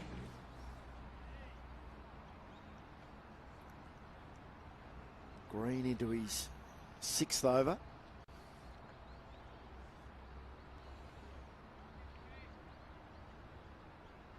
And not happy with his field. And he's with the Victorian captain, who just nudges it again down the ground, but it's just the picket fence at the moment. Yep. Great control. New South Wales really applying the squeeze here, the spin on what is it often seen as a seaming fast bowler's wicket, and we're certainly doing that, but the spinner's doing the job. Gives that plenty of air. Murphy inside out to wide long off. It gets to the fielder on the bounce, and they hustle back for 2. It's Ryan Hadley away down in the deep, who hasn't been used since he's bowled just the 4 overs, the New South Wales opening bowler. Yeah, 1 for 19.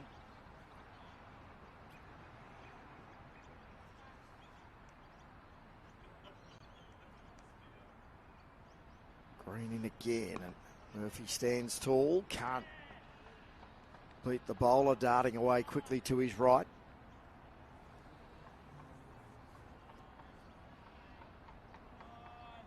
Terrific bowling by both spinners. They're both 4 and under. Tanveer Sangha 4 and over. Green under that. Superb. Murphy whacks that all the way along the carpet down to long on. Again, just a single, and we didn't see spin until the 15th over. Remembering this is just a 36 over game. So while the Victorians have been looking to build momentum, they've been stifled by the off spin of Chris Green, the leg spin of Tanveer Sangha. Green wicketless, but still has done his job, and Sangha with a couple of wickets in the middle order. So 1 ball remaining in this, the 33rd over. And Sutherland goes massive. Huge. That is a huge, huge hit. Not just out of the ground, but actually out of the venue. That has landed in the gum tree outside of the cyclone wire fence, and luckily there are a couple of people just wandering past for a mid-afternoon stroll. One man there with his latte that's going to do the fielding. That was the last ball of the over, and with that maximum, it ends up a good over for the Vicks, 7 for 166.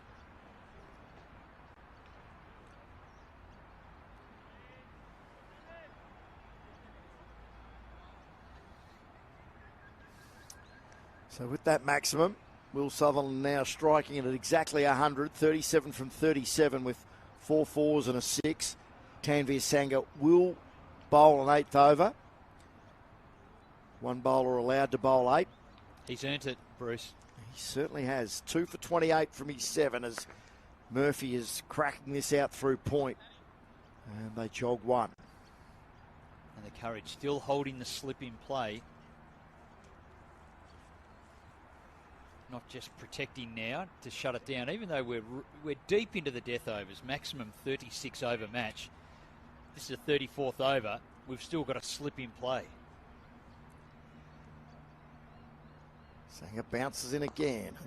Sutherland calmly clips it out through mid-wicket. They will come back for the second on the Patterson throw. And that was good in and out running by Todd Murphy. The fantastic thing for Australian cricket, Tanveer Sangha is only 23. Yep. Far from the finished product. He's 5 years from even warming up to being really good. So it's the experience he's had is unreal. Another single.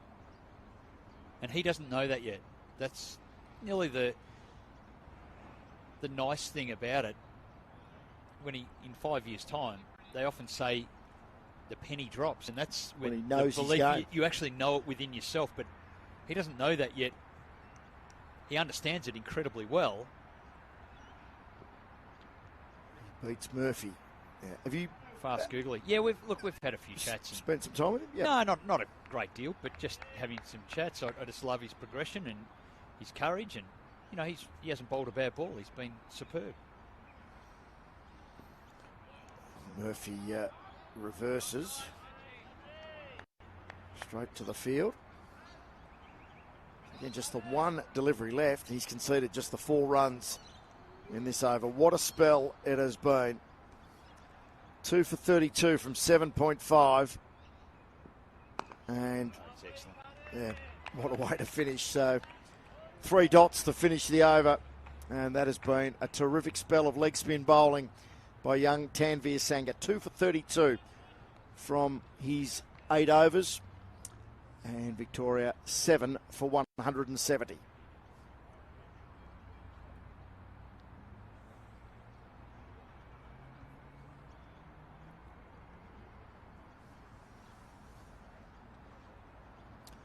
Two overs remaining. It'll be Chris Green to bowl his 7th over, which will be obviously his final over given there's only 2 remaining, but none for 30. His analysis with the maiden thrown in there as well. Will Sutherland will be on strike. He took him downtown big time from the last ball of his previous over, as he almost holes out to Jack Edwards, his opposite number, fielding right on the edge of the circle at cover. Nicely bowled outside the eye line at Sutherland. He's not getting into the stumps again. That's the ball that ended up in the gum tree. So outside the eye line, very nearly got himself a wicket. Did Green.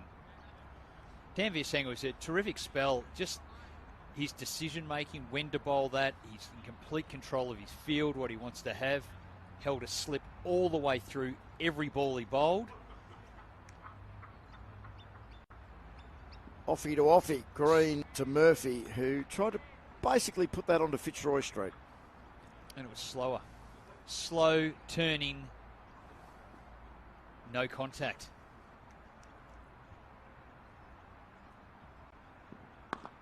Return catch and dropped.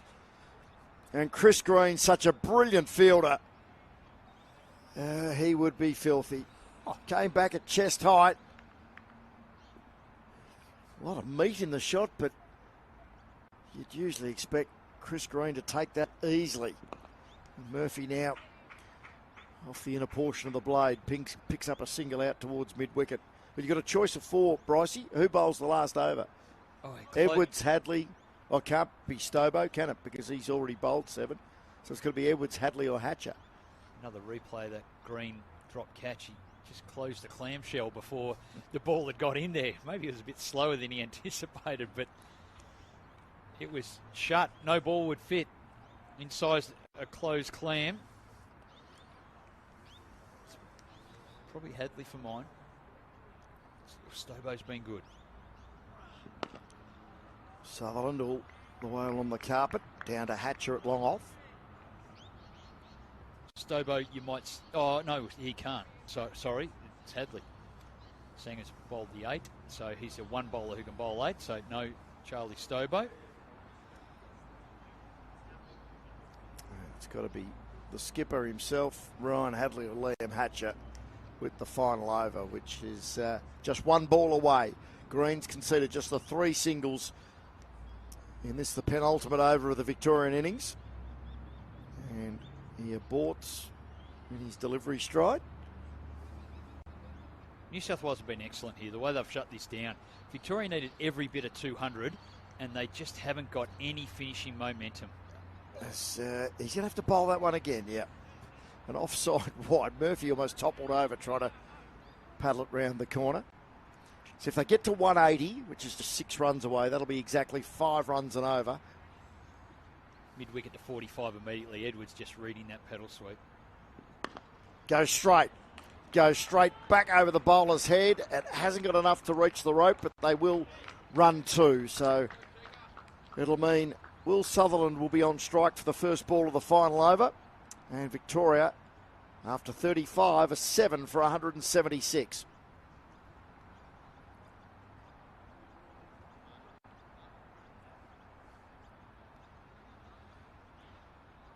Partnership of 40 for the 8th wicket in 7 overs between Will Sutherland and Todd Murphy. Sutherland 42 from 41. And Murphy 16 from 23. It is going to be Ryan Hadley who will bowl the final over. He opened the bowling from the Northern or Albert Park Lake end with 2 overs, none for 14. He then got swung around to the Fitzroy Street end, bowled another 2 overs where he took 1 for 5, and he'll close out the innings here.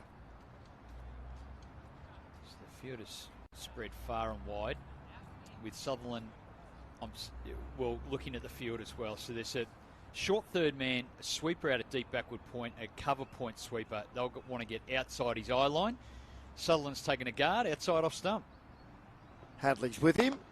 Off-pace delivery, and Sutherland doesn't quite hole out. Green knew where the rope was going to complete the catch, but also was going to land either on the rope or outside the field of play, and basically just palmed it back into the field of play, and they ran 2. I think he might have been looking for a teammate to get into that front and centre bit position. quicker? Yeah. Enriquez just stayed it long off. Often they'll sprint across and be ready there to get the parry. Little throwback, but there was no rover there. Sutherland overtakes Campbell Callaway as Victoria's top scorer. Now they're going to take 2. Yeah, Murphy, he was out really quick. In fact, the striker's end is the danger end, but Sutherland hustling back, and the big fella really had the legs turning over then. He's run a good 20 metres past the stumps in making his ground. And Victoria, hopefully you are listening, Laurie Colliver, if you're not on air. A 7 for 180.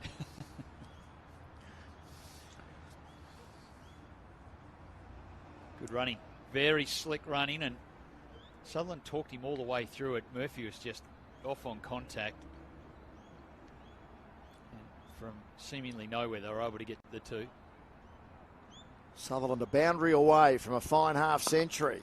And he won't get it because it's going to be caught by Chris Green. And in the modern way, spectacular stuff, although that's almost par for the course now with the best outfielders in Australian cricket.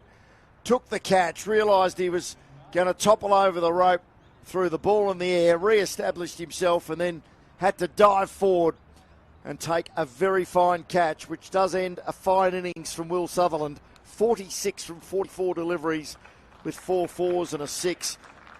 The skipper's knock at least gives his side a fighting chance. Well, it certainly has done that. And they needed every bit of his 46 when he came in. Found it challenging. Locked horns with Liam Hatcher for a lot of the innings. Nearly got that over long on. And what a fine piece of fielding work that is. Balance, poise, last little bit. Executed to perfection. So 46 from Sutherland, 43 from Callaway, the backbone of this Victorian total of 8 for 180. 3 balls remaining. And it is Austin and Lazark who arrives at the crease in just his second one-day cup match. The young left-hander off an outside edge, gets off the mark immediately as it scoots down to third man. He's done his part of the deal. Get up the other end. Hand it over to Murphy, who's now become the senior partner. Now, I'm sure the conversation they're having in the middle is about, if I hit it straight, I need you to come back. Let's go for it. Put the fielder under pressure. So literally has to be out of the blocks as the ball is being delivered. No doubt. 4 out deep on the onside, however, so it's a little different. Mid-off is up, as his third man, the key spots on that offside field. Hadley to Murphy, and he drives hard. He won't beat Green, and they will just have to settle for the single. Get under that one. Murphy looking to lift it over mid-off, which, as I said, was inside the circle. So, little adjustment. Third man goes back for the lower order. And Lazark. Mid-off still up inside. Last ball innings coming up, so the Vics are going to have set a run rate of tick over 5 per over. And Lazark waits with bat elevated. A big swing and a miss, and Jewell misses with the attempted run out. They run a bye off the last ball of the allotted 36 overs, and Victoria reach 8 for 183. Murphy will finish on 17 not out, and Lazark with a single to his name. Cam McClure not required to bat, and as we said a moment ago, top scorers 46 to Will Sutherland, 43 to Campbell Callaway, and Sam Harper with a typically breezy 25. Just have a look through the wickets here, and well, it was diabolical at the start for a Victorian perspective. 3 for 28. Stobo was a real handful. He was on a hat-trick after that first ball dismissal. There goes Peake a little bit later on. So Stobo did his work, 3 wickets early on. Callaway useful, 43. Some of the highlights there, and Sutherland at the end was invaluable, the skipper, 46 or 44, but that's the end of Harper. Look, I think it's a target that might be a smidgen under par, but on this type of surface, cloudy skies, you can certainly apply some pressure. Can't wait to see how New South Wales start at the top of the order. Of course, they've got some dynamic players up there, none in the least is the young gun, Sam Constas. So I'll look forward to seeing what he can dish out to the Victorian bowlers very, very shortly. Indeed. Charlie Stobo, 3 for 32. Couple of wickets to Ryan Hadley, 2 for 25 from his 5 overs. 2 for 32 from Tanveer Sangha, the young leggy. Outstanding. Spectacular.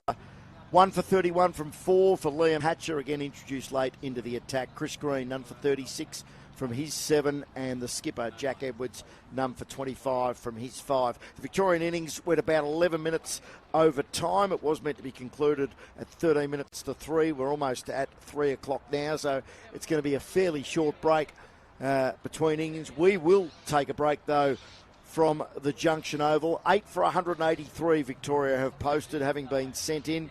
The New South Wales run chase to begin shortly, and we look forward to your company on KO Sports, cricket.com.au, and the Cricket Australia live app in this one-day cup match from the Junction Oval.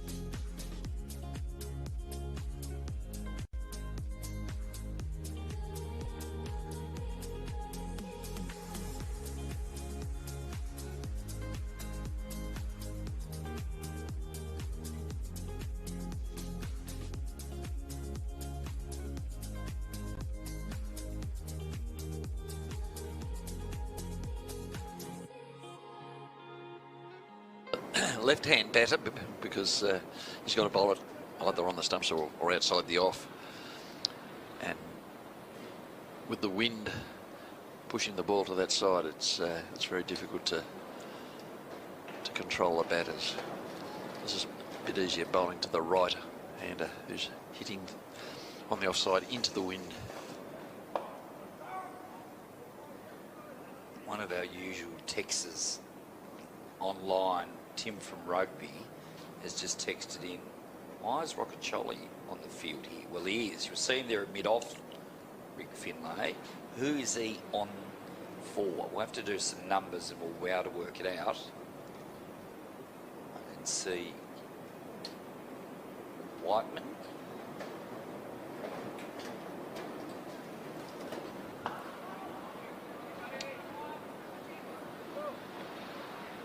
We'll have a look at some numbers at the end of this over. 3 overs down, number 23.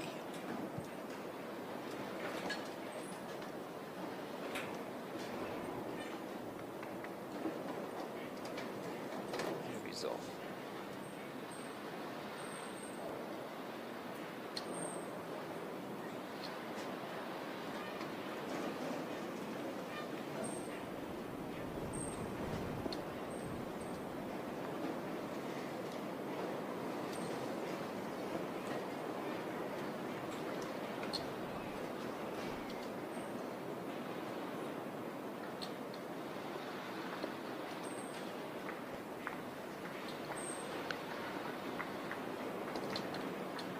Continuing from the Church Street end, that's glided down to third. Nice bit of batting from Jewell. So Styson's out here. He's down there at fine leg. So there's the quicks down here, Jackson. Yeah.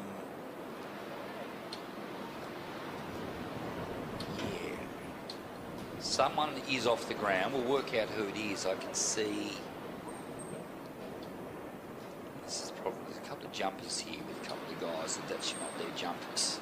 Ashton Agar's there. Nice defensive stuff here from O'Connor. That time on the back foot. So somebody off for WA. We'll work it out shortly.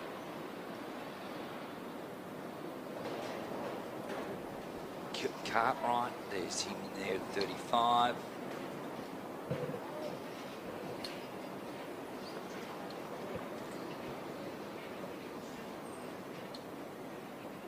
Is Critchell out there? Righto, back to the cricket. Someone's off, none for 24, midway through the 4th over. Beardman continuing. O'Connor tries to flash at that one. No contact of any note. Marley Beardman working up a bit of pace here, Flash.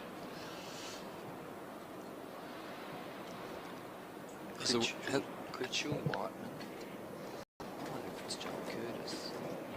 And of course it's not his keeping, he's in front of him. Curtis is there.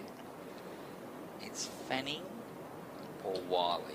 We'll work out which one's off the ground for the moment. Hopefully it's just a minor injury. Of course, Ian Carlisle didn't come back on the ground, Rick Finlay, at all after his injury early in the innings for the Tigers. Gee, that's a good bouncer. Good bouncer from Beardman. This is a better over. Just the one off it so far. Yes, Wiley and Fanning both spent extended time out in the middle with the bat, so I just wonder if one of them's got a strain or something that's I think needs to be worked on. I think it might be Wiley.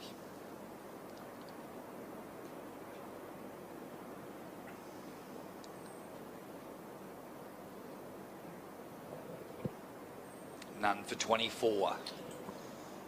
Aidan O'Connor opening the innings. Oh, it's a good catch, low. Is it carried? Yes, it has. He hit it really well, but the first wicket fall, Beardman strikes. A great catch down low. Just watching here. It was right down at as low as it gets. The catch sticks, and it's Wiley that's taken the catch. Well, he's definitely on. He's on. I reckon it's Fanning that's off the ground, but that was really clean. Half an inch above the ground. Yes, hit to him with great precision in terms of placement, but unfortunately it was in the air and just got his fingers underneath it. So young Beardman picks up a wicket. Little setback for Tasmania. O'Connor played a couple of nice shots in his very brief stay at the wicket, but Tasmania would have wanted more from him. So one down. We have Tim Ward come to the crease. More orthodox positioned.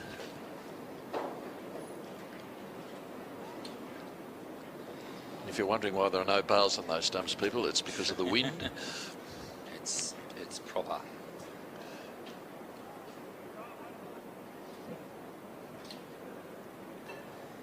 Yep.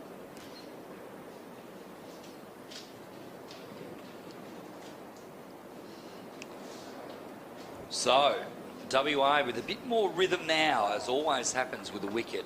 Timothy Ward means there's 2 left-handers. The first wicket's fallen. 4 overs down, 1 for 24.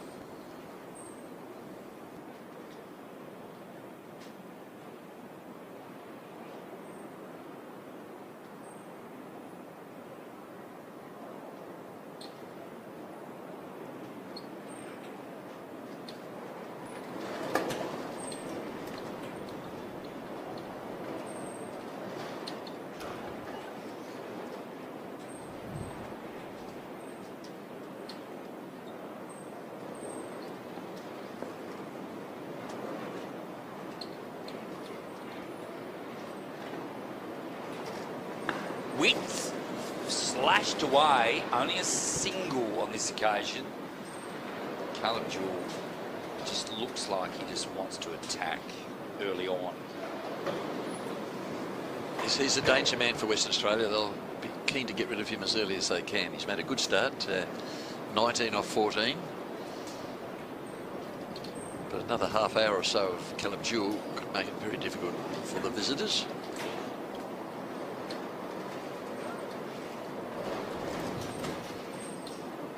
Is that it has been reduced to 28 overs per side, hoping that the rain clouds that are around the Adelaide region do stay away. We're able to get some consistent play. We'll run through the particulars in terms of bowlers overs and those kinds of things, but I welcome alongside Michelle Gosco, who is next to me in the commentary booth. A very good afternoon to you, Gozzy. Yeah, good afternoon, Jack. Yeah, it's been a little while from first play this morning, but we're back underway, so hopefully this rain stays long enough away to get a full match in. Henry Thornton with the ball, because the match has been rescheduled to 28 overs per side. It does mean that 3 bowlers can bowl 6 overs each, and 2 bowlers will bowl 5 overs each. We'll update you on their power plays as well. Here is Henry Thornton. Nice first up start. They started pretty well in the first 5 overs, South Australia. Yeah, they got the ball in some good areas, didn't they? And there was a bit of assistance from the surface as well, and I think might be a little bit more on offer this afternoon. There's a little bit of rain around, and it was already nippy as it was. So a little bit of sideways movement, some good bounce as well. It's always great to be a batter in these situations. Not. Yeah, Queensland kind of find themselves up against it, batting first here. Go down as a wide. Yeah, it's really hard for them as well. They've lost 2 wickets and only having a 28 over match. So yeah, they're behind the 8 ball just a touch, but hopefully we do get that in for either side. Yeah, the power play is effectively over as well for them. That ends at the end of this over. So not only have they lost 2 wickets, the field will be able to go back at the end of this over. Obviously, South Australia starting really well through this man, Henry Thornton, and also Nathan McAndrew. Oh, great ball. Has up Pearson just kind of prodding forward there. All you can say it at the non-striker's end is well left, Jimmy Pearson.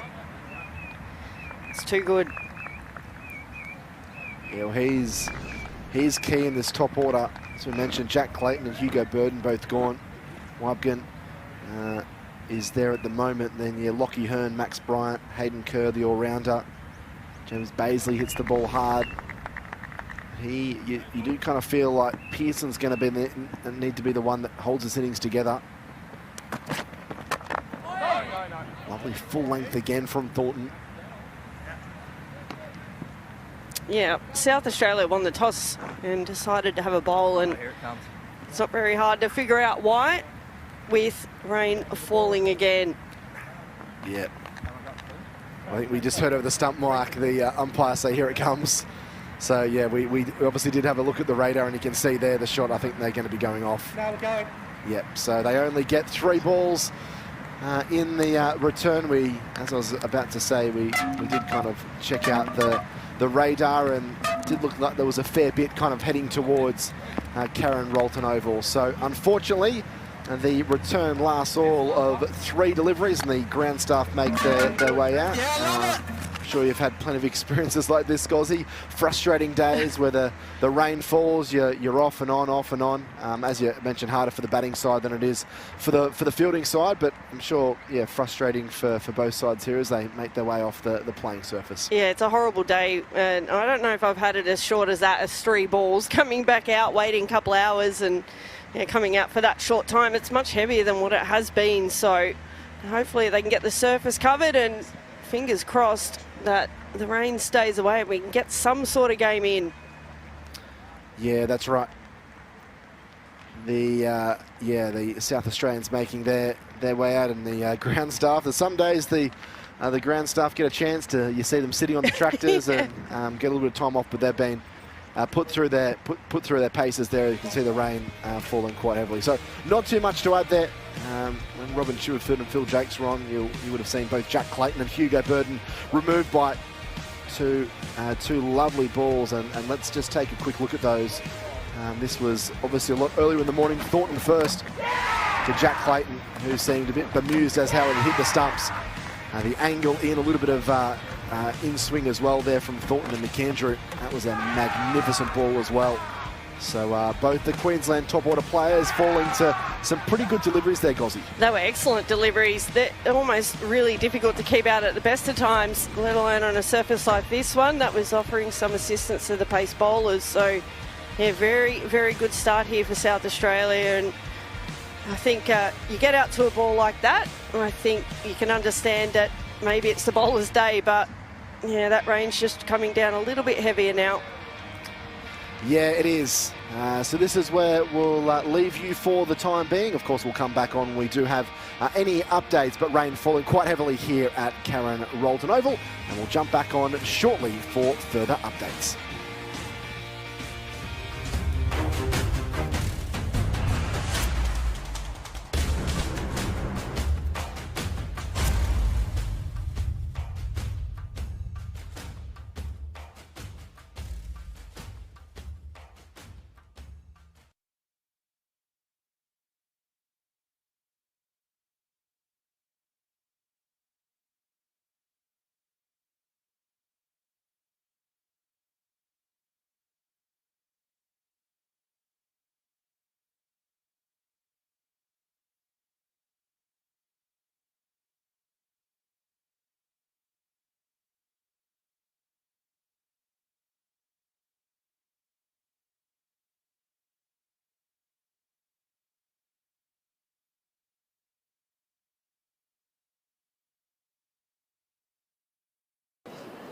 Yes, Tasmania did need that wicket. Tim Ward looked really good, and then for the last couple of balls he departed from his normal orthodox plan and just chipped it ever so nicely to a very grateful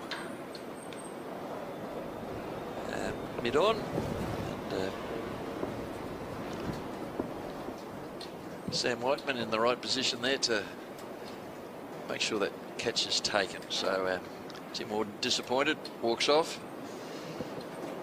Yeah, we'll get another replay. He just stopped his shot, didn't he? And almost just said, catch that. Yeah, good bowling by Bidman. I think probably deceived him in flight. Definitely.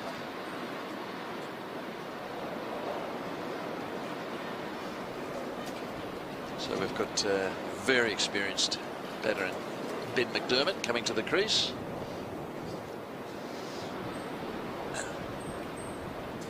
Always the man for a crisis. Just lobbed up, didn't it? Yes, catches to the veteran Whiteman. 2 for 43. Warder is completely bamboozled by that one, and too late to pull out of it.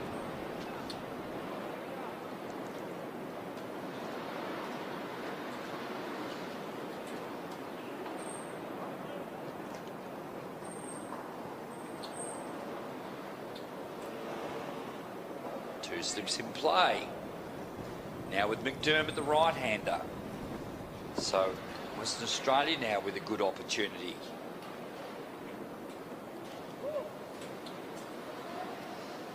So Benny McDermott is Hurricanes royalty, of course. Left, went back to Queensland for a couple of years, but he's got a Tasmanian wife, and he was keen to move what he says home. Been here pretty much since he was 20, 21, early times. Where have I heard that story before recently? Jackson. Yep, that's right. Yep. And people kept telling you that Darwin wants to live in Tassie. It's not the case. It really isn't.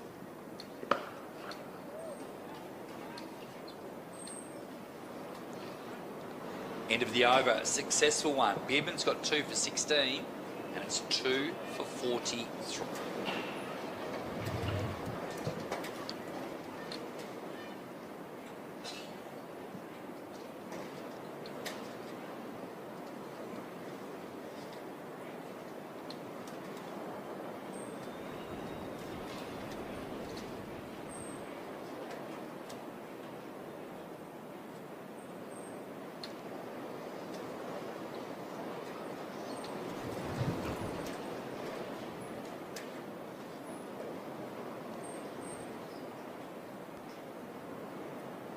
Spin to win. Ashton Agar in quite early. Start of the 7th over. 2 for 43. So, as well as Tassie have started there, that last wicket, Tim Ward, was just not what they're looking for. From a WA perspective, just the tonic they needed. It's been a tough week. It was a brilliant Shield game during the week. And WA falling just the bad end of that, losing by a couple of runs, a famous victory to the Tigers. 2 LBW decisions to finish them off at the end after there was no LBs for the previous 38 wickets. It's a single. Jewell is in good touch. 22, McDermott yet to score. Yes, Caleb Jewell's key now for Tasmania. He'll need to make sure he preserves his wicket. Just to get over this little hill of 2 wickets falling quite quickly. Upper order wickets. Western Australia working themselves into a nice position to defend their total, which has been adjusted to 252. Sorry, 250. Is it 252 or 242? Yep. Yep.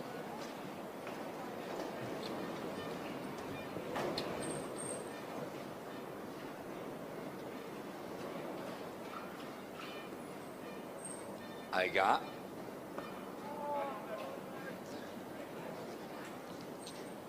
So that field on the offside is a backward point, extra cover, and a cover.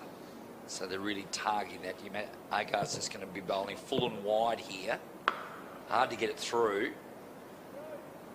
Tip and run with a single.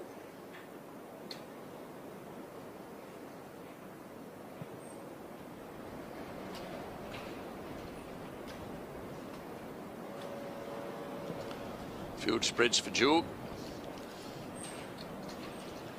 On the leg side at least.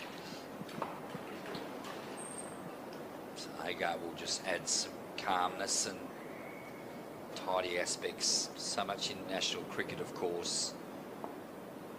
Outstanding T20 bowler. Another single into the gap. Jewell will retain the strike. 2 for 46 after 7.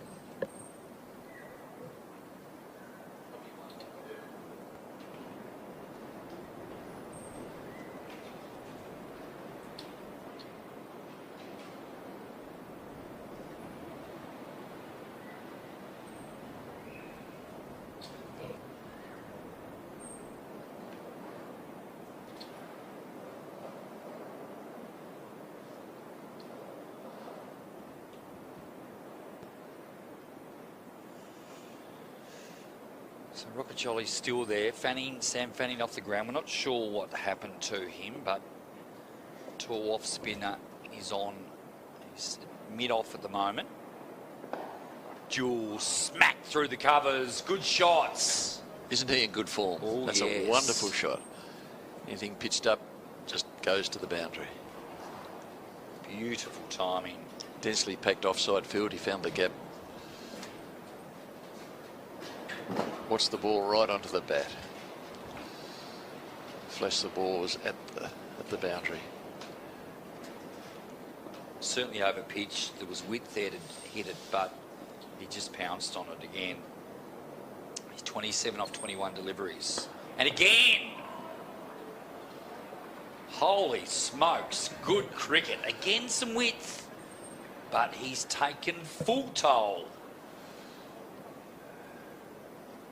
He's giving himself that bit of room as well, Rick. That's the other part of it, isn't he? Yes, he's so quick on his feet, very nimble. Just works himself a little bit to the leg side and enables him to get good leverage on that shot. That was just an action repeat of the previous one. So 8 off 2 balls this over. 2 for 54.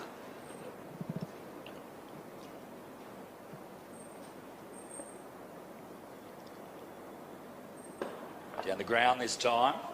Hits the gap too. I don't think it will get there, and it won't. Whiteman's with a decent chase to veteran. Look at that wind that almost dragged the ball to the...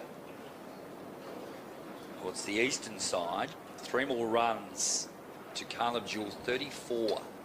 2 for 57. This over going Tasmania's way.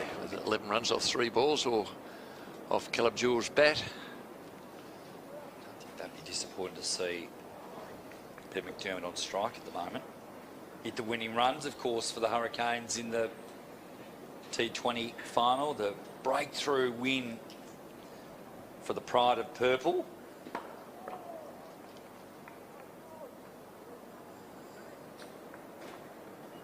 Just taking his time. There's Ben McDermott, 1 off 6. But there is plenty of time. So 2 wickets to fall. O'Connor fell cheaply for 5. And then Tim Ward we saw a little earlier with perhaps deceived a little in the air, but not a tidy shot from Ward after looking so good. Beardman picking up both the wickets. And there goes Ben McDermott through the gap. Nice timing. Don't think it'll get there. They should drag it in. They do. It's the big man, Rockacholi, doing the work. 3 runs to Ben McDermott. Down the other end, though, sorry, Rick, Jewell's just been ominous form. That was trademark Ben McDermott, wasn't it? Just that strong wrist flick through wide mid-on. Can't count how many runs he would have scored with that shot. Last ball, the 8th over. Peter Newland's coming in after this one. 2 for 60. Jewell on strike. You can't take your eyes off him at the moment. Bunts it down the ground. A red dot ball with him on strike. Beardman's bowled 4 overs, 2 wickets, but have gone for 30 runs. It's 2 for 60 after 8.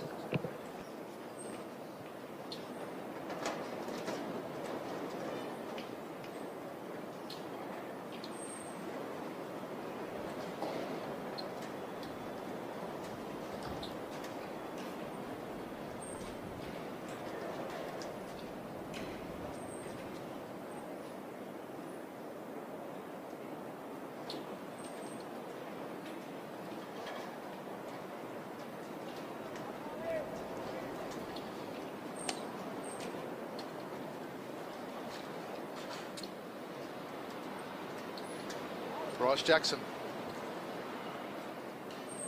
number 99. Ben McDermott on strike. It's good to see Ben McDermott back in Tasmanian colours after a few years back at home in Queensland. Maybe this is home now. And there he goes. Getting a single off the first ball of that over. Tasmania 2 for 60. The run rate's at 7.5 per over. Well above the required rate of 5.3. Good afternoon, Mark Diven. Good afternoon, Peter. 3:30 local time. It's been a long day so far. We've had rain delays. We've had constant wind. The game is still taking shape. It's a well-taken single. Mid on there was deep. That's Rockacholi. Sam Fanning's off the field.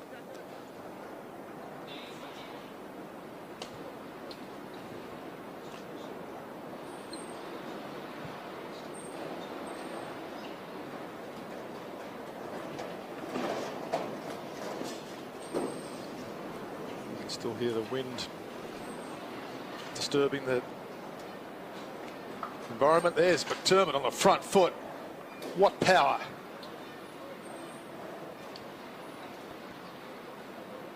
What power there from Ben McDermott. That was a cracking shot. He just leant, waited for that ball to come into his area and guided it just behind gully, straight to the boundary for 4. He's coming off a grade cricket 100, as well as his runs in Queensland, so he's in good form at the moment, being McDermott. He's a good man to have in this lineup from the Tasmanian point of view. Not such good news if you're a WA supporter. The partnership's already up to 23 off 18 after the Tim Ward mishap when he holed out to mid-on. Sam Whiteman took the catch. Marley Beerman was the bowler, but since then Tasmania's kept up this cracking pace. They're looking to sort of break the game open, I think, with rapid scoring from the top order. Still needing 186 runs to win off 212 balls. The run rate's not a big issue for them at the moment. And McDermott just helps himself to a single. So pretty good signs here for Tasmania. It's 3-0 in this competition and looking to go undefeated after 4 rounds, which would be give them pretty good grounds. I think they could get to a final. Yeah, they're very well placed so far this year. We're only in October and they're... Yes, that's true. 3 wins so far and they're well placed here. A lot of cricket to come. Jackson to Jewell. That's a wide. So a run to the total, and it's one that Jackson's got to bowl again. So... yeah, I wonder what Sam Whiteman's thinking. We've got 2 of Tasmania's strongest batters at the crease. Caleb Jewell's looking good. I wonder what he's thinking about. What changes can he make to have an impact? The end of that over. 2 for 68.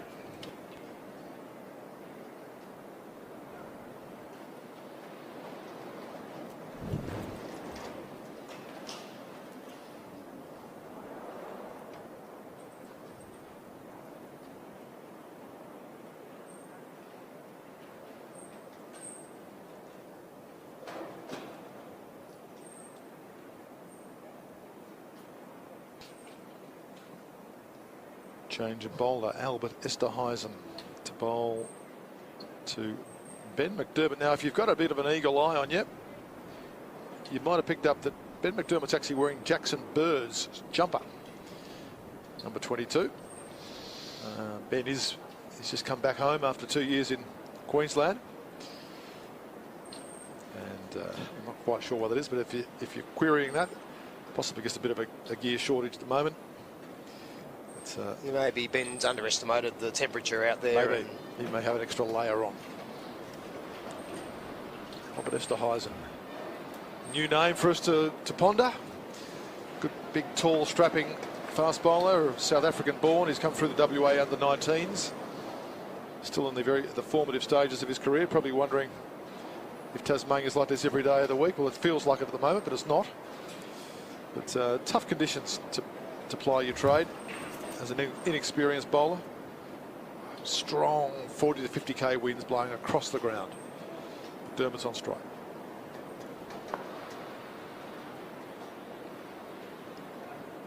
And that's a comfortable single to McDermott. This partnership now up to 26. Yeah, nicely works to the leg side. If anything in Albert Esterhuizen's favour here is that that wind is favouring him, coming over his right shoulder, and that's always a good feeling as a big quick. You'd certainly prefer to be bowling at that end in these conditions.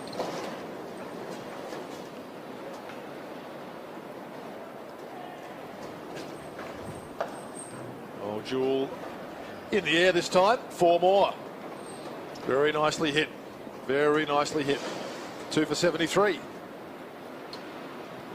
He looks in ominous form, Caleb Jewell. He's picked that up really early, short and wide, and just clubbed that over cover. That's not an easy shot to play, Peter, and he has picked that up very easily. Jewell's on to 39. No one in the WA innings went on with it. Sam Fanning top scored with 66. In fact, Mark, this is our 5th day of cricket here after a 4-day Shield game, and we still haven't seen a 3-figure score, which is pretty unusual for this venue. Could this be the innings where that trend is broken? Well, from Tasmania's point of view and Caleb Jewell's point of view, they'll be hoping that is the case. You know, it's been we've seen some good batting, but we just haven't seen any player really go the full distance in their innings, and maybe one of these two can do that for Tasmania. Jewell, he loves that square drive. That goes behind point, they get a single. Yeah, his timing's been his timing has been a feature today. That clip over square leg into the breeze, it cleared the dugouts. That was a magnificent shot. Could not have timed that any sweeter.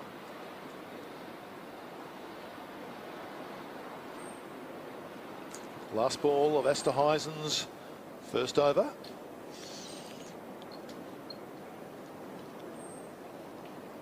Tall, straight runner. They thought about a quick single. I think wisely decided against it. 2 for 74 after 10.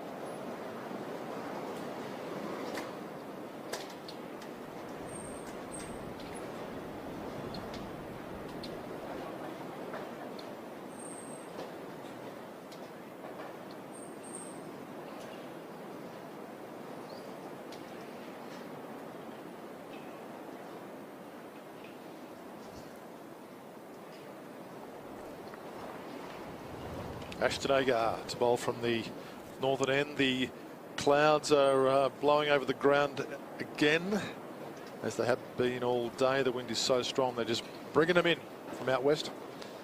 And sometimes they have a bit of rain in them, sometimes they don't. But Tasmania is ahead of the DLS rate, which I think is important. It is important from their point of view, but they need to make sure that they keep this going and don't drop wickets. WA hunting away. Their target is dwindling, but there's still 178 runs to get for the Tasmanian team, so WA will be hoping for a strong half an hour or so of play, or even an hour. Easy single there from Jewell.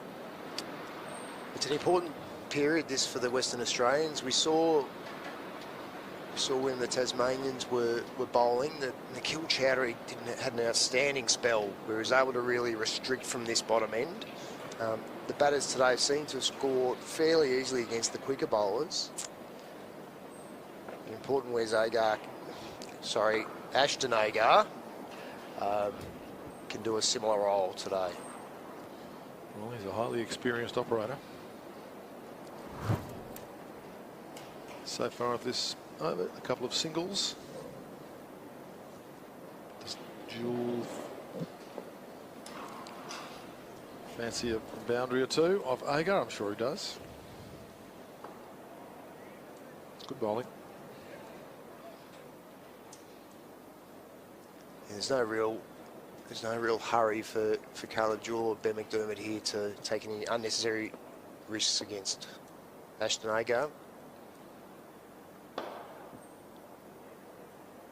Smart batting. I think, Peter, they're scoring so freely against the quick bowlers that they can afford to sit on Agar a little bit and just get into the rhythm of the innings. Well, there's two new ballers, a new ball at each end, so the ball's still nice and hard for them. It's a really good point. That hardness of the ball that remains for much longer. And McDermott picks up another single, so 4 runs off the over, 2 for 78.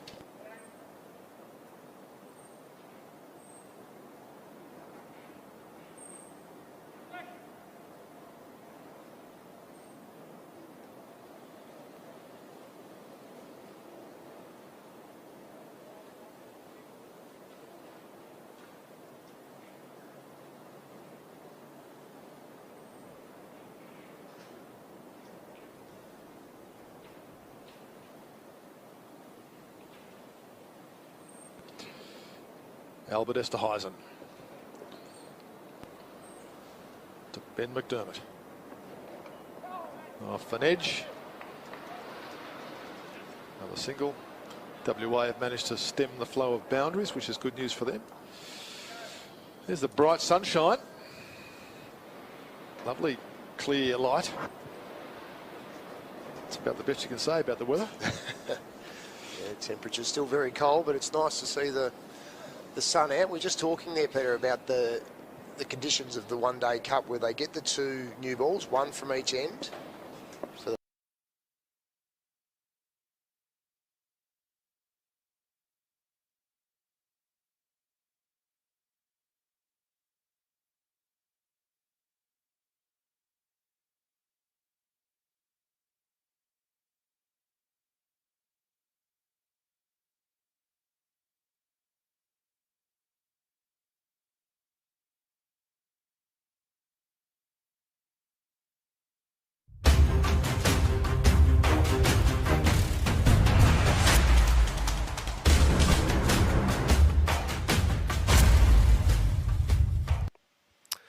Welcome back to Karen Rolton Oval.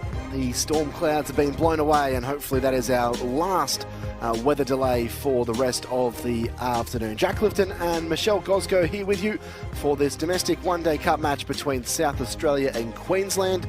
We've been reduced to 25 overs per side. Here's the scorecard at the moment. Halfway through the 6th over, 2 for 17 Queensland. Pearson and Hugh Wubgen are the 2 batters in there at the middle. So they're going to try and build something. Obviously at a disadvantage, Queensland. They've almost used up a quarter of their overs so far. But cricket's a funny game. Anything can happen. And that signals that we are automatically into power play number 2 now, which means 5 fielders can be outside the circle. So Henry Thornton still has a few more balls left in his over. Welcome back, Gozzy. Yeah, thank you, Jack. Longest over in history.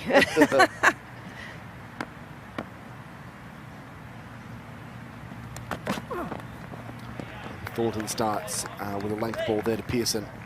It's tough for the batting side, isn't it, when they're in this position and you're playing out for a 50-over match. And now it's just been shortened and you've lost a couple early wickets as well. Ball's nipping around. Plenty of assistance for the fast bowlers.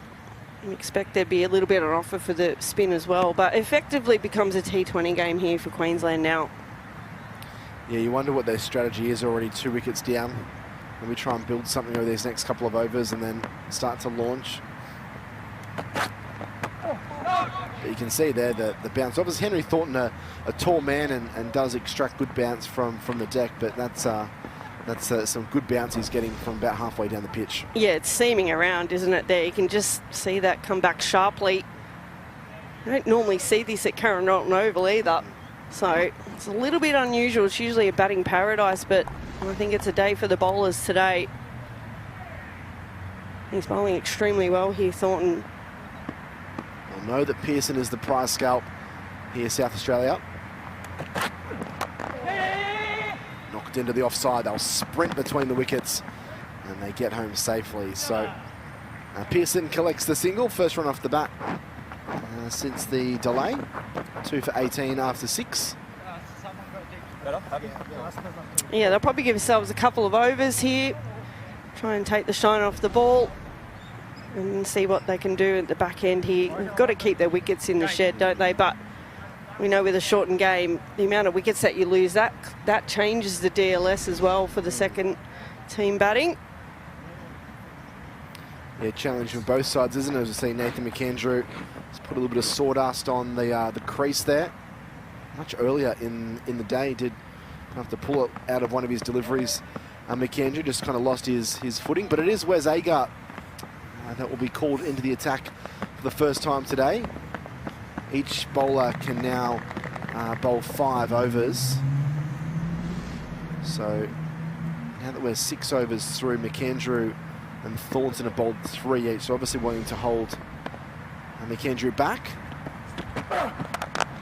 Punch down the ground nicely from Pearson. Lovely shot for 4. It was real positive stroke play, and that's the intent we can see from Jimmy Pearson, and that's exactly what the doctor ordered for Queensland. That's an absolute ripper of a shot. That wasn't a half volley by any means, but that's stand and deliver straight out to the middle of the bat. No footwork movement at all, but raced away for an important boundary here for Queensland. Good start for Pearson.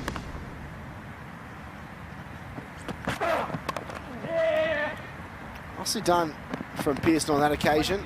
Was squared up, but was still able to nudge it just away from the field right there on the offside. Yeah, it's good bounce still, isn't it? The amount of rain that we've had here at Karen Rolton Oval, but the covers got on pretty quickly. It was mopped up as well, but there's plenty of bounce. It's just a little bit of seam movement, and if you're a fast bowler, if you can get the ball in the right area, the surface will certainly give you a little bit of assistance. Wabgan on strike now. First ball that he's actually faced since he's been out here in these 2 weather stints. He's able to squeeze one out in the onside for a single.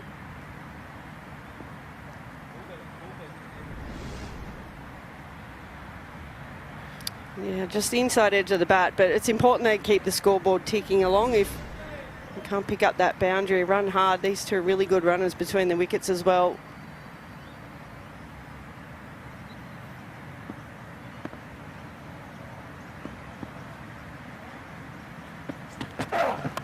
Oh, and he's launched that one, Pearson. That's a big shot, high, handsome, and a maximum over square leg for 6.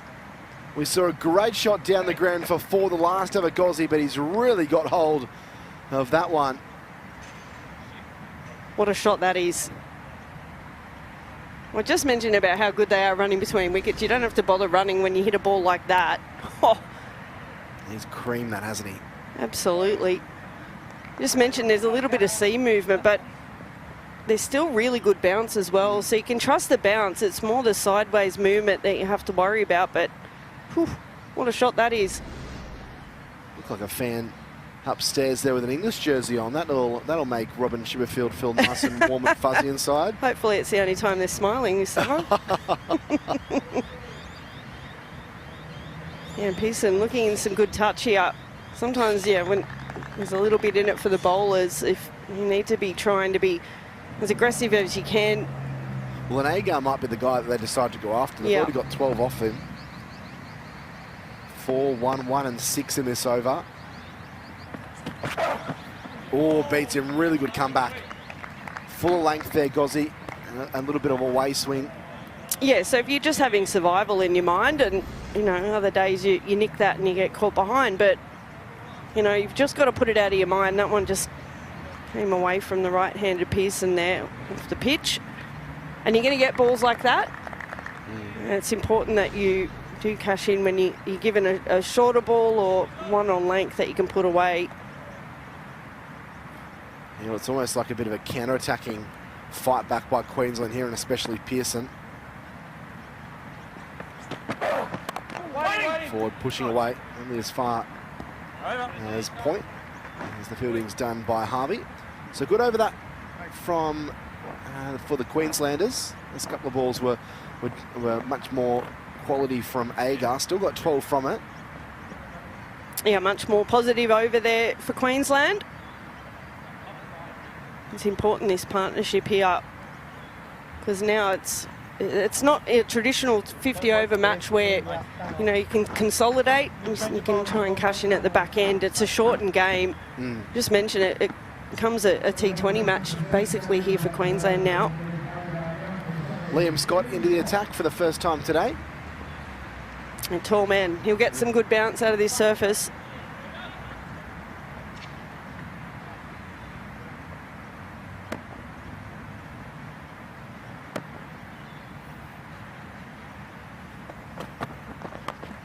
Again squares up. Queensland batter. It's Wabgan. Squeezes that one through the gully. Yeah, just got the outside edge. That's why they've still got a slip in play. Yeah, South Australia. Yeah, just angled in and then I went away from the right-hander. Just played a little bit too far in front of his body there.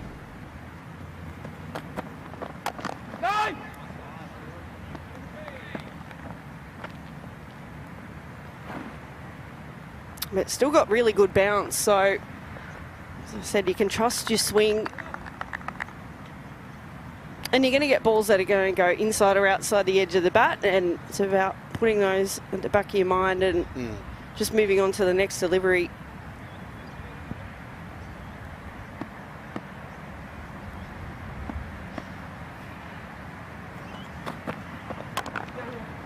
Nice length there from Scott. Doesn't allow Pearson to get under it. Just has to stroke it into the covers for a single. Yeah, it'll be difficult to know sort of what is par score now. It's changed a few times with the power plays and whatnot, but those 2 wickets early have really hurt Queensland, so you can ill afford to lose too many wickets at the back end of your innings, and all of a sudden that DLS comes down that South Australia would have to chase.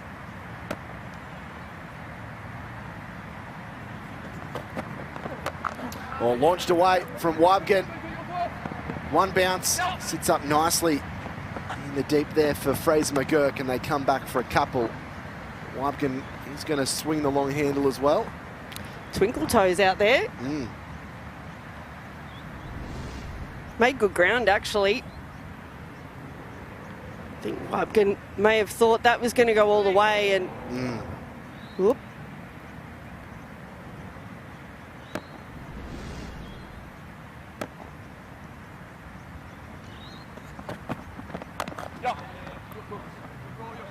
First domestic one-day game of the summer for Liam Scott. He played in that Sheffield Shield game at the Adelaide Oval this past week. It's playing his 17th list day match here for South Australia. Coming into today, 10 wickets at 36.6. Decent economy rate of 4.25. He's done a pretty decent job so far in this first over. As Gozzy said, it's effectively a T20 game for both these sides. Well, a little ram shot gets just enough on it to creep it past Nilsson and down to the fine leg rope for 4. So a bit of genius being shown there by Jimmy Pearson. Moves on to 24 from 27, 9 off the over. Wasn't even that bad a ball, was it? And he set himself up really early to play that shot. And it just angled down the leg side slightly, but he got inside the line. It wasn't too far away from the keeper there, but with the short boundaries, that was always going away for 4. And sometimes when you can't trust that deviation either way of the bat, Jack, those sort of shots come into play. You just use the pace and try and hit the ball often where the fielders aren't. A sort of partnership developing between this pair, 2 for 39. And slashing away. A ball that swung a fair bit after it pitched. See that partnership there, 26 of 23. You'd be dirty if you got out to a ball like that. No foot movement. That nearly went to first slip. That's how much the ball is swinging at times.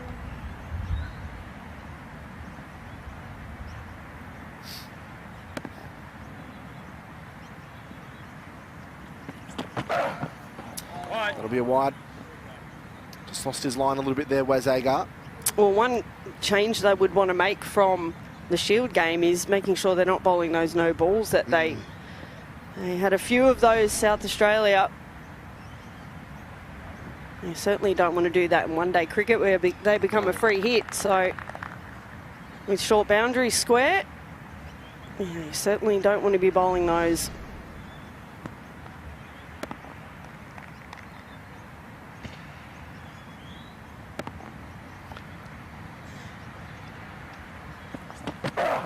Oh, Weibgen goes massive.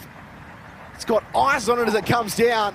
All the way for 6. It's another maximum for South Australia. And they are seeing it like a beach ball in these last couple of overs. And again, it's Agar that's dealt harshly with. Dropped short, and that ball was slapped over the square leg region for 6 more, Gozzy. Oh, that's an amazing shot. It just sat up beautifully for him, didn't it? And really good hand speed through the ball. Whoop, put down in the outfield. Security guard. Won't be called on to subfield anytime soon. That was harsh. Tough seeing day, Jack. That's right. There's a great shot, though. I really like this approach here from Queensland. That one was like a beautiful golf shot, that one. Straight down the fairway. If only it'd come off the bat. Yeah, playing nice and straight there, wasn't he, Hugh Wubkin? Yeah, this is really positive, though, from Queensland.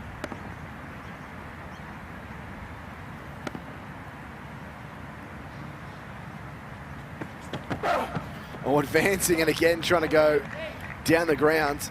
A little bit of extra width there by Agar, who's found some nice lengths here over these last couple of balls. Yeah, he's gone wider outside off stump, hasn't he? And now there's no slip in play, so if Weibgen actually gets a thickish outside edge, if the keeper can't get across Nielsen to it, it's probably going for a boundary down at third. So I like this move from Weibgen.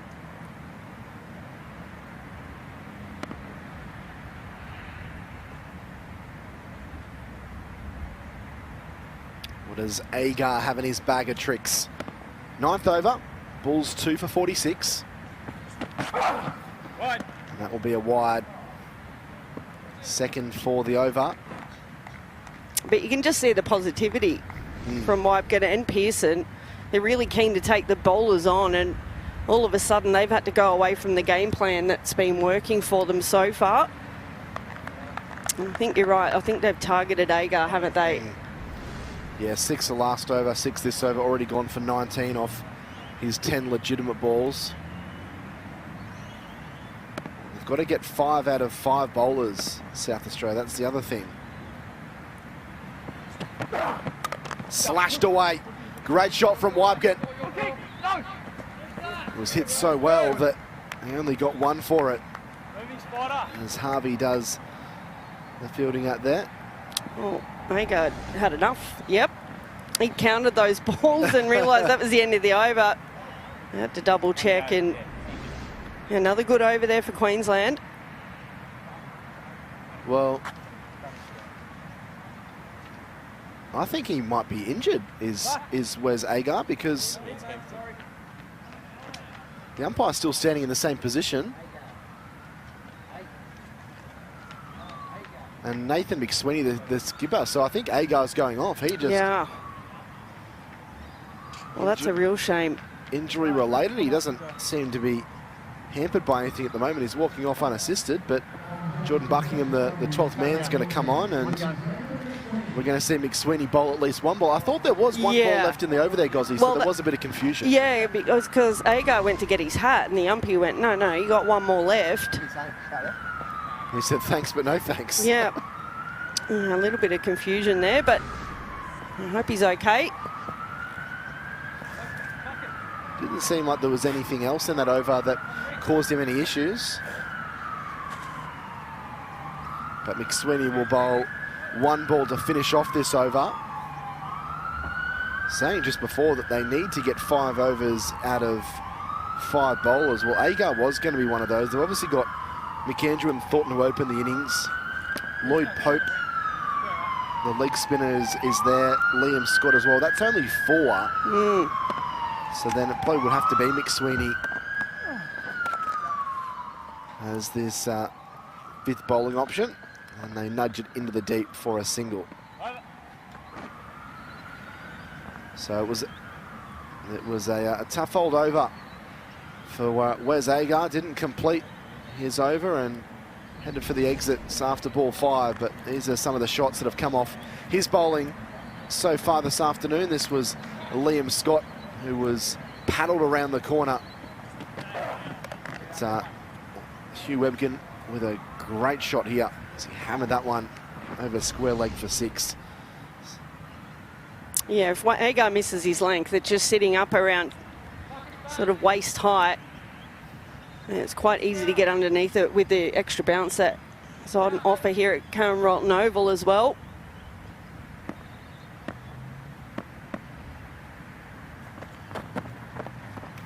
Playing a miss outside the off stump. Pearson back on strike.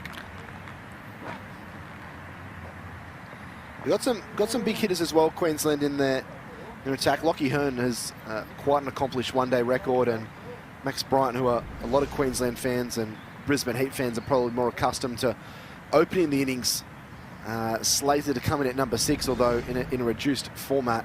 Wouldn't be surprised if Bryant does come in next. Slashed away, great shot.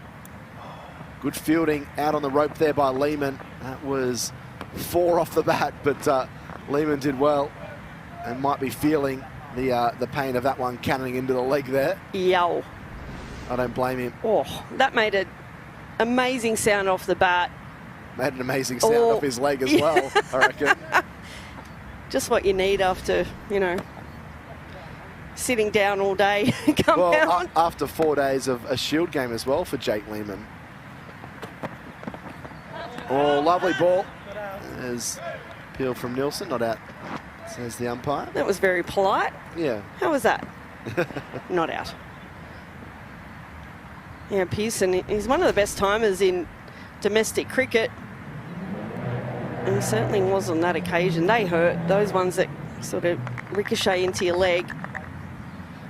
And ask any cricketer from under 10s, they teach you to put your leg down in case your hands miss it. Well, advancing again is Hugh Wybkin.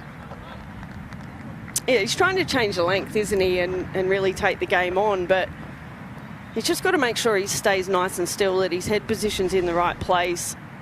You can see he's still on the move as he was trying to hit it, so if he's going to make a decision to come out and charge, well, just maybe go a little bit earlier and target his areas. He's a strong lad and a very, very good timer of the cricket ball. Oh, shuffles across, paddles this one down to fine leg. And that's a genius shot from Hugh Wybkin, who just shuffled across there and got underneath it and really just kind of shoveled it over the top. Yeah, he got in position early, didn't he? So you can see there, he just got inside the line of the ball. No protection down there at fine, so it's a really smart cricket shot. So I reckon Liam Scott probably thinking he's going straight again, and he's called his bluff there. Good play from Wybkin. We've already seen a magnificent match-winning century by him in Queensland's great win against Western Australia, where they chased down in excess of 300 over in Perth. Oh, he's bowled in.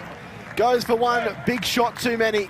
That tailed in a little bit from Liam Scott. He gets his revenge. Good, smart bowling from the South Australian right arm quick. And at the 10 over mark, Queensland lose their 3rd wicket at 54. Well, he's called the bluff of Hugh Wybkin there. That was a leg cutter, beautifully bowled actually. It's come out a little bit slower and hit the top of off stump. So he got his length perfect there, Liam Scott. And they needed that. He was just starting to get going, wasn't he? Yeah, that's a soul ball there. What happens? Sometimes your hands go a little bit too early through the ball, and beautiful execution there from Liam Scott. Lachlan Hearn, the next man in for Queensland, scored his maiden Sheffield Shield century during the week in Adelaide, and was there when the winning runs were hit in that 7-wicket win. So comes in at a good time. Can he do a Marnus? He's got runs in the Shield, and so then all of a sudden you're getting runs in one-day cricket. But he is a real find, isn't he? And he offers something different to Queensland as well. Now you got that left-hand, right-hand combination. Yeah, accomplished record, 13 matches into his domestic one-day career. 13 matches for 415 runs at 37.72. A century and a 50-year century coming against New South Wales, his home state, last summer. Here's Lloyd Pope for the first time today. Pearson back and cutting hard into the covers. As Captain McSweeney does the fielding. Yeah, just a little gentle turn on offer for Lloyd Pope so far. Back and just easing this one through the gap. Pearson. Still a fair few overs for Queensland at their disposal. Until 11th over now, they'll get 25. So they don't want to go hell for leather Gozzy and find themselves 7 for 70 or 7 for 80 here. So it needs to be a measured approach as well as putting away those bad balls. Yeah, absolutely. And now that Agar's gone off, well, they're going to have to find some more overs, aren't they, South Australia? And back and off the mark. He got a chance to play in a couple of those List A one-dayers against India A over in Kanpur. That India A tour of India. Sorry, that Australia A tour of India.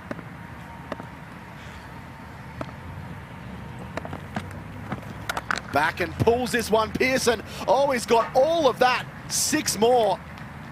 Count them. 1, 2, 3 now for the Bulls. And he just seemed to kind of short-arm jab that one, Michelle Gosco, but it came flying off the willow. Pearson along to 33. Dead set. That has not come out of the middle of the bat. That you're right. Short-arm jab for that one. Oh, he's gone again. He's got this one even better. That's 6 more. Back-to-back sixes for Jimmy Pearson, who's dealing out some punishment to the South Australian bowlers. It doesn't matter if they're bowling quick or slow. Too short there from Lloyd Pope, and I'll tell you what, when you come to Karen Rolton Oval, don't park your car in the car park. Catch public transport. Yeah. Yeah, well, you're not even safe when you're down those lower levels. There could be some windows shattering soon. Oh, he's hit him on the pad. Strong appeal. Maybe a little inside edge. Did look like there was... or perhaps 2 sounds there, Pope inquiring, but Pearson picks up the single, and that will complete the over. I think it was acknowledged that it was off the bat, so might have even been spearing down past leg side, but a good delivery there from Lloyd Pope, that just to keep Jimmy Pearson a little bit honest. Yeah, it was a good end, and I don't know about that, but it was given runs, because if it didn't hit the bat, that was out, but it was a really good over there for Queensland. Here's another replay. And it's hard to tell from that angle, isn't it? Yeah. Maybe a touch high, but in any case, it's a run to the scoreboard. Given the benefit of the doubt, you always take that as a batter.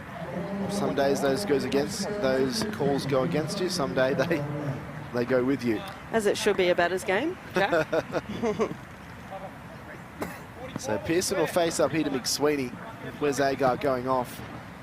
Means that McSweeney does become that 5th bowling option. It was 15 off that last over, so...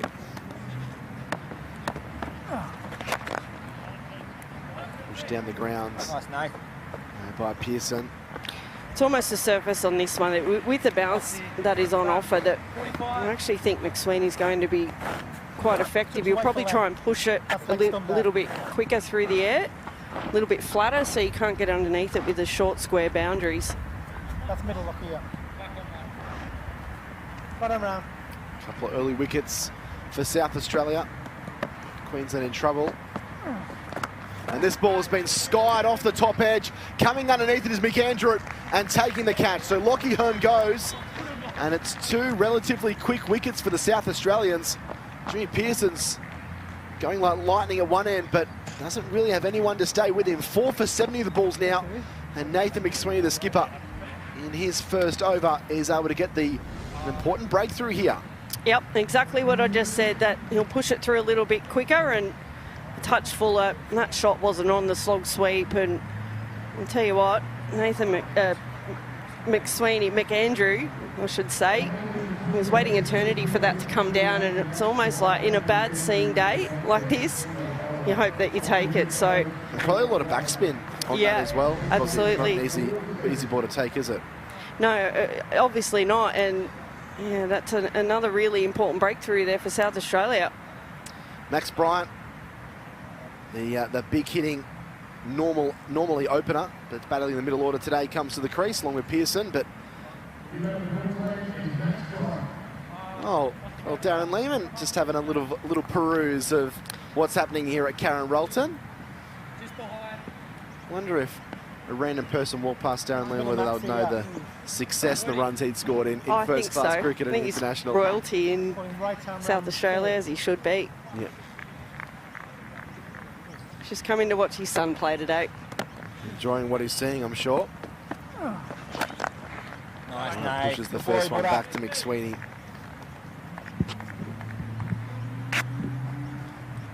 So Pearson's done the lion's share of the damage, 41 on it. There is Jake Lehman. Sure, it's just exciting seeing his dad watch him as it was the first time when he was playing under 8s or whatever it may be. Oh, nice. It's one of my favourite players, Darren Lehman.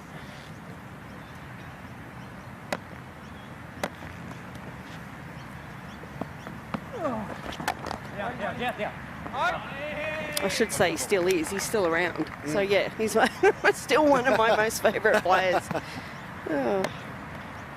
Couple of balls to finish. Leading edge from Bryant, so he's putting it in some uncertain territory. Here is McSweeney, end of the over. I'm going to make way. Robin Chipperfield to come in, and hopefully the fireworks continue to fly. South Australia 4 for 7.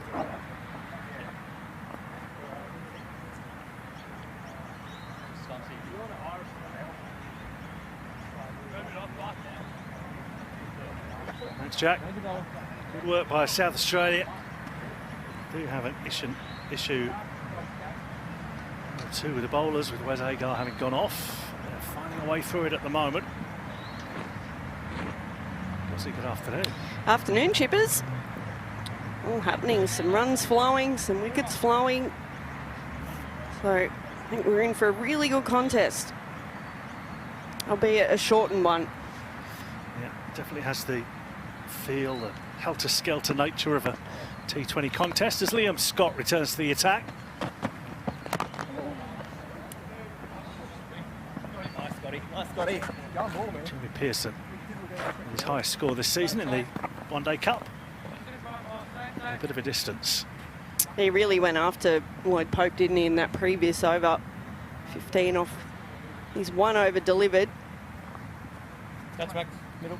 It's important that Bryant can get Pearson on strike as much as he can here if he can't get his boundaries himself.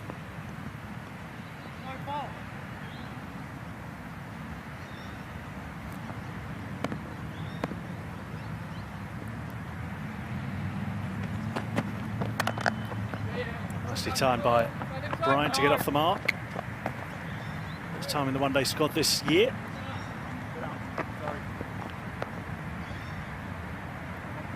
Considering the rain around, the surface is playing pretty well. We mentioned a couple of times, there's a little bit of sideways deviation, a little bit of turn on offer, but the bounce is still really good. You can trust that.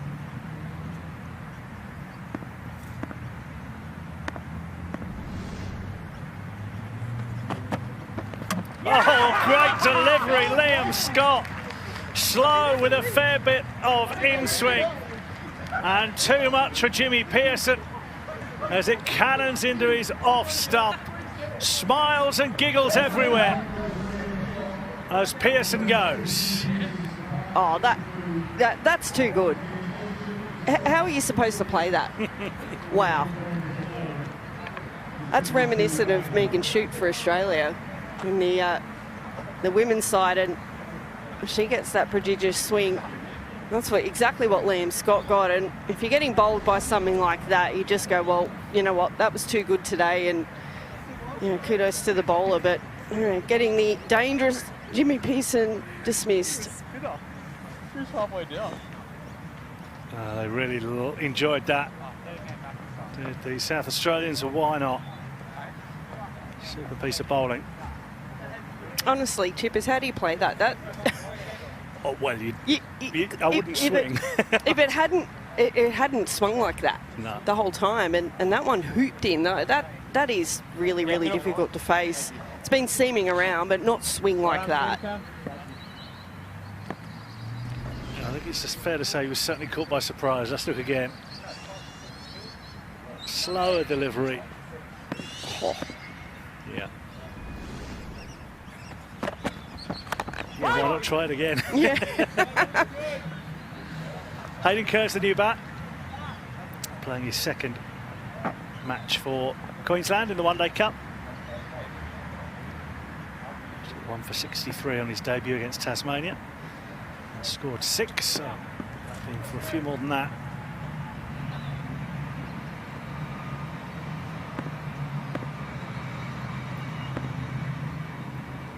And rolls past Adelaide Oval. Again, nicely timed, and got enough of it. Not quite to beat Fraser McGurk, who slipped sliding away. They're coming back for 3. Great piece of outfielding. He's an exceptional fielder, isn't he? And saves his team a run there. Always in the wet conditions, and you go for a slide and you just keep going and going and going. You're like, when am I going to stop? That is outstanding. Whoop.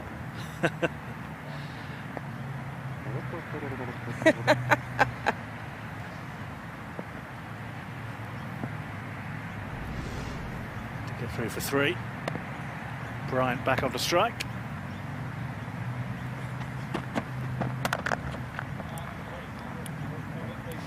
Sure, Jimmy Pearson would be up there and saying, where was that earlier? Over from Liam Scott with the wicket of Jimmy Pearson. And Queensland in a spot of bother here. Almost got to keep going. It's reduced to 25 overs a side, of course. But they can't afford to take many risks. Yeah, that shortened game after being in early trouble, losing a couple of wickets before the first rain break, that really hurt them, didn't it? Look at that. Outstanding. Probably get a better appreciation from that angle, actually, of how much it's moved in. Liam Scott, the player of the One Day Cup last year.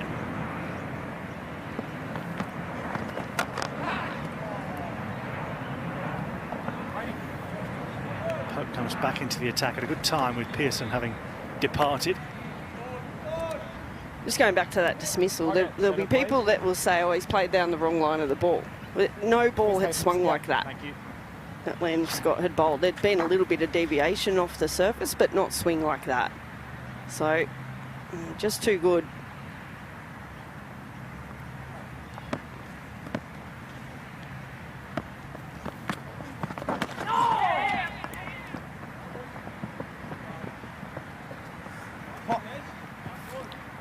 Lloyd Pope went for 15 in his first over.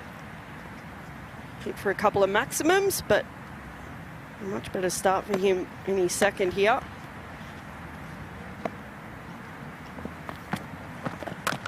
Bold, mate. Nice.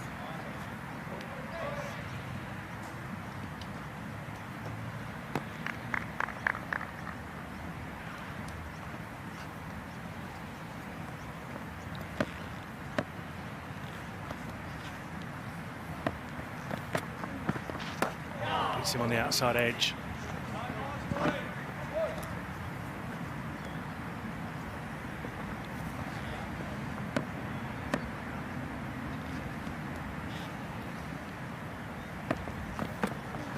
Oh, nice.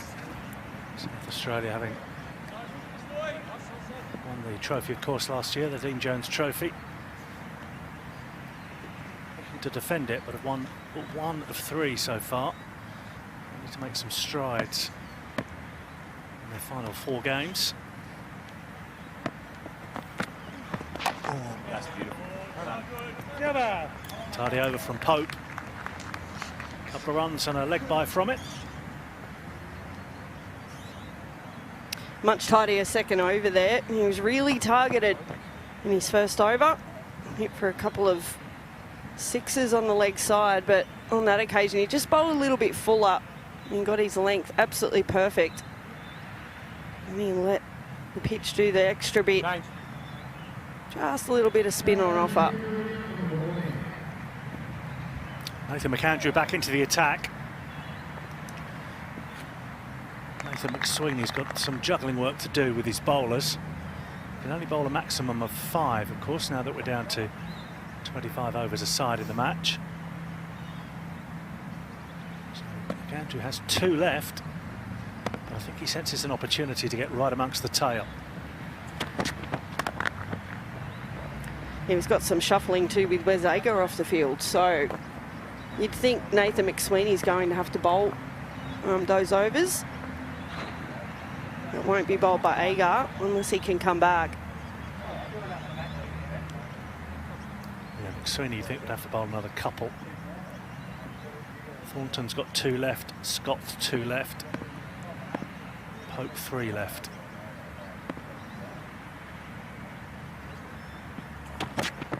Oh, good delivery. Goodness me. Don't know how you play that one. You can't. You just say, well left. I'll tell you what, all the bowlers have got smiles on their faces. I'll tell you who doesn't, the batters right now in the opposition team. Look at that. He got his length perfect, didn't he? He's a great bowler anyway, but you know, particularly on a surface like this one. Very, very effective. A run for Kerr here. And now all of a sudden, this is the 4th over. They're still searching for another boundary. So there was a big flurry early on, but since then there's been a couple of wickets fallen and there's been 1-3. That's the biggest scoring shot in the last 4 overs. They've really pegged it back here beautifully, South Australia. 3 4s and 3 6s for Jimmy Pearson. Only Hugh Wybgen otherwise hit a boundary so far. He hit a 4 and a 6. Nobody else has so far. None for Clayton, none for Burden, none for Hearn, and none for Bryant or Kerr at the moment. Well, it's scoring the runs, and also if you're losing too many wickets, all of a sudden that DLS score changes for the opposition to chase. So it's about balancing that as well. Still got 5 wickets in the shed.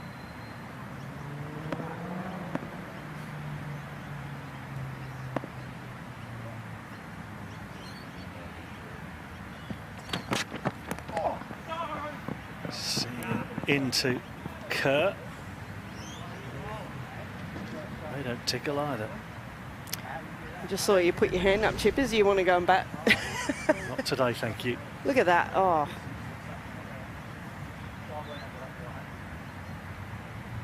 Maybe the only other thing you can do is bat out your crease a little bit more. Try and change that length a bit more, and you'll take the LBW out of the equation, but also the deviation won't be as harsh as that. It's an excellent over here from McAndrew.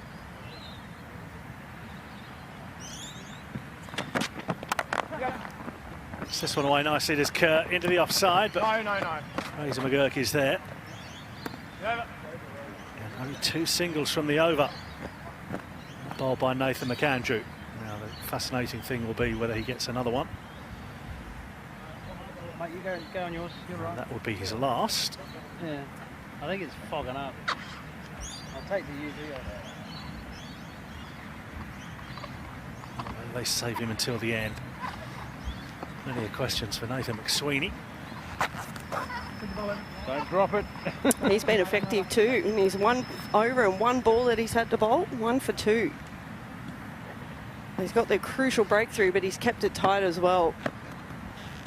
Bowling here to Kerr. Straight back at him. As simple as you like. The captain takes the catch off his own bowling and claims the 2nd wicket. And Hayden Kerr falls. Queensland lose a 6th. Yeah, that's scoreboard pressure, isn't it? They haven't scored a boundary for 5 overs and trying to go after that one. And that was a really smart, sharp catch from McSweeney. So all of a sudden, they've lost 6 wickets now, Queensland, after a really rollicking start after that 2nd rain break. But they've got themselves back in the contest here, South Australia. Yeah, that wasn't probably the shot that wasn't on, but that was scoreboard pressure. It's a great catch.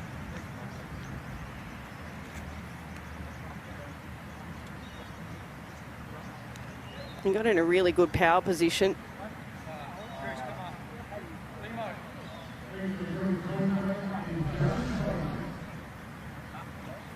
James Paisley comes to the wicket for Queensland. Word on Wes Agar, who we saw limp off after over 5 balls. He's got a hamstring issue and will not return today. Well, the irony, McSweeney wouldn't have been bowling unless Wes Agar had hurt his hamstring, so all of a sudden he's 2 for 2. Yeah. And who'd have predicted that spin would have picked up wickets? I thought you wanted him up. Certainly not at Carrolton Oval. No. They've had to go hard at McSweeney because of the other wickets that have been taken and the difficulty of facing the seamers. Well, normally when there's a bit of seam movement, there's a little swing as well, a spin as well, sorry. He's got his length right here.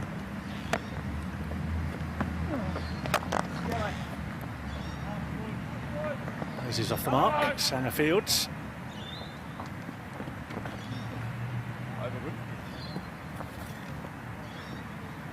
Well, first thing here for Queensland, they've got to make sure they bat all their overs.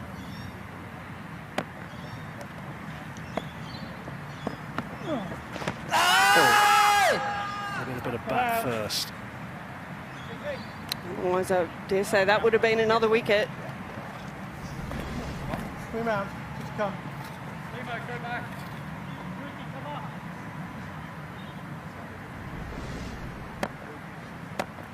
Around the wicket now, McSweeney.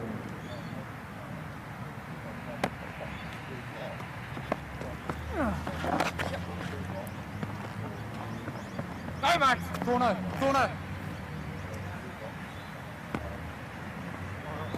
That thing's always wrong, eh? Because he balls that 1 ball. Go to you. I won't see it. Turn around. You bowled Wes's ball, mate.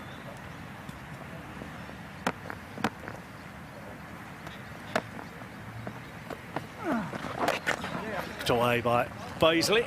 You got him, keep it, Root. No! Thinking about 2, but deciding on the Fraser McGurk throw. Stay at 1. A wicket and 3 singles from the over. And Queensland in a difficult spot now. Steckity Swepson, captain, and Flores on debut to come. Change right arm. Jokes has stepped in alongside myself. Henry Thornton returning to the attack, which will leave 1 for McAndrew to bowl. That's the off done, yeah. Jokes, good afternoon. What have you made of events? G'day, mate. Yeah, it's been entertaining, hasn't it? These shortened games are always carnage. Always carnage. Shots being played everywhere, wickets falling. Just all action. Probably even more so than in 2020, especially when you're batting first, because you know you're playing catch-up because your innings has already started. Thornton in and down the leg side. It's tough to line it up and smack it when it's seaming around corners too, right? And the delivery of Scott to get rid of Pearson, swung it a mile. It's great conditions to bowl, isn't it? You don't often see the white ball do so much for so long, do you, either? No. So what's a good score off 25 overs? Your guess is as good as mine. Maybe this is one.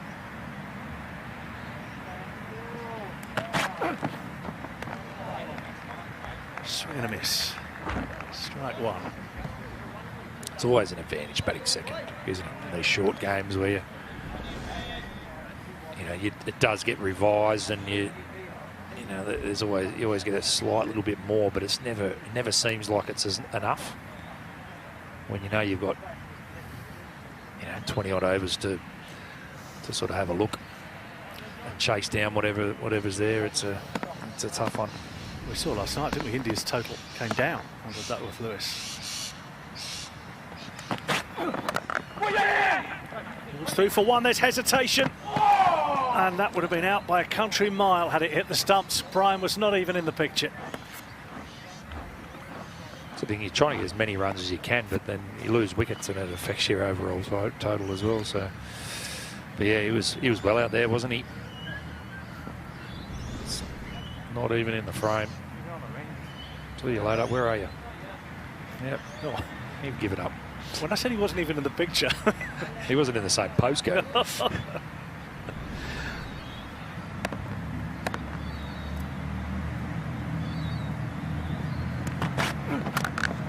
Nicely struck by Bryant. Waiting. Another one with the shirt out the gate. It's okay, Jakes, calm down. Jenny, our producer, was winding me up about shirts out the other day. It got me going. See what's wrong with that? That looks smart. That doesn't. That's less smart, I'll give you that. But it is largely tucked in. It's just snuck out behind. So if you're wearing a business shirt, it's okay? Well, it's half in, half out.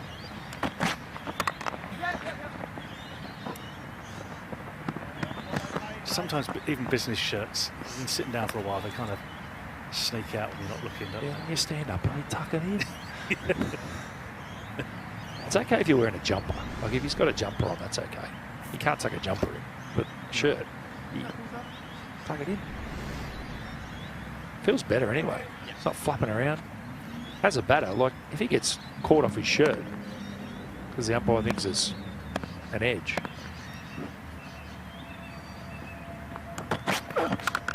Cracked away by Bryant again. McDermott has his shirt out, but I think that looks fine, don't you? Because the shirt's a bit shorter. Because he's gone for the 2 sizes too small. Look, they see that. What's wrong with that?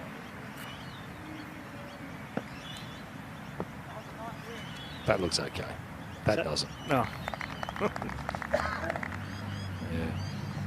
Yeah, they're all. It's just the cool thing these days. Yeah, it is. I must be getting old.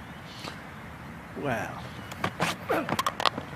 Hit away by Bazley into that offside, and there is Fraser McGurk again. Over. End of the Thornton over. Better one for Queensland. Let's talk about the cricket anyway. Yeah, I was going to say there are more important things to worry about. That's how I view it. If they're more comfortable with shirts out, that's fine. We agree to disagree. There's the story so far. Not a pretty picture for Queensland, who've had the rough end of it, I think, in terms of being stuck in and then a long rain interval. And then they came out for 3 balls and then went back in again. Now they're out again and they've lost wickets. Here's Pope. Yeah. Into Bazley. It's very tough to work it out, isn't it? What a good score is on this wicket. It's been hard to play any shots on it with any conviction, just how much sideways movement if it continues to move with the new ball in the second innings. Pulled through for a single. Good call. You'd think you could almost defend a run a ball, but then if someone gets going or they bowl badly, it could disappear as well with the fact that you've got full 10 wickets to chase down whatever is on the board. So 25 overs a game. A team, sorry. Just one. North of 150. Think competitive? Oh, I would think so, yeah. Even though it's effectively a 20-20 game now, like, I still don't think north of 6 and over is going to be very difficult to chase. And if Max Bryant gets going, he could get somewhere near there, if not beyond. They're going to need these two to take it pretty deep, though. What's to come? Steckity, Swepson, Flores. Yeah, Steckity can play really aggressively. He can whack him. Swepson hits unusual areas. Nice bowling. Paisley can definitely hit a big ball. These two can certainly get going. So is their plan just to keep knocking singles to 20, 21 overs and then go from there? Well, I think they've got to target a spin, don't they? Hit firmly down the ground. How much it's seeming, I mean, it is turning a little bit as well, but how much it's seeming, it's hard to line up. I'd be going after the spinners if it was me. Pope's first over went for 15. His next two have gone for a total of 7. I think Jimmy Pearson had the same idea, didn't he? That over what he... Well, I think McSweeney has done it really well as a captain because he's brought in Pope at the best time. Obviously, it's difficult to try and get spinners on here, and he's had to use himself. It's Labuschagne, an interested spectator. It's the one-day squad in Adelaide for Thursday's one-day international against India.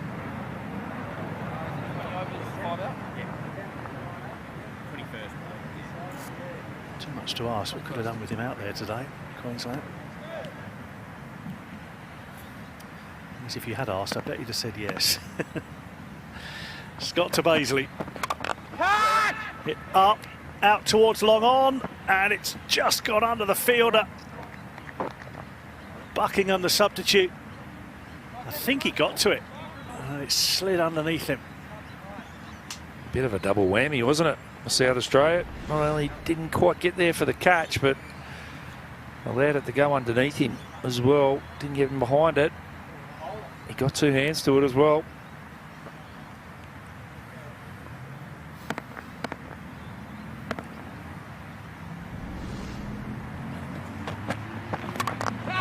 Wide of the off stump.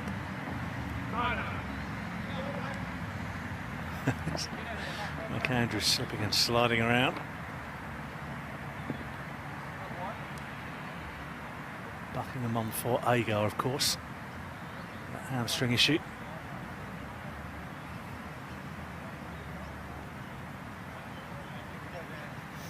He's okay.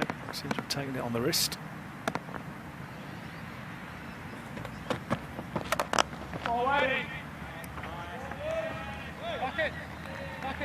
Now it's Harvey at mid-off.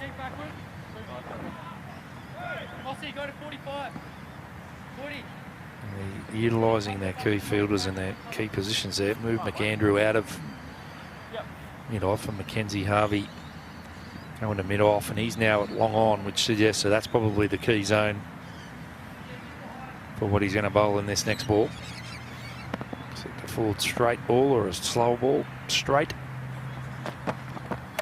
I'm a bad judge. Wide and slow. It's not a bad fielder out there either, Fraser McGirt. Very true.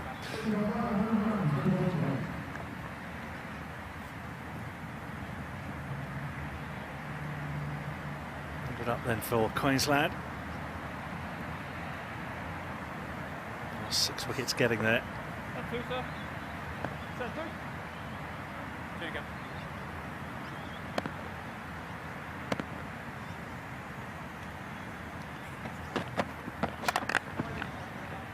Can't time it. It's off wicket to time and isn't it? Just been sitting in the wicket all day, hasn't it? Slow, a little bit poppy. And the overheads just created a bit of carnage in the air too. Yeah. The batting groups.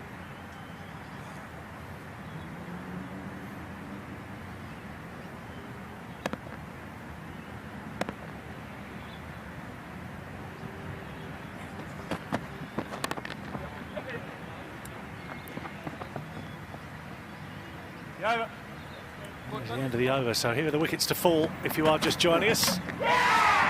Good from South Australia to start. We're getting the ball to move off the seam. So one from Liam Scott. And McSweeney come into the attack because of the injury to Agar. Terrific delivery from Liam Scott, who really enjoyed that. McSweeney picked up a second. Getting rid of Hayden Kerr. So 6 wickets to fall for 101. We've had rain interruptions here at Karen Rolton Oval. If you're just joining us, down to 25 overs a side, 5 overs per bowler.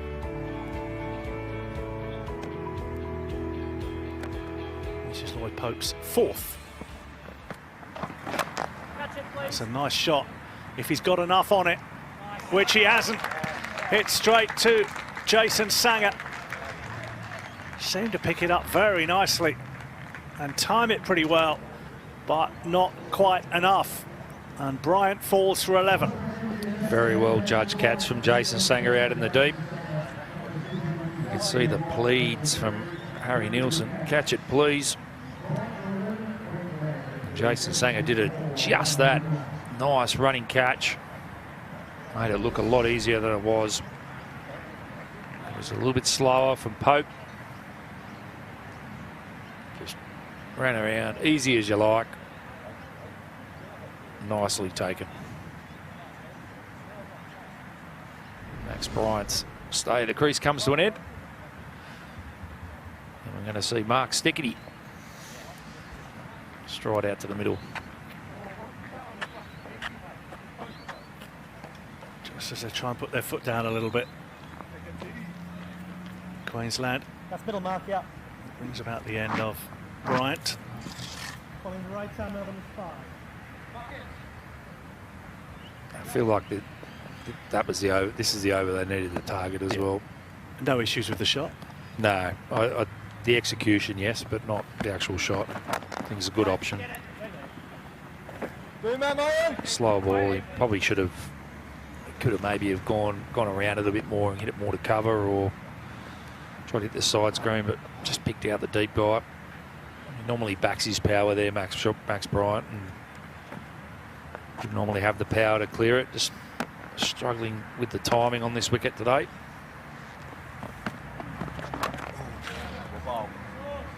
Popey. Nice long one from Pope, sliding it in. And gone for 15 in his first over. He's come back well, hasn't he? Just a bit, yeah. Context of this game.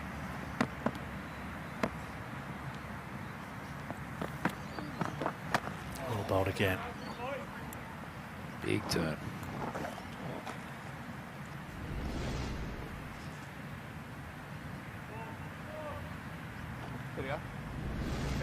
It's a good leg spin in Adelaide over the last week. Swept at Adelaide Oval in the Shield. Oh, that's a great delivery again from Pope. Shave the outside edge and the outside of off stump.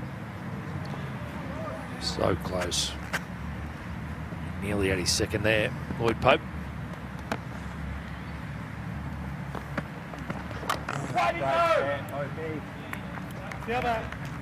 That is the over from Lloyd Pope. What a good one it is. 1 run and 1 wicket from the over. We're going to have a change in commentary. Jack Clifton stepping in.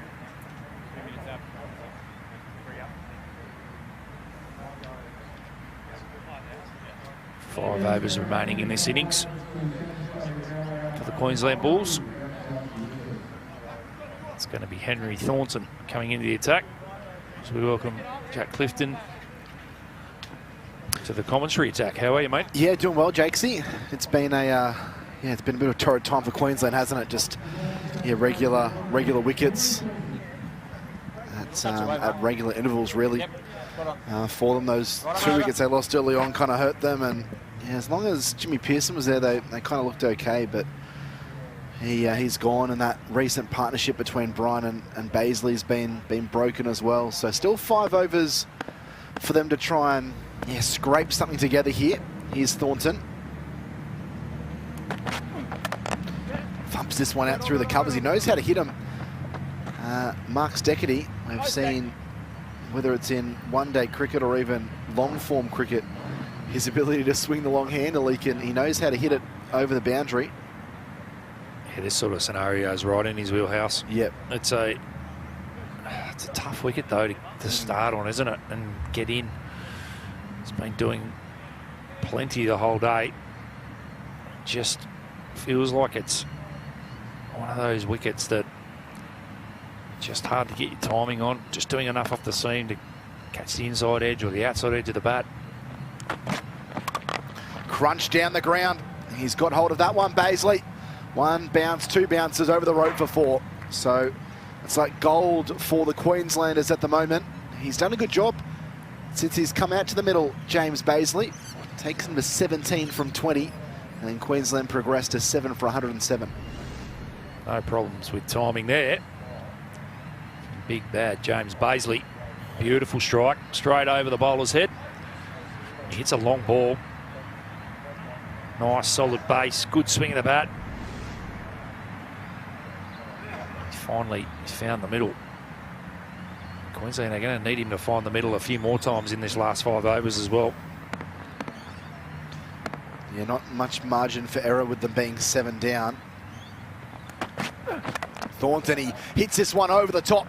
Gets just enough of it over Liam Scott, who has to retrieve, and they come back for 2 more. Not out of the middle, but luck has favoured Bazley on this occasion. Talking about what we think is a good score. And I really don't know. I really don't know. Do you know? No, well, if you don't know, I've got no idea. Supposed to be the expert. Well, I don't know. It's doing plenty.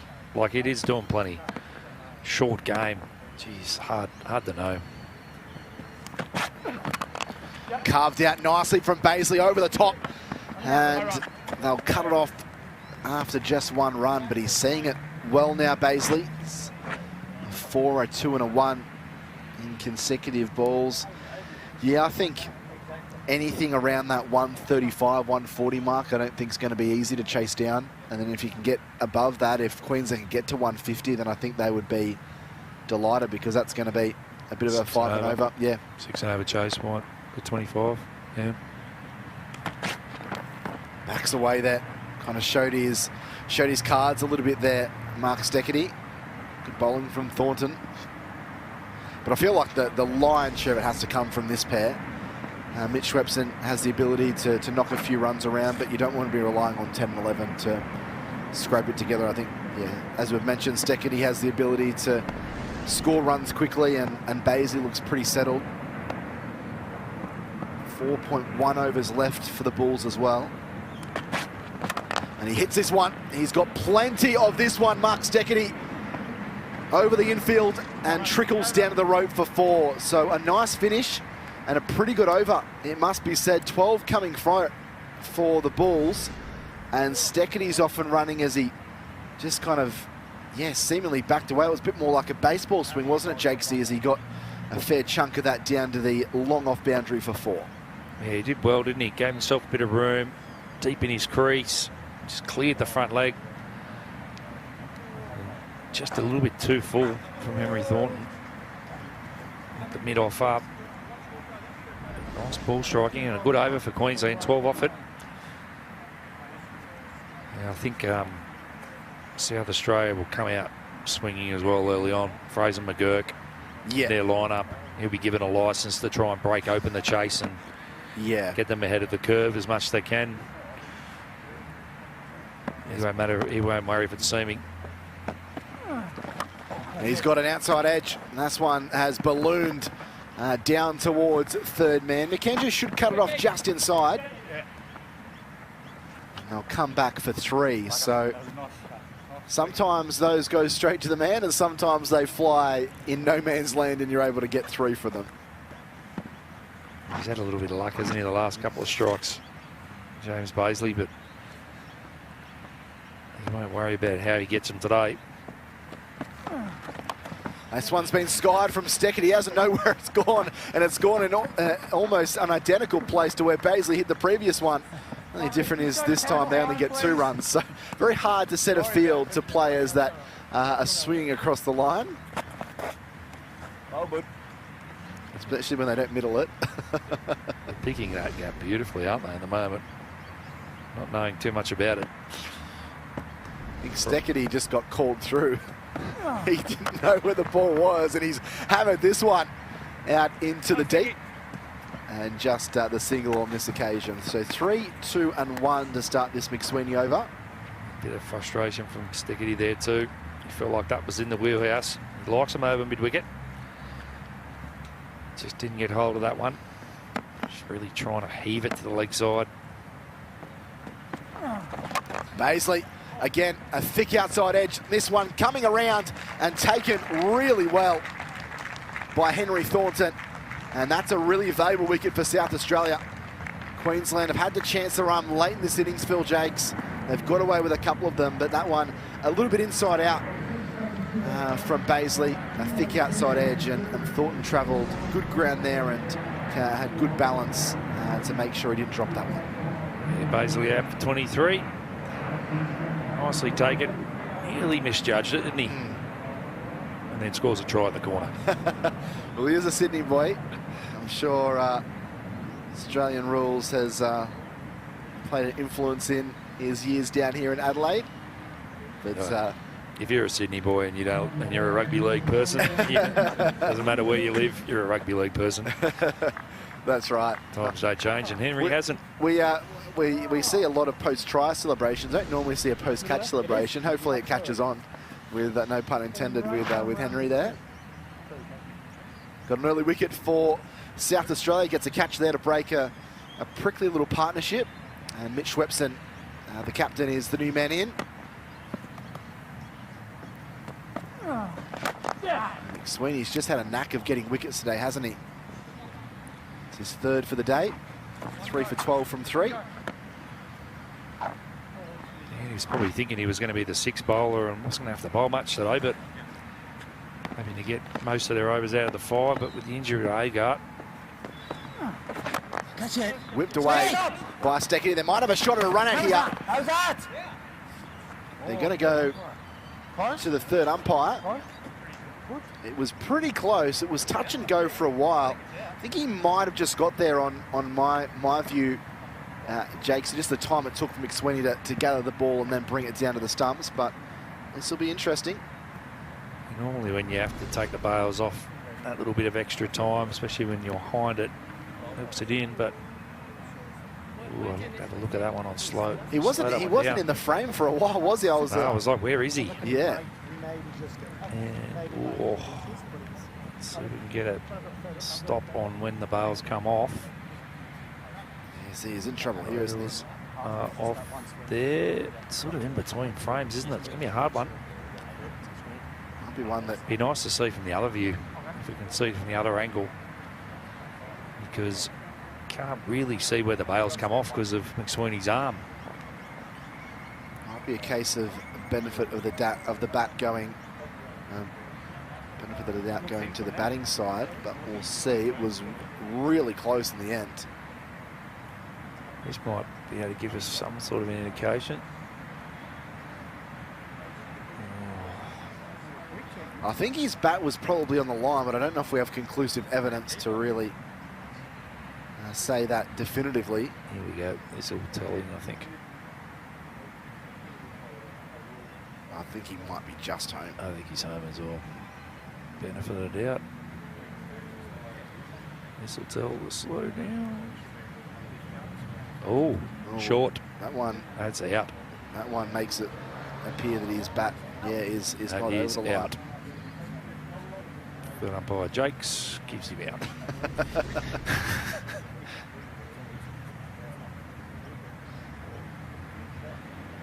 Yeah, and run out. The right decision. So Steckity is run out. Third umpire adjudicates that didn't quite get there. So a 9th wicket down, and it is the danger man, the big hitter Steckity that goes. So 9 for 1-2-1 now. Good piece of fielding there from Liam Scott, and combining well with McSweeney. You would have seen on those replays, Jakesy, good awareness from McSweeney, got in position over the stumps really quickly there so he can make a play on that ball. Yeah, nice clean pickup as well. Quite often you rush that one and you might put that one down. You're trying to take the bails off, because you got one eye on where the stumps are and one eye on the ball, but did a good job there, Nathan McSweeney, and got their rewards. So Benji Flores on debut. Made his Sheffield Shield debut last summer against New South Wales, and now makes his domestic one-day cup debut here at Karen Rolton Oval. He has a few overs to potentially try and stick around. Big, tall, quick. Still 3 overs remaining. 9 down though. As Flores will take strike to Liam Scott, who has 2 for 26. Can South Australia finish this quickly? Gets through that first ball in domestic one-day cricket. Nudged onto the onside. Benji Flores, the younger brother of former Queensland captain Jason Flores. Off-spinning all-rounder. Really good white ball cricketer and shield cricketer as well for Queensland. Watching his little brother go about his work today. Oh, it's a lovely shot out through the covers. He won't get anything for it, but that was beautifully played by Flores. That'll give him a bit of confidence. Delightful cover drive. Benji Flores. Full swing of the bat. Textbook. Did everything except hit the gap.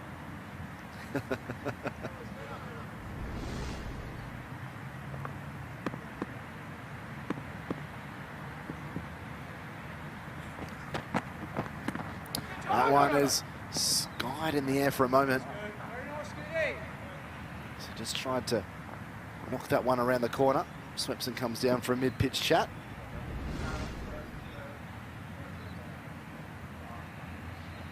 Yeah, they're the sort of cover drives, the ones that go to fielders when they're in the nets. It's like always 4. You're a batter. Oh, that's 4. Smash that. In reality, there's fielders. Yeah, that's right.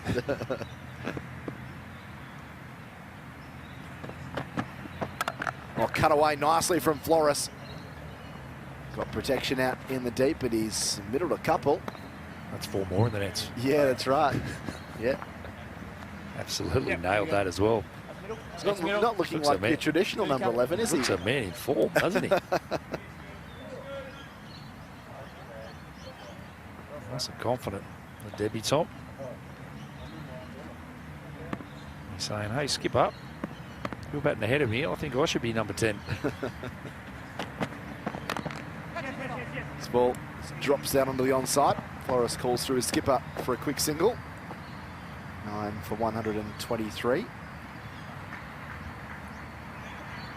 The wickets are going to be the key for Queensland when they're in the field against the opening pair of Fraser McGurk and Harvey.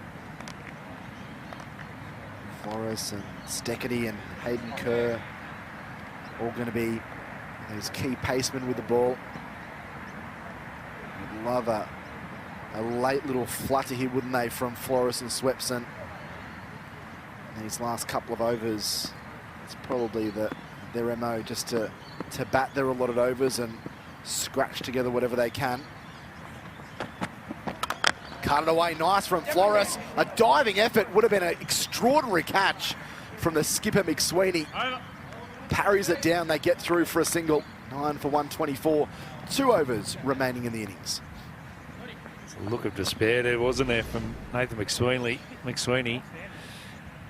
He knew that would have been special.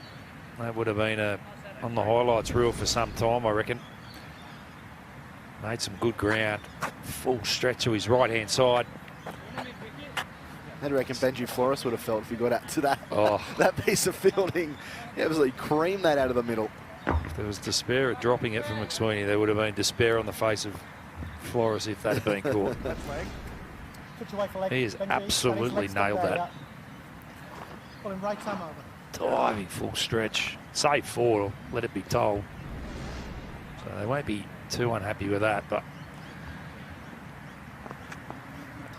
This will be Pope's last over. Maximum of 5 overs and bowlers due to this reduced innings. Drag down through fine leg. They might think about a second as Nielsen gives chase. They settle just for one, especially after that previous run out a couple of overs ago of Mark Steckety.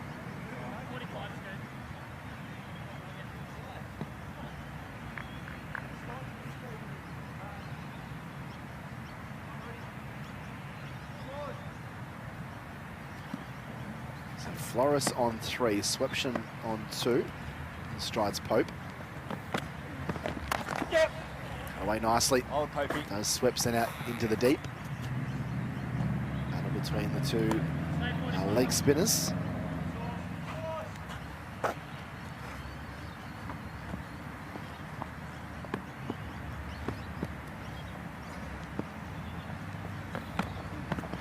Oh, good ball. It's the outside edge. Don't know if you knew too much about that, Flores. You missed it about 2. he said a little bit on that one, didn't he? Yeah. I reckon You can tell you how many clouds are in the sky though. Yeah. If there's any planes flying over.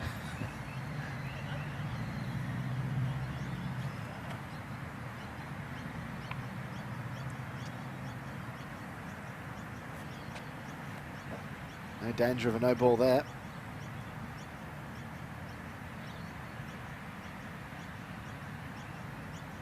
They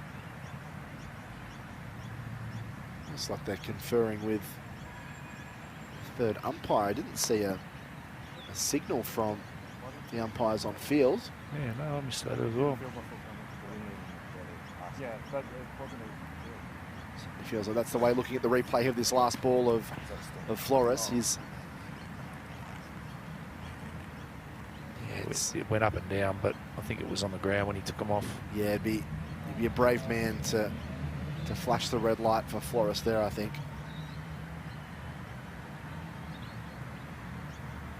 Definitely back around it there, isn't it? It's not out. Move on. Worth an appeal. The South Australians.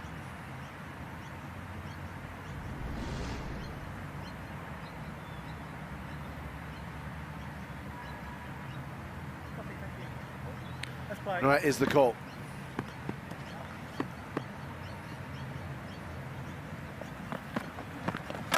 Back in this one, lofted down the ground.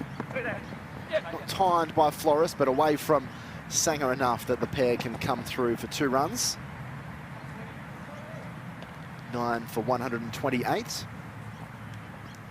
not necessarily going to be a straightforward chase for South Australia, though, considering the pitch conditions, Jakes, is it? No, it won't be. Oh, he's bowled him. So Pope finishes it. Flores hitting across the line, fails to connect, and Pope finishes with 2 for 27, just shy of his 5 overs. A really impressive bowling and fielding performance by the South Australians, especially considering they lost Wes Agar with a hamstring strain relatively early on in an innings that interrupted by rain twice. And despite a bit of a lone knock by Jimmy Pearson, it has been mostly South Australia. So it's going to be left in the hands of the Queenslanders to try and take some early wickets. What do you make of this Queensland innings, Phil Jakes? Yeah, well, you'd probably think that South Australia are slightly ahead of the game at the halfway point, knowing what the score that they need to chase is. 25 overs to chase that down. But you can never judge a wicket until both sides have batted on it. It definitely looked like there was plenty in it. But we'll wait to see how this second innings transpires. Yeah, Pearson, the star, with about 42 from 38. Baisley with some valuable runs in the low order. 128 all out. Here are the wickets of the Queensland innings. It started this morning, and Henry Thornton and Nathan McAndrew consistently hit the woodwork. It was 3 out of 3. Webkin was dismissed. But some really good takes in the field. Nathan McAndrew with this one.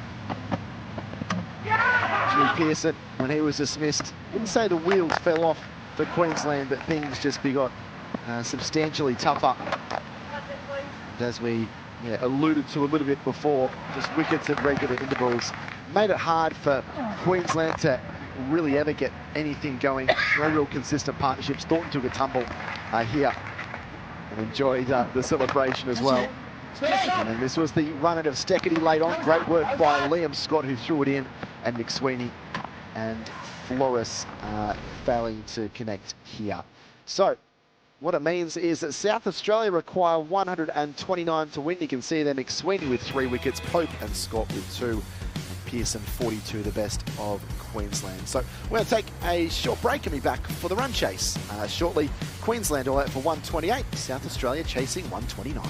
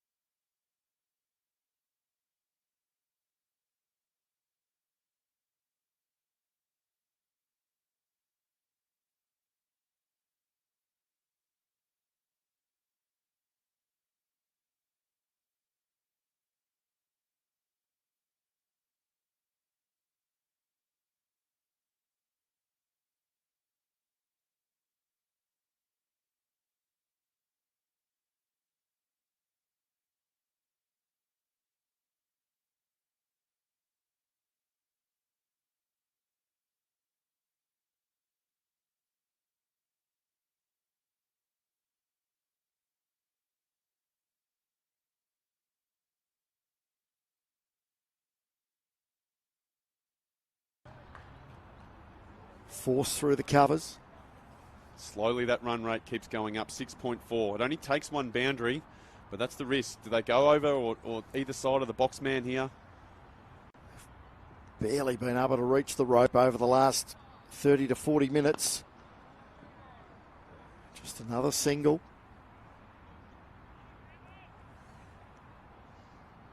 This has been terrific from Campbell Callaway. It looks like that they feel like they don't have the trust in the wicket to play a shot like a sweep shot or work across the line and that gap. He's moving deep mid-wicket a lot straighter. It's almost tempting Green to say, if you want to sweep, there's plenty of space out there for you. Big ball. Oh, Will Sutherland, brilliant. fantastic. Yeah. 2 catches and then stopping at least 1 and maybe 2. The angle of that cover drive. Last ball of the Callaway over. And they do take a single, so 10 overs remaining. New South Wales 6 for 119. Bryce McGain and Bobby Quiney to bring you home at the Junction Oval. This game is on a knife's edge.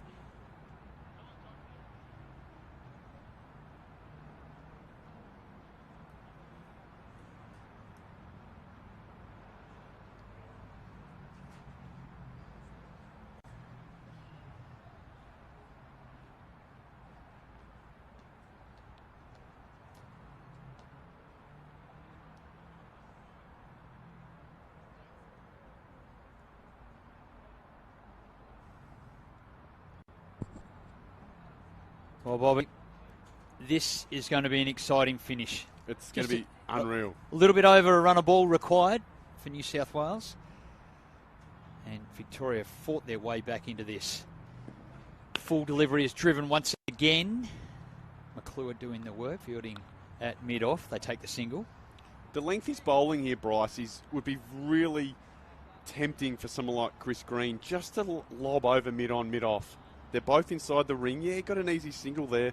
Both teams are sort of happy with where things are at, I reckon. It's who's going to pull the trigger first. There's another crucial point in this game, another twist.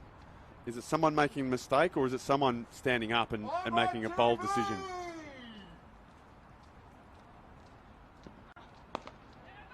Whip to mid-wicket. Hanscom on the field. Gets a direct hit. Good sider for him, but no play. Green backed up quite a bit. And New South Wales now 6 for 120. Sitting on the ring here, Pete Hanscom, particularly Stobo. Knows with Stobo, that shot he played last over here, he just wants to pick up and shovel, which I think is still on. But if he doesn't quite get it, as we speak, mid-on's going back to long on and Hanscom's coming in. I'd still have Hanscom back on the ring. If he gets one, it's fine. They need a boundary. They need to break this cycle. So with mid-on going back, third man comes up inside. Full delivery. Oh. He went for it. Exactly what you're saying, Bobby. Went to shovel it over mid-wicket. The shorter side boundary, maybe. By not much. He backed himself. Not far from off stump. Not far. There's a slight hint of a tail there as well. And it was a fair way outside off stump, and he's tried to moo it on the leg side. He could nearly have launched it over mid-off safely. But that's his shot. He wants to launch it. Another dot. Jeez, this is fascinating, this. McClure again, short pitch, went to pull, wide ball, no. Probably over the leg stump line. Just acknowledgement of that is one bumper for the over. Which, the way he reacted there, Stobo, was good. It was a surprise ball for him. Another dot, nevertheless, for the Victorians, and that run rate is up at 6.9. Well, the run rate has steadily fallen. After 5 overs, they were going at 10.8. Sam Constas obviously set things alight early. McClure was the victim then, but he's bowling well here. Seam back inside. They sneak a quick single to Hanscom at mid-wicket. 2 off the over so far. 1 ball to come. Definitely a hint of reverse swing in my opinion here, Bryce. It's got some nice angle in. Bringing mid-on in. Third man goes back. 1 more remaining. The impatience in me, Bryce, says I want a boundary. Just relieve some of that tension for you. Correct. And probably Greg Shippard and the rest of the New South Wales crew and those listening at home. Following New South Wales. McClure with the last ball of his over. Full and hit through the offside. Little misfield. Knock on. Another set of 6. That is the end of the over. The end of the 27 at 27 overs bowled. New South Wales 6 for 122.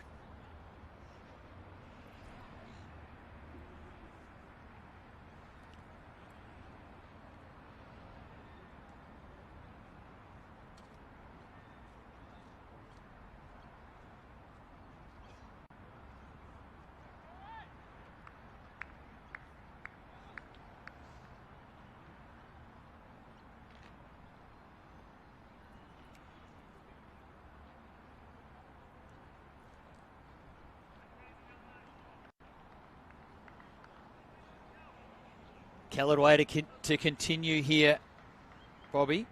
He's got it on a string at the moment. He does. He's hard to get away.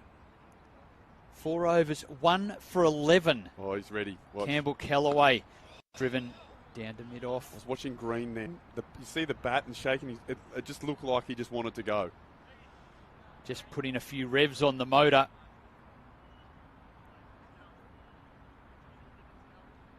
He's got it warmed up. He's ready to go. And he's the experienced player here. He's been comfortable to knock it around. It's been a difficult wicket. Stobo's been a bit bogged down. 8 off 20. He's actually beautiful feet there from Stobo. I was watching Chris Green at the non-strikers end try and get some signals from the dugout down here. And again, I could be alluding to anything, but I think Sanger pointed like 1 or 2 more. So I don't know whether they're just treading water for the moment before they're going to pull the trigger. Well, Chris Green is experienced enough to keep the chase going. Callaway, there's a big shout for LBW. It looked like it pitched in line. Did it straighten enough? I wish there's some bat involved. Let's have another look down the pitch. Ooh. Wow. What's your call there? It has to be height, doesn't it? The only thing, if it's not height, it's out. Top of the back pad, tall man, not out. The decision, similar type delivery.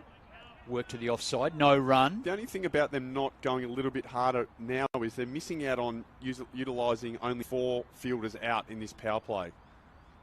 So this power play ends in 8 balls, and they probably haven't capitalised, unless they think they've got more space to work 1s and 2s from there. Callaway, the 6th bowler from Victoria, forward defence. He hasn't missed. No. Last ball of the over. This over's gone for 2. He's got 1 for 13, nearly completing his 5th over. Mid-wicket goes back on the ring. It's a big heave out to the onside. Underneath it will be a simple catch, and it is. On the full toss, Campbell Callaway gets his man. He's taken 2 for 13 off 5 overs, and the big breakthrough. It's Green back to the pavilion. He's made 16. Big wicket, Bryce. We know how destructive Chris Green can be, and it's probably Callaway's worst ball. It's gone straight up in the air. Sure, if Green had his time again, he would hit that over the outside fence, the perimeter fence. It's going to be tough to go from there. I certainly would have had Callaway off then. I would have robbed him of a wicket. As you said, he sits now with 5 overs, 2 for 13, and the Vic's in a very strong position right now. At the end of that over, New South Wales fall to 7 for 124.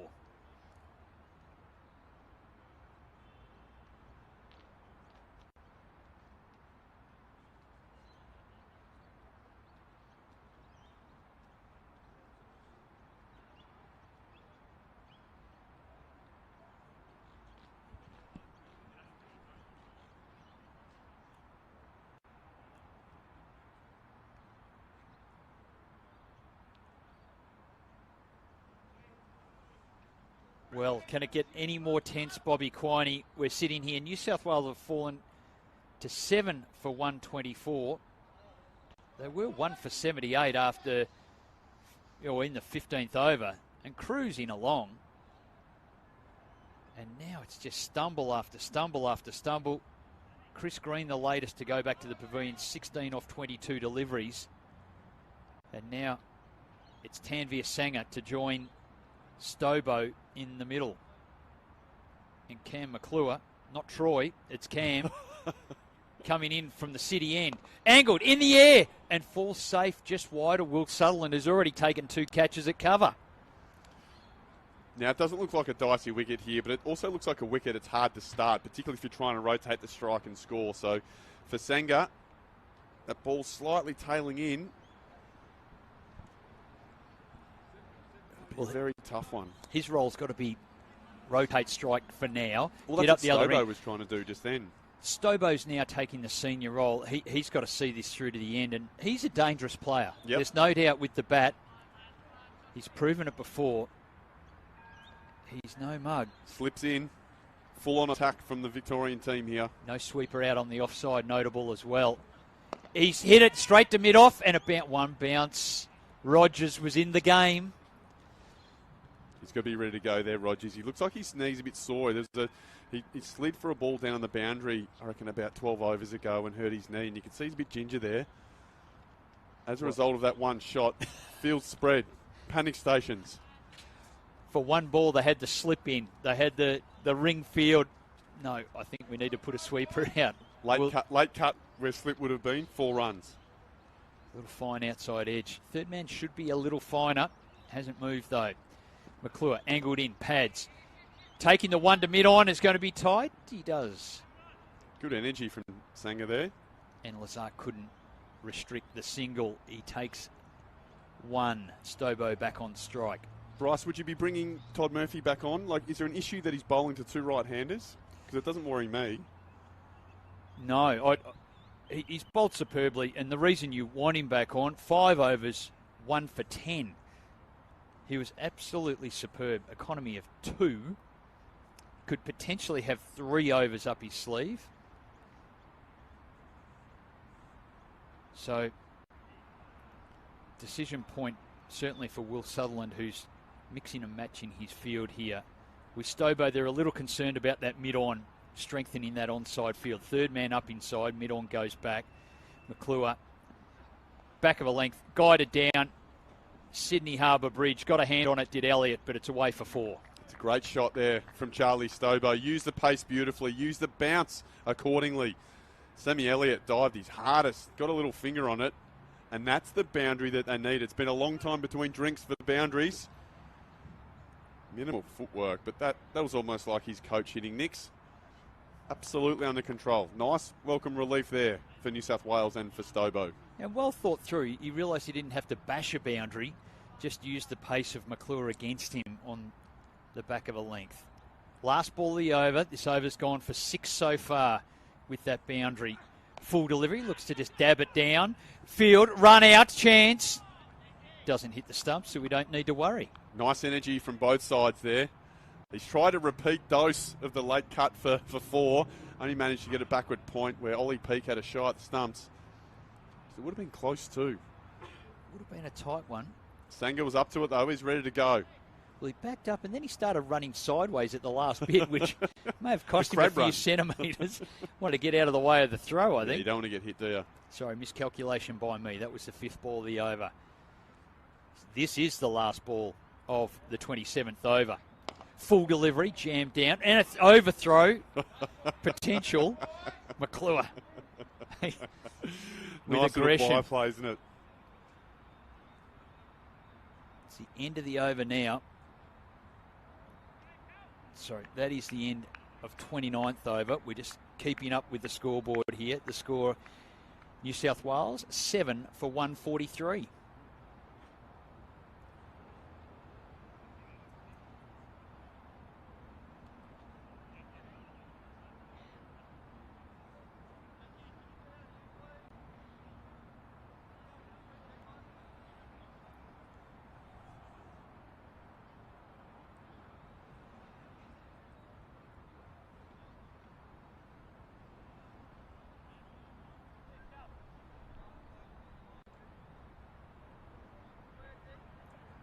So in this rain-reduced game, it's a 36-over match. Campbell Callaway to continue. He's going to bowl the 30th over. Left arm orthodox, inside edge. Squirted out on the onside. Now with the fielding restrictions lifted, they're into the final power play here at Bryce. They've gone the traditional spinner's field, so short fine legs in the ring. No one else inside the ring on the leg side. Attempting that across the line. So 3 out in the deep. Stobo on strike. Plays it to long on. Single only. Fielding down there is Elliott. Throws it through to the keeper. Sweep shot on here. Sanger. It's a really good call. It's one of his strengths. There's no doubt about it. Mid-wicket comes inside. Looking to apply a bit more pressure. But he can sweep. The square leg is in front of square and a long on. But that is certainly an option there. 41 required. Oh, it's 52 required. Oh, and it's an outside edge. And smart running. It was. The throw from McClure at backward point. It relied on Callaway to be clean, not to fumble, and he did. If you had your awareness, you'd almost leave the ball because Sammy Elliott had run up and they would have gone straight to him without them having to get that second run. But very, very good awareness there from those two. So the trusting Callaway is here. He's into his 6th over. He's got a couple of wickets. Oh, and slid. Another outside edge. Another throw. And they get through for a single. Stobo with good backing up. Gets through. It's amazing what I guess the pressure does, and it forces you to take some risks, and they've made those last 2 runs quite easily. The ball's gone straight to McClure there. Stobo's backing up and switched on. All of a sudden, 4 off the over. So 49 required of 38 deliveries. That one jammed in. Callaway, another little fumble. And they were able to get through for another single. The parry is good, but not good enough. Tempting for Callaway to get even straighter to Sanger here. He's bowled some good balls, but squirted him out to point for 1. Hanscom's asking whether McClure needs to come in for 1. More people come in for 1. So last ball of the over. Callaway. Sanger went to whip it. Whip it good. And got it to mid-wicket, and they take a single off the last ball of the 30th over. New South Wales tick along to 7 for 137 in this rain-reduced game. 36 overs maximum.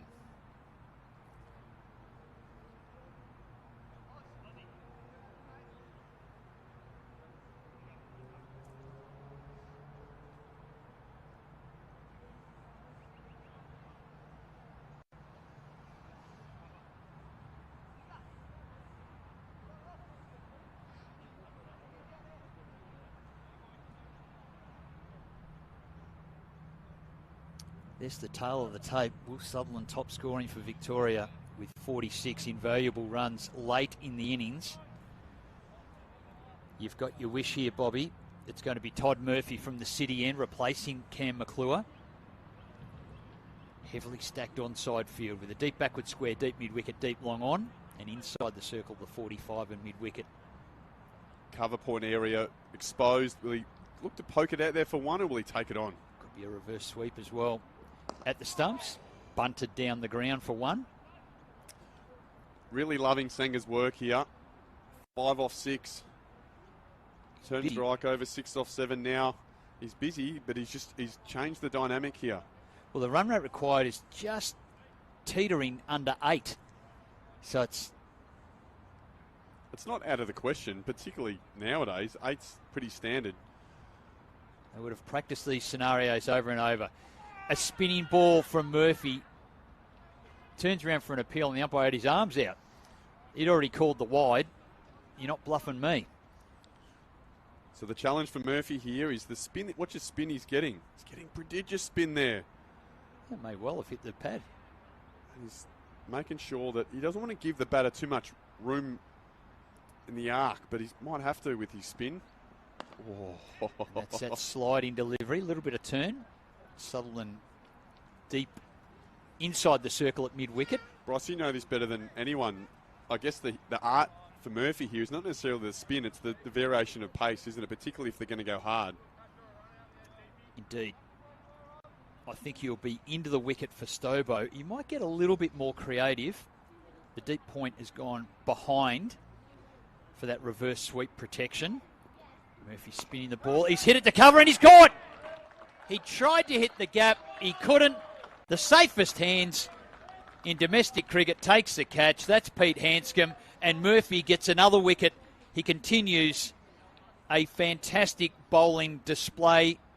New South Wales lose their 8th. Tanveer Sanger back to the pavilion for 6. Nice bit of captaincy here from Will Sutherland, I reckon. He moved the man in the deep a lot squarer.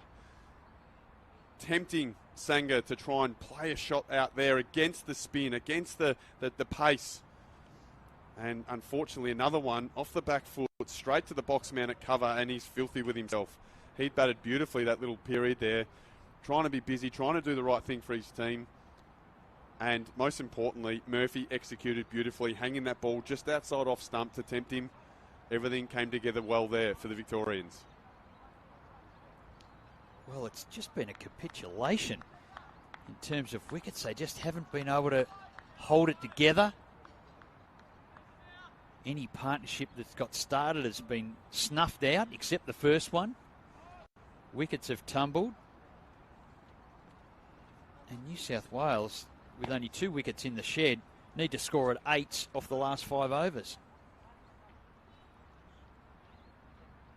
And the man of the moment, Todd Murphy, is filling his pockets of wickets tight to the stumps. Sutherland picks up, able to get off strike straight away as Liam Hatcher.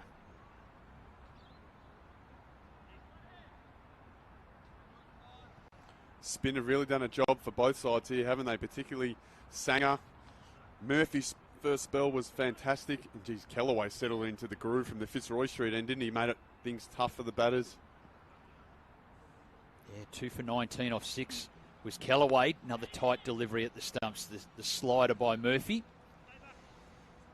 He has not given Stobo anything that he has not thrown it up one bit. He knows he's got power. These boundaries aren't big enough. No, he's firing that into the pitch. Last ball of his 6th over. Oh, and driven down to long off. Liam Hatcher takes the single and keeps the strike for the next over. End of 31 overs. Maximum 36 overs in this. 5 to go. New South Wales 8 for 143. Chasing the target of 184.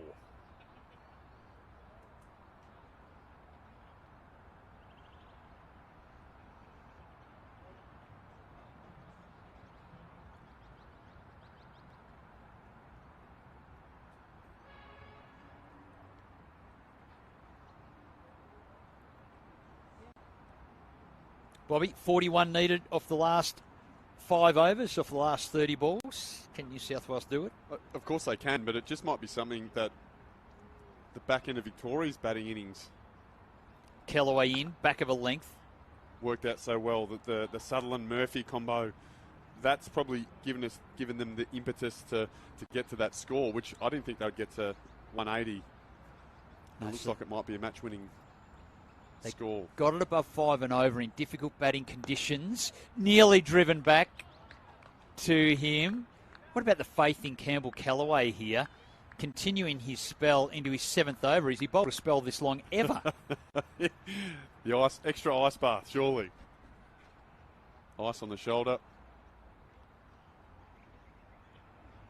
Oh. Well, he's jammed down on that one. It's gone to 45. Comfortable single. He's been in everything, Campbell Kellaway, hasn't he? With the bat. What an important role he played. Batting at 3, he got 43 or 50 balls before Liam Hatcher picked him up, bowled him, and now 2 for 20 into his 7th over. It's an extraordinary day. Stobo and strike. The danger man, he's gone straight and he's hit it clean. It's gone. 4 runs. So he's got to be strong here. Kellaway bowling into the wicket. Make him hit out to the leg side against whatever spins there. Loving that from Stobo. Beautiful shot straight.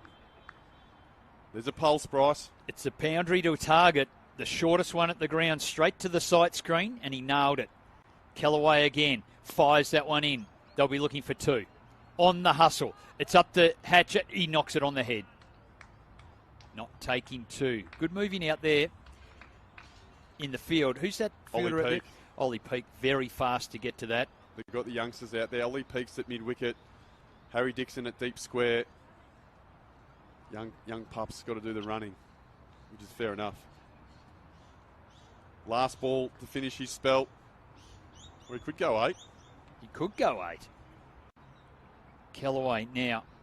Oh, and it beats the outside edge. Might even earned himself another over. Kellaway finishes his 7th over. He's got 2 for 25. That is correct. New South Wales at the conclusion of 32. 8 for 149. Thank you. We just lost it on the scoreboard.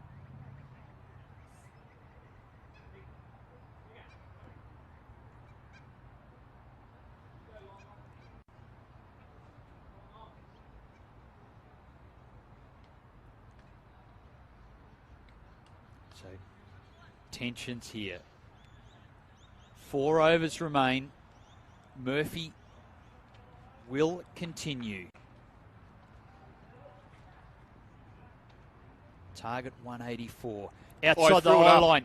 He threw it out wide. It's gone into the gap. It'll fall safe. 3 fielders converge, and they'll get a 2. Geez, this is good cricket. He's done that on purpose, Murphy. He's thrown out wide. What about the control of Stobo? Stretched out, just pitching wedged it over Will Sutherland. Brings up their 150. This could be a really important knock here from Charlie Stobo. 23 balls remain. They need 34 runs. Fired that one in. He had one look at a ball with some air, did Murphy, and said, no. Not any longer. Work to mid-on. They get a single. Bullseye's back. Now does Liam Hatcher have it in him? If he sees one above the eye line, is he going to wind up? I think it'll be a trigger. It'll be an automatic reaction. I think he will. Murphy now from the city end. Fired in. Bit of spin. Work to 45. Easy single. McClure on the field. And this is the thing. He may not have got a boundary then, but they're rotating the strike. Sanger got them going, I reckon, in terms of the strike rotation. Taking the fielders on a little bit. There was a real reluctance earlier in the innings where they didn't take it. They forced to hit through the field to get runs rather than just take it as it goes to the fielder. Stobo defending a good ball and an easy single as Hanscom was back on the ring at cover. 30 to get. 8 for 154. 2 balls remain in this Murphy over. He's been exceptional. 2 for 21. Driven straight back to him, no run. Tell you what, this is well and truly in the balance here, still Bryce. 30 off 19 balls. 9.5 is the run rate. It's 2 boundaries. Exactly. And that's the way they'll look at this chase. They'll look at it in terms of how many sixes. Dab down to 45. To backward point. Easy single. New South Wales at the conclusion of 33. 8 for 155. Thank you.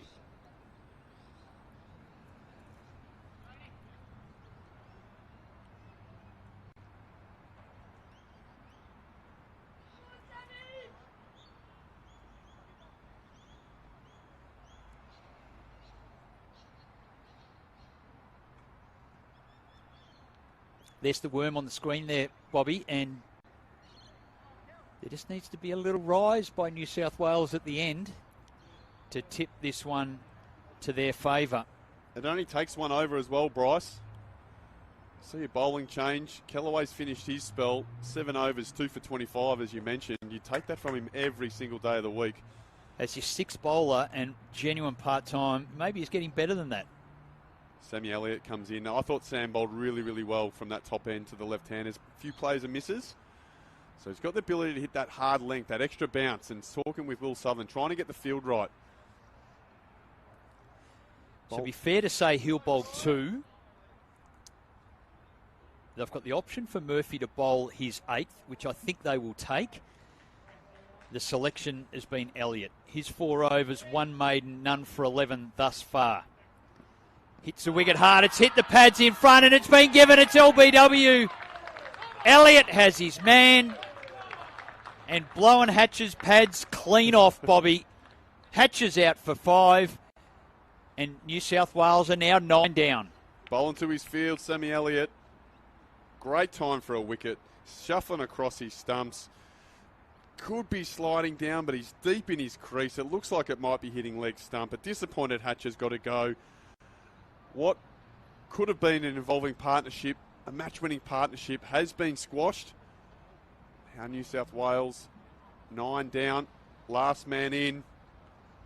The pulse is still there, but it's going to be a hell of a tough one from here for New South Wales. And yet again, another partnership. The last 3 partnerships have been 21, 16, that one 15. They just couldn't break away and really get it rolling.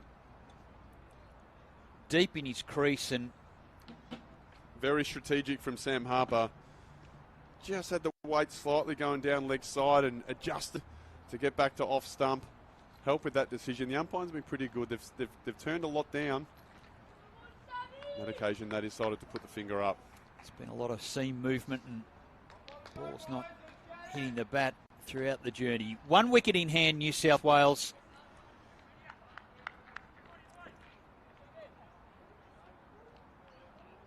Pressure is on now. Elliott fielders all inside the circle. Only 3 outside. Looking to build up some pressure. Fielded in the covers by the skipper, Will Sutherland. Hadley, what we saw in the Shield game is he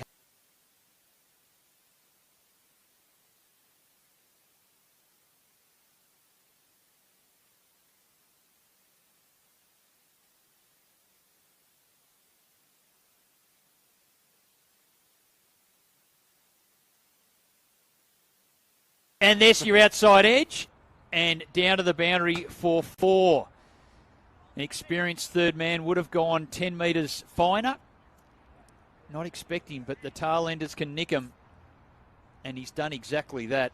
A very, very welcome boundary. 15 balls remain, 25 required. Last wicket's always tough to get, Bryce. Nothing to lose. When you bat at 11, you take it on. Sam Elliott's just made sure McClure was finer as you wanted. Yeah. It is common for the tail-enders to nick it. Oh, and there's a bumper, and it's called as one. The quick hand movement by Square Leg had me a bit alarmed that he might have called it a wide, but it's not a wide. It was the duck pull.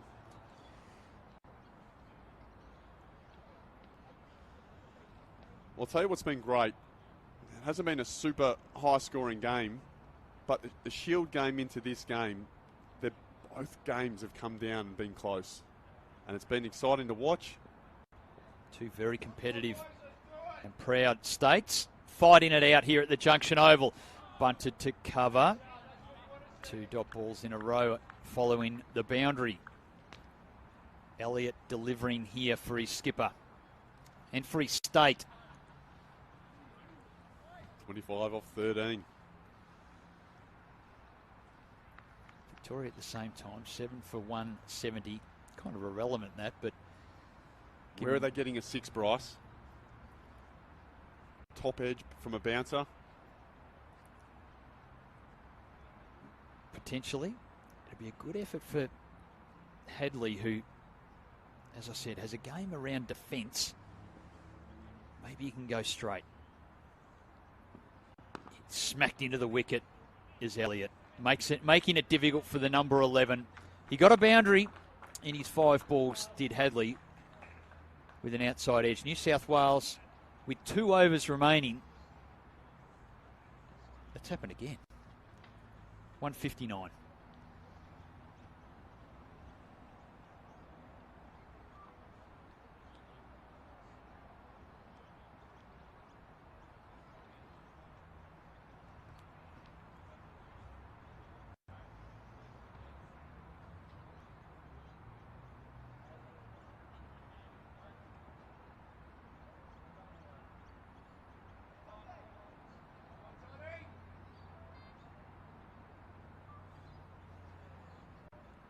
The penultimate over now. 2 to go, and it is going to be Todd Murphy. 1 wicket for Victoria to get. It's a big heave over mid-wicket, and he's got every bit of it. It's gone for 6. And that's what New South Wales needed, a lusty blow like that. Stobo is still there. And while Stobo is there, there is definite life for New South Wales. Well, a change in the field is a must here. There's no reason why Murphy can't bowl with deep cover point in. I'd imagine that Stobo's reverse sweep or switch hit isn't as good as his slog sweep or the shot he just played there. He's decided to bring deep square in. So the slog sweeps on. We're trying to get him off strike. Now we know that he's going to try and go for a 6 again. So he's bowled hard into the wicket here.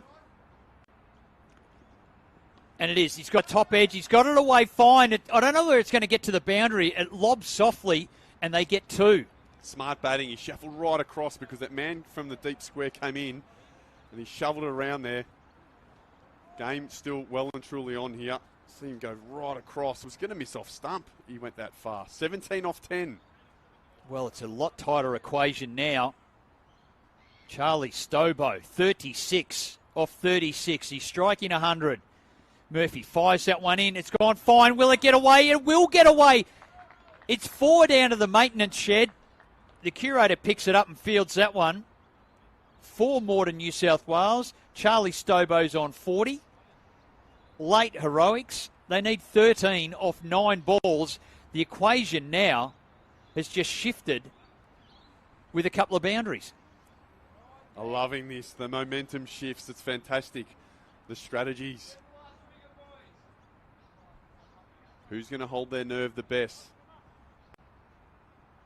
Here we go. Points come in now. Now, is there a reverse sweep on the cards? So protecting the backward square, so they go out. He's come around the wicket. I'd almost, with this field, prefer him over the, I don't know, Bryce, over the wicket. This looks like it feeds into that reverse sweep if he wants it, or even the angle. Well, the decision has been made. Murphy's going around the wicket. 4 out on the onside. Deep backward square, deep forward square, deep mid-wicket, deep long on. And a big gap on that offside, as Bobby Quiney said. He's gone for it, and he's hit it for 4. That's what he needed, and it did play into the angle that he wanted. Leaves 9 to win. 16 off the over. Murphy's been brilliant all game, and it's just unravelling a bit here. Will Sutherland's come up just to calm the farm a little from deep mid-wicket, just to talk to Murphy, and let's just get this right. Up comes the deep backward square. The sweeper goes back out again. I think Murphy has decided to go over the wicket. And so the challenge for Stobo here is he's got to keep strike. So he's still got to try and get another boundary or 2 in terms of 2 runs, and then get off strike that last ball of the over. 44 off 38. 16 off the first 4 balls has been superb by Charlie Stobo. Let's go with his 3 wickets as well. Callaway versus Stobo. For the player of the match honours. And he's looking for a little paddle sweep. He's got it away. Oh, and it's a misfield. Falling down on a stumble. I think it might even... Oh, he just keeps it away from the rope. They've got 3. And McClure at 45 has ended up diving over the ball on the misfield. The target now runs to win is 6. There's a ball left in this over. 19's come from it already, Bobby. Yeah, I don't even think that Hadley needs to take a risk here at all. I think the Victorians got the right batter on strike, or 2 more runs expensive than they wanted to be. So 6 off 7. I think Stobo would back himself to get that next over. So what's happening here? They're bringing the helmet out for the last ball, thinking he will just try and bunt it back. Tense times, both teams. Tense in both coaches' boxes at the moment. All players look relaxed on the boundary line.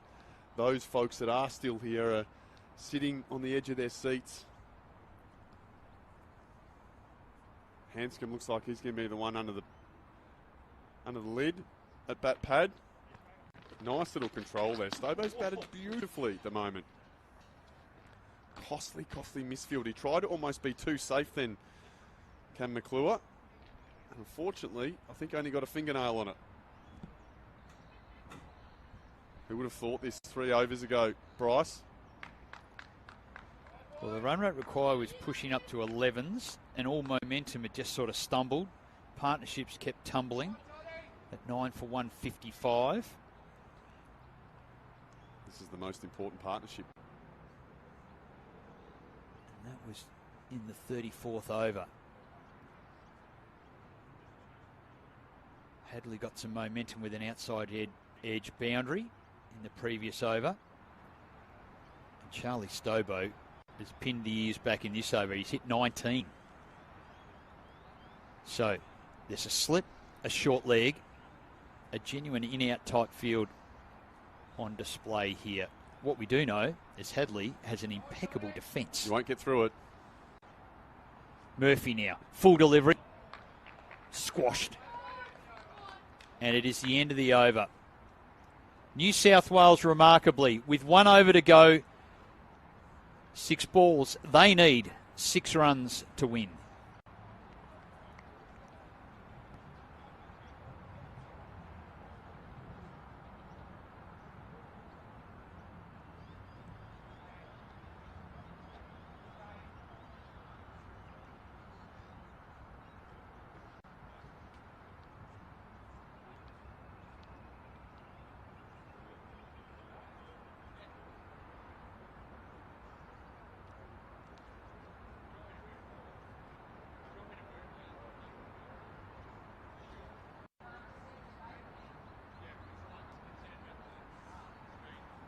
So we're down to the last over.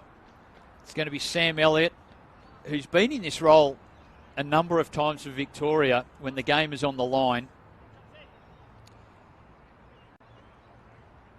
Tell you what, there'll be people in their kitchen with this coverage on. They'll be cooking their meals. They might have to turn it down to simmer because there's 6 balls to go, and I suggest you sit down and you watch this last over because this is going to be a fantastic end to what's been a really close encounter. Charlie Stobo, can he be the hero for New South Wales? He's on 47, striking at 120. What an innings it's been. Elliott to him from the Fitzroy Street end. Full, jams him up. Do they take the single? They don't. The ball hit to mid-off. Big ring of 4 out on the boundary on the onside. No one inside the circle. It's a deep fine leg, deep square, deep mid-wicket, deep long on. The other fielder out of the circle is a cover point sweeper. 4 inside the circle on the offside. 6 off 5. Elliott again. Hits the wicket hard. It's up in the air. It's going to be catchable. It's a mid-off. It's a clean catch and they do win. Victoria have done it. Hearts in mouth by 5 runs in the end. Well, 6 runs in the result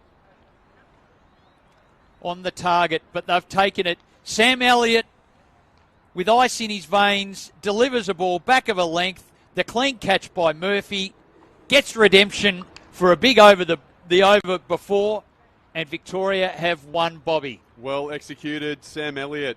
Hearts in mouth kind of stuff, and take nothing away from Charlie Stobo. Incredible performance with the ball. Nearly stole the game away from the Vics with the bat, but in the end, the score was a little bit too much. So, fantastic game, albeit a low-scoring game. Campbell Kellaway, ripping game. And for the Vics, they've finally got a victory. Well, they do after 2 losses early in the tournament. They've ticked one off here. And, well, a low-scoring game, and often they're the best ones, Bobby, where the ball has some control all the way through both innings. Early rain, we started late, 36 over, rain-reduced game, and it's been fought down right to the very last over. There's the batting card for New South Wales. They're off to a flyer early with Sam Constance and Curtis Patterson. After 5 overs, they were flying along at none for 54.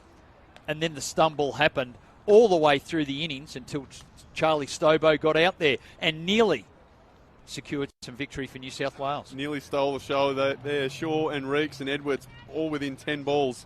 And there's the bowling card. Everyone chiming in, everyone having a part of the action.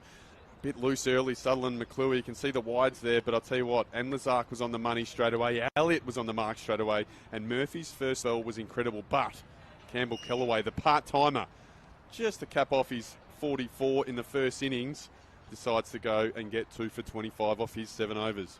Players are shaking hands. Victoria are absolutely relieved down there to get the result.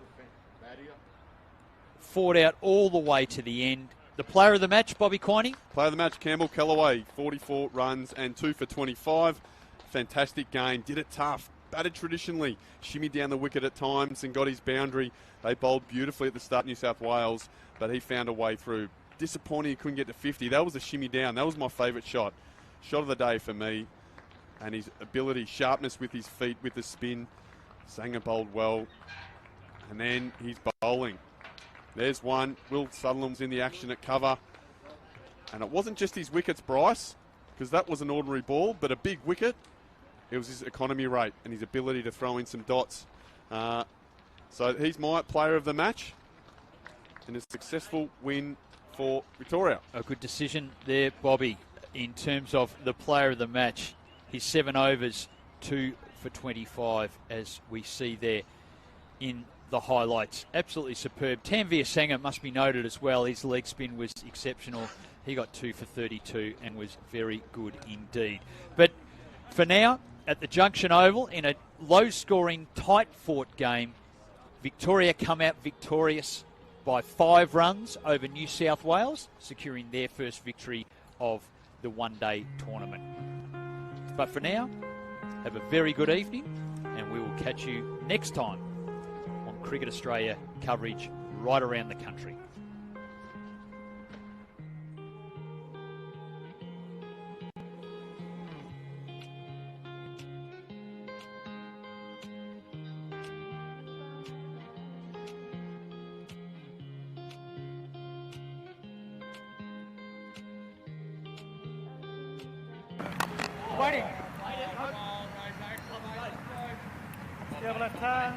Into the over, 1 for 61.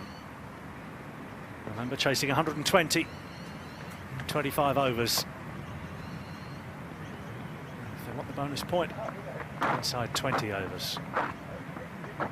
Looks like that is very much within reach. Yeah, I think so. And, what is there, 7 round games? Yep. Yep, so not many. Not like you play the teams twice like in the WNCL, so you really need to cash in, and every run, every point you can get throughout this competition really matters, and also about your net run rate as well. You don't know at the back end how crucial that's going to be, so when you've got those bonus points on offer, go after them as soon as you can. Yeah, if it's anywhere near as tight as it was last year, it could make all the difference. So Hayden Kerr back into the attack for Queensland. Yeah, interesting they haven't got spin yet, so just gone all pace.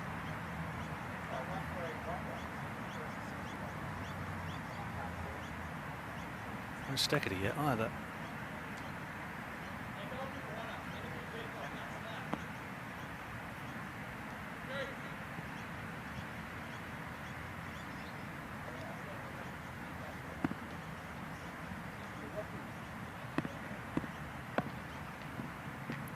Kerr to Harvey.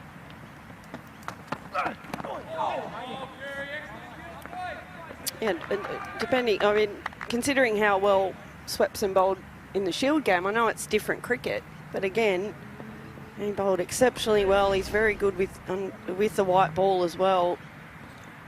And we know there's been some assistance, obviously, all day with the pace options and seam bowlers, but usually when there's seam movement, there's a bit of swing and spin as well, and an extra bit of bounce. So maybe that man on screen might be the key here if Queensland can jag this one.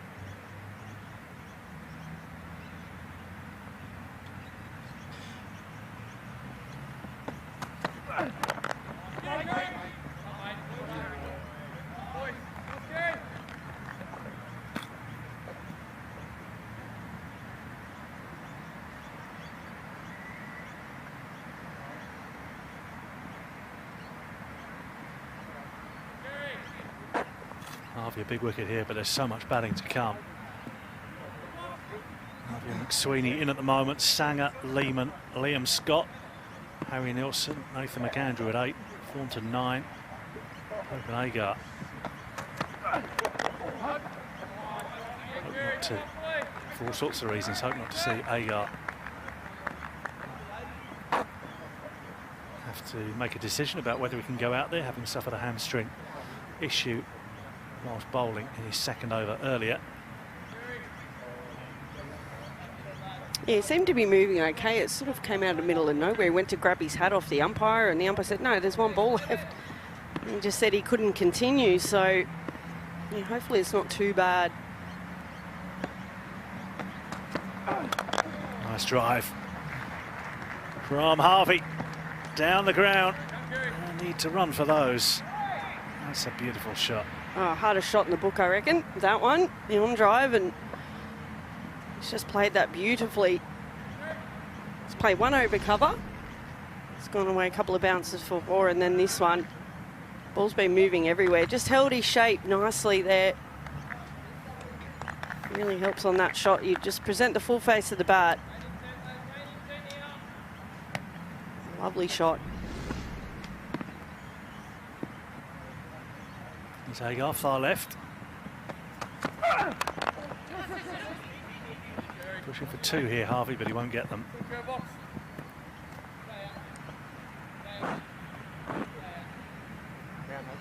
5 off the over so far. There's Agar on the left.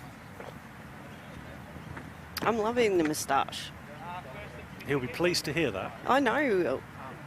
I'll write him a letter. I hope he's okay. The fact that it didn't seem too bad means that it isn't too bad, and he'll be fit soon enough.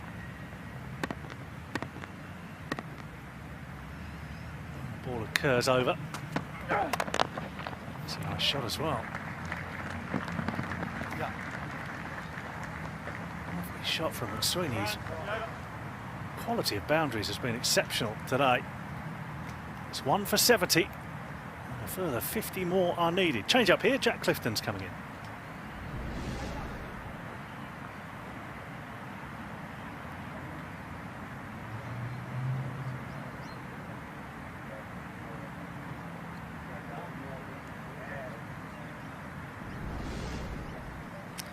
Thanks, Robin. There's the tale of the tape so far, 1 for 70. Jacob Fraser-McGurk with another blazing start, and Mackenzie Harvey and Nathan McSweeney have played some wonderful classical cricketing shots down the ground, square of the wicket, out through the covers.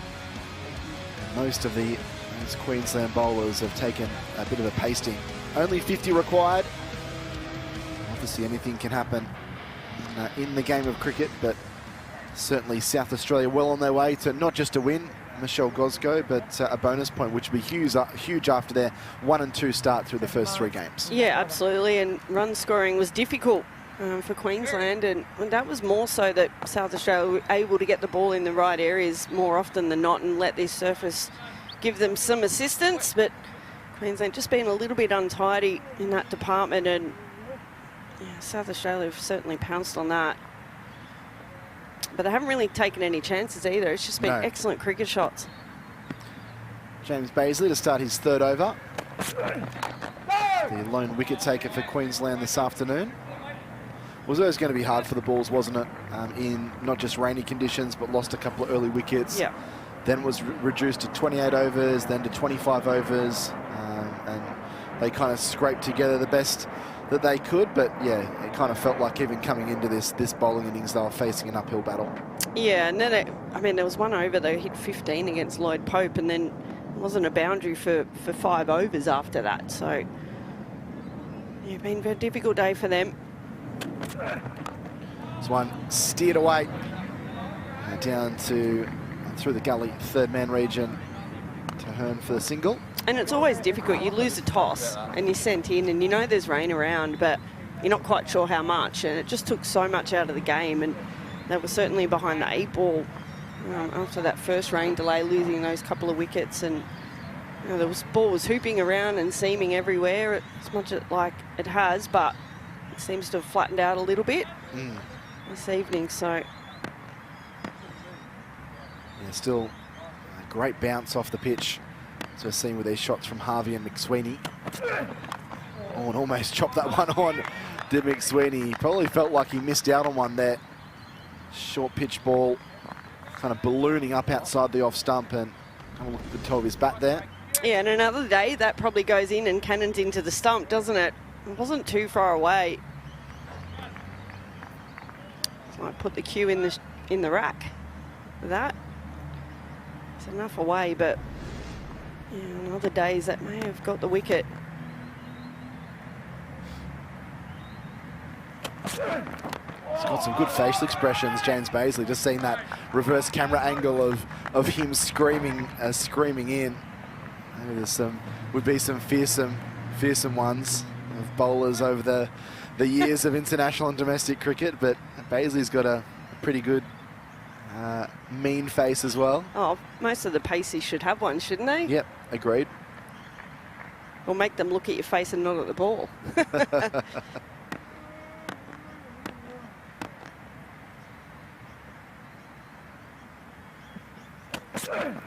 Oh, good ball. Tailed back in, and it wasn't too far away from McSweeney's off stump. Yeah, he's been the pick of the bowlers, Bazley, hasn't he? He's got the crucial breakthrough, and he's probably only bowled 1 poor delivery in this spell. Again, in another day, that's clipping the top of off. We've seen that happen on a number of occasions today. Well, on this occasion, it's just a dot ball, but Oh, look at that. A coat of paint. Chipped away. End of the over. Another 2 runs from that over added to the total. So still kind of well within control of things here. The South Australians. Robin Jewell would have mentioned it earlier, but 120 required to win inside 20 overs to collect the bonus point. It's been certainly a mixed start to the domestic one-day cup season for South Australia. The reigning champions as well. They took out both the Sheffield Shield and the one-day cup. They got to lift the Dean Jones Trophy aloft and they win in the final. You want that ball back? Change.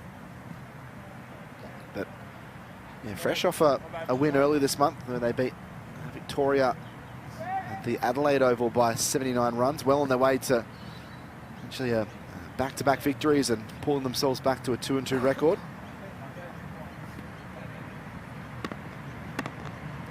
So McSweeney facing up here to Benji Flores.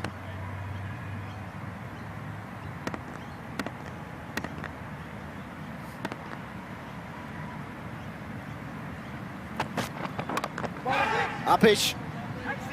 Wasn't very far away from Max Bryant there. Yeah, interesting tactic that Queensland have continued on with pace. And South Australia have dwindled down this run chase. So not that many needed now, and we still haven't seen Mitch Swepson bowl.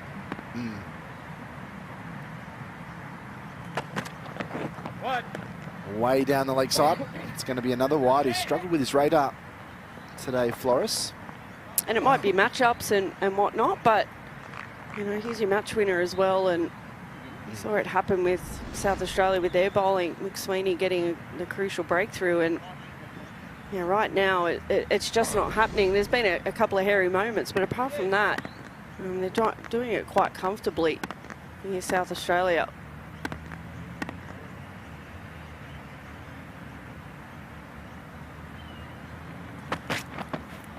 Oh, someone just a bit of late movement there for Flores.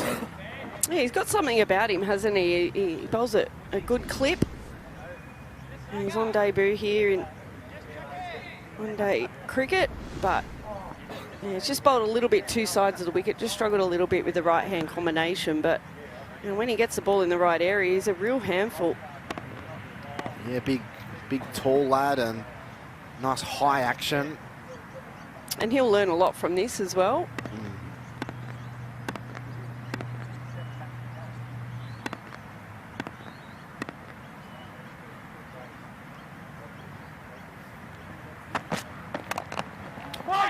Squeezed off the inside edge. They're just kind of putting the cap back on the bottle, so to speak, a little bit here. Queensland just tying South Australia down a little bit. Here's a front-on look at Flores. Yeah, tall man. I love the green socks, by the way. He gets in nice and close to the stumps and yeah, just falls away a little bit there, and he has fallen a little bit too far. That's when he sort of lost his action a little bit. He sprayed it down the leg or in the off, but he's a real prospect, isn't he? Yeah, they've got plenty of them, Queensland. Plenty of fast bowlers in their stocks. It's a lovely drive out through the covers. That's glorious from McSweeney. There's been some gorgeous shots today, and that's another one to add to the highlights reel. 1 for 77. Yeah, over pitch there from Flores, and it was put away expertly from McSweeney. That's 3 now he's hit through the offside on the front foot, and yeah, that's a lovely stroke. Holds his shape nicely, and what he does really well on that offside, he presents that full face of the bat, doesn't he? And he's really well balanced. Sweeney off to 18 off only 17 balls. Punching this one nicely. Got protection out there this time. Takes the tally to 6 for the over. Without any real risk. Agreed. So they haven't had to manufacture any shots or take some risk at all, and it's just been far too easy.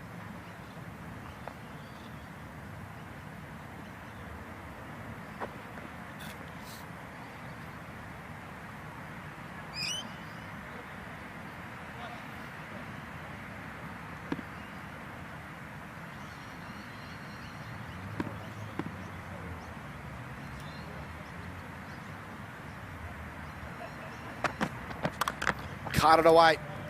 Beautiful shot. They've got the sweeper in the deep. Lovell, the 12th man, and the over 7 from it. 1 for 79 after 10. Just a further 41 needed here by this South Australian pair. Just under 10 overs to do it to collect the bonus point. 15 if they were to take the full allotment of overs. Welcome back, Phil Jakes. It's been a pretty commanding batting performance by South Australia so far, hasn't it? Yeah, g'day, Jack. It has been, hasn't it? It's been very positive batting from South Australia. Really broke the back open out of the chase. Face McGurk. McKenzie started them really strongly. Sweeney's played some beautiful shots as well. Played some classical cover drives and been right at the top of his game. Yeah, it's been an impressive partnership by this pair. As Jakes, you mentioned, Fraser McGurk got things going. 27 from 14, lacing it to all areas of the ground, and Harvey's played a really nice knock, and McSweeney's come in and played some beautiful strokes, very easy on the eye.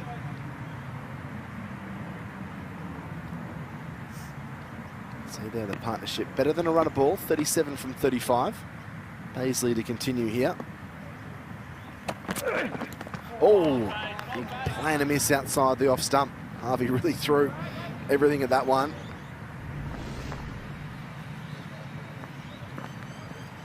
Full kitchen sink there, wasn't it? Swung himself off his feet, Mackenzie Harvey. Yeah, he threw everything at that.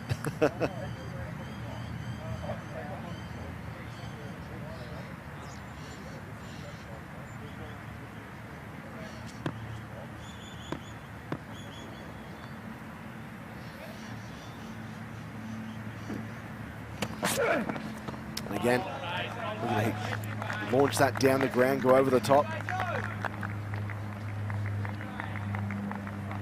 Length there from Paisley, just a little bit out of the reach.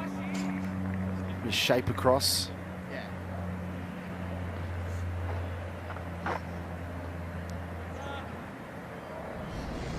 Been some unbelievable balls today, hasn't there? Off the seam. Yeah. So much movement early on, especially. Basically, the odd one is really jagged.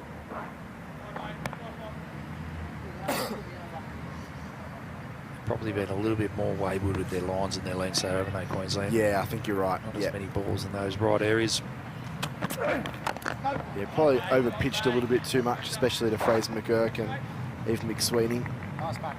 Unfortunately, I think it's dried up a little bit in the last few overs, but certainly in the first kind of 4 to 6 overs, there was 4 balls and multiple 4 balls in an over. Yeah, a little bit of width occasionally as well, and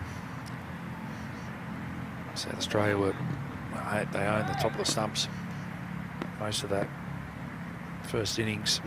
Really got it talking. Going over the top, slices it down to third man for the single. Looks like he missed out on one there. Mackenzie Harvey just tried to play through the line.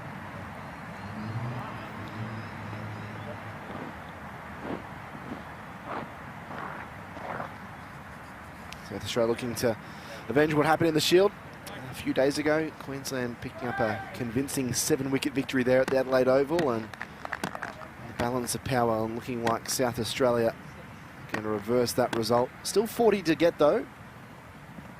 They have just kind of tied South Australia down in this last little period. Nice boy. Yeah, they look like they're cruising to a bonus point, don't they? broken the chase right upon him, right away from him at the start of this innings. There's still a little bit of weather around as well. They'll be mindful of that. Just a few rain clouds coming in from the west again, which is where the rain was earlier in the day. Getting a little bit dark.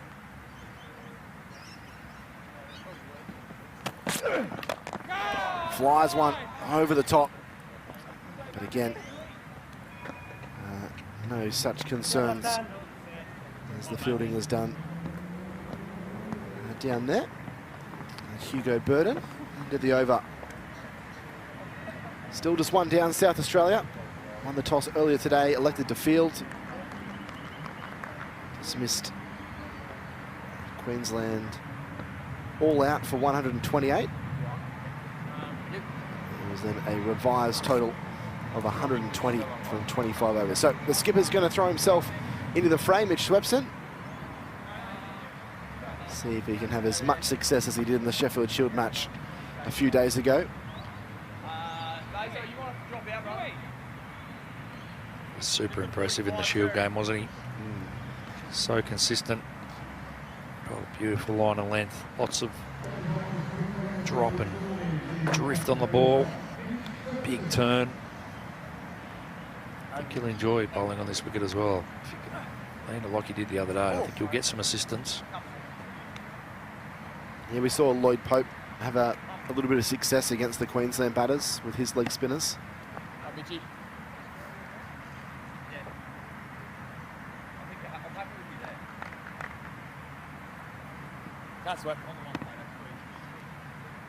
Bemanenti there. A few social media gurus. That really didn't get up much at all, did it? Very slow turn. He was trying to imitate his partner McSweeney. He darts it in, doesn't he? Swepson. Started with a couple of dots here. No, you got a towel? Yeah. Give it dry for him. Harvey on 30. Nice, mate. Here, Gus.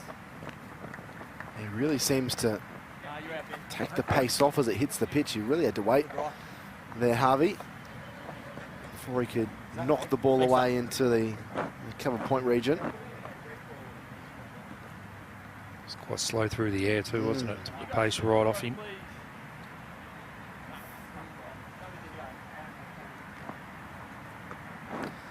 One for 82, or one for 83 now. 37 more required. Hey, no, we need cover. Raise your cover. Shuffling the field around here, Swepson and also Pearson. Of course, inside 20 for the bonus point. South Australian outfit. They'll be wanting it done quicker than that, I would imagine. Nice spin. A few rain clouds building. Just don't want to leave it up to the weather gods, do you? Yeah, especially if they were to lose a couple of wickets. If Swepson got a couple in the space of 4 or 5 balls, and all of a sudden that DLS starts to come into account, and those rain clouds do gather. Well, you also need 20 overs to contribute a game, so they need to get through 20 overs or have got them in 20 overs. So a bonus point they'll be gunning for anyway to try and get that game done. Pulled hard out into the deep, splits the fielders out there and crashes into the fence for 4. Good shot. He waited on that one, did Harvey, and rocked back and timed that beautifully. Yeah, right out of the meat of the bat, wasn't it? Nice work. Yeah, Burton had no chance there.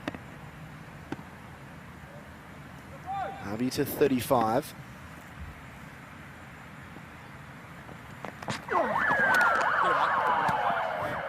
Signs sounded just as the ball was getting delivered. Just what you want, isn't it, as the bowler's about to deliver.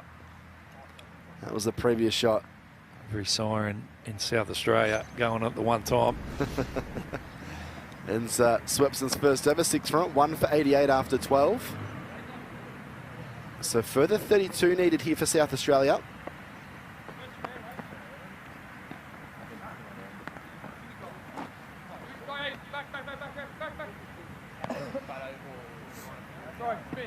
With no Mark Steckety bowling yet, you'd imagine there's something wrong with him injury-wise. We're trying to get some word. Definitely.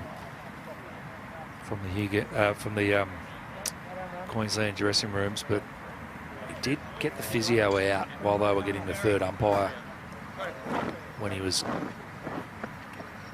getting reviewed for a run out when he was running between wickets. So I wonder whether there was something happened there as he slid his bat or while he was running.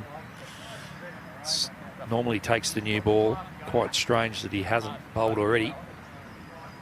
Going to part-time bowler Hugo Wybgen. No offence to him, but Mark Steckety, Australia A bowler. This is the run here, the stretch out.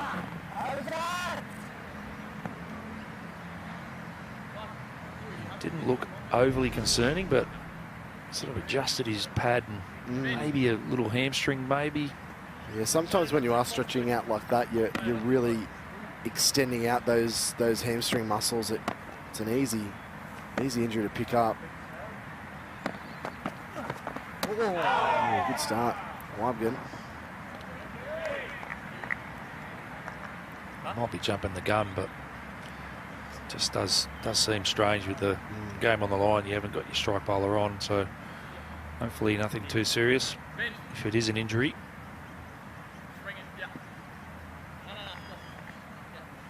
Queensland have had a look at the radar. Oh, reverse sweep. That's a glorious shot. 1 bounce, 2 bounces over the rope for 4. Smart cricket. Wybgen toss it up there, and McSweeney got the reverse sweep out and scooped it nicely through fine leg for 4. Yeah, nicely executed, wasn't it? He's a very talented batter, Nathan McSweeney. He's got lots of shots in his arsenal. Little flicks, little scoops. He absolutely nailed that.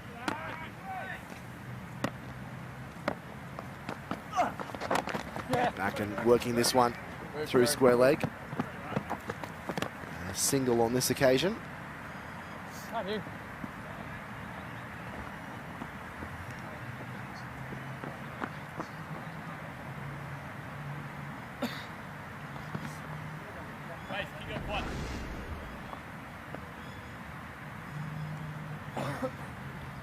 Change of the hands, wasn't it? Change of the hands, change of the feet. Nicely played. Oh, nice, bud, nice. What about going over the top? So it just crunches that. It's a wide, long off. You see a lot of players when they reverse sweep to close the face of the bat. So when you actually come back around the other way, it angles that bat face open a bit, so you don't bottom edge it. And did it beautifully there. Some players do it mid-swing, some players do it on their back tap, depending on how preemptive they're being. Ooh, nice spin, bud, nice spin.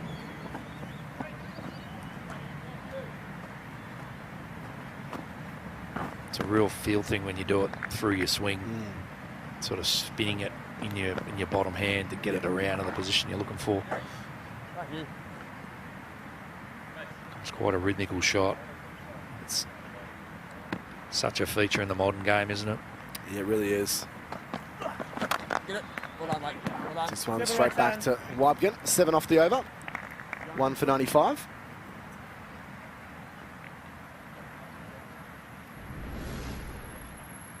So look at that reverse sweep, Phil. Talk us through it. Yeah, he just switches his feet over and closes that face off. So it just causes it to be open on the way back around again. Allows you to get underneath that ball. See the nice open face. And it plays it effectively like a left-handed sweep shot. It's harder to do than you think, switching your feet around. I had a crack at the back end of my career. It was really hard to do. Yeah. But I felt like the actual reverse sweep is quite an easy shot to play once you know how to do it. But yeah, switching your feet and staying still is quite difficult. Yeah, mate. Well, that's why Ryan Campbell was such a good player. Became so inventive, didn't he? In his career, he was like the first one to develop that ram shot, and yeah, he was doing that 25, 30 years ago. It's incredible how the cricket shots have changed over time. I think you'll find it was Dilshan that was played it the first time in a game, Sri Lanka. But Ryan Campbell, certainly one of the pioneers in Australia to play it in games, and What's that pitching on? Leg? then everybody started doing it, didn't they? It was no one dared getting their head down into the bounce of the ball. It was like, I'm not putting my head down there. Yeah, exactly. And then you actually practice it, and it's like, oh, it's actually not too bad. And it's quite effective. Very, very good when you know it's going to be Yorker or you've got a pretty good inkling. yeah, well, red here. Ball's hard, but straight to Rogan. Used to be able to just run in and bowl Yorkers, and if you hit 6 out of 6, you barely go for a run at the end. Yeah. But it sort of almost made the bowler think, well, if he ramps me, I'll go for 4. Oh! Has he got a stumping here? I think he might. Swepson. He seems confident. We might be going to the third umpire.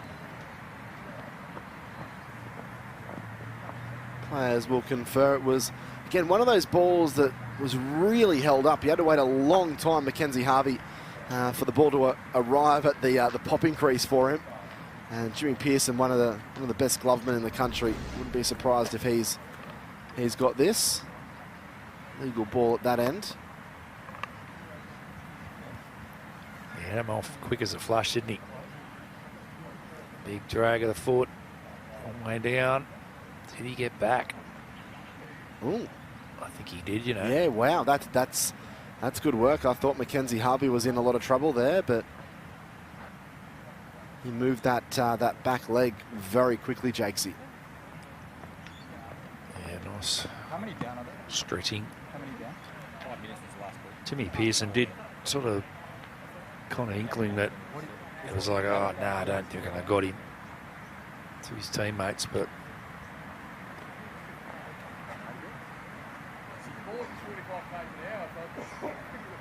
I think you'll find he'll survive another day. Certainly looked grounded, didn't it? Yep, not out. Good cricket all round, good bowling, good wicket keeping, and good work by Harvey to get that back foot back across the crease.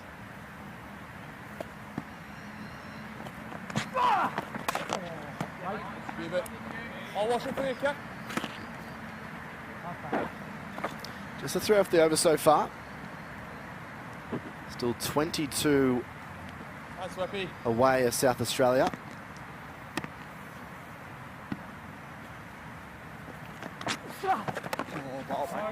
It's bowled well, Swepson. It's been tricky to get away. 1 for 98. Harvey 36, McSweeney 30. Still 22 more required in less than 6 overs. So I need to do it from 35 balls. It's definitely not going to take them that long.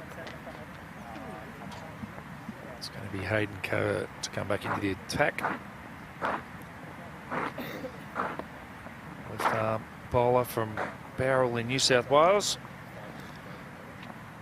Former New South Wales Blues player making his way to Queensland. Continue his career. And there's Steckety on the sideline. Don't think he's going to play a part today.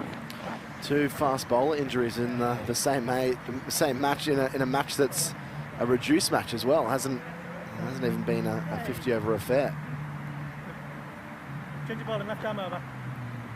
3 overs, number 27 for Hayden Kerr. Going to add a few wickets to his tally.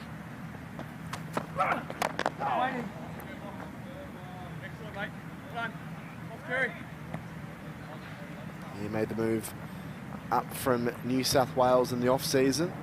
Probably one of Queensland's stronger off-season signings, a guy that's played both first-class and domestic one-day cricket for New South Wales. Some good options in this form of the game. Left-arm quick who swings the ball, and a hard-hitting batter down at number 8. Oh, takes an edge and put down by Pearson. Was travelling to his right, but never got it right in the glove. And they'll scamper through for a single.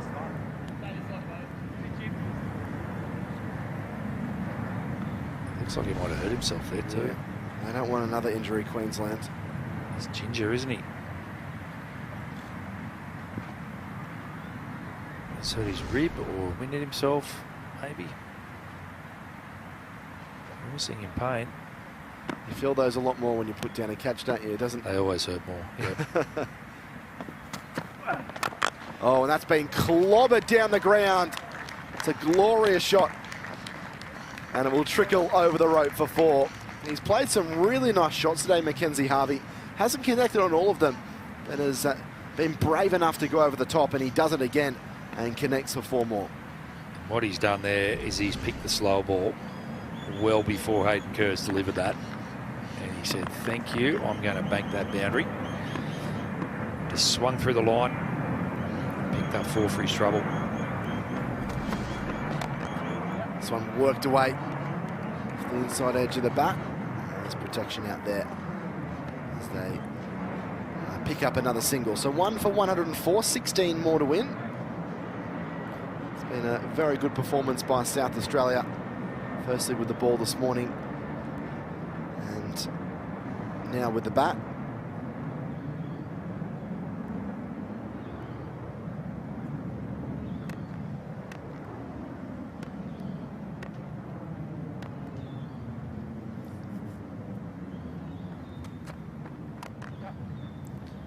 This one just pushed away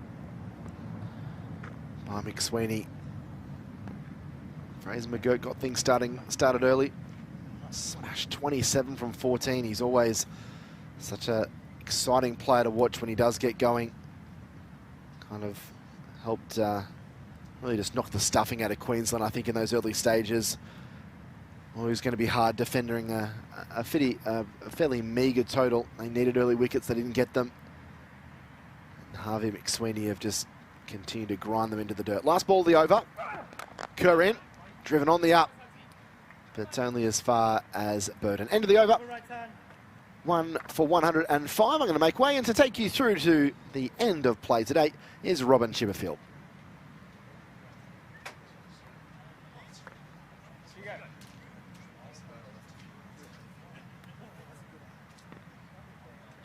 "15 overs in the second innings. We have a match, which will please South Australia. I think that was their concern for a while.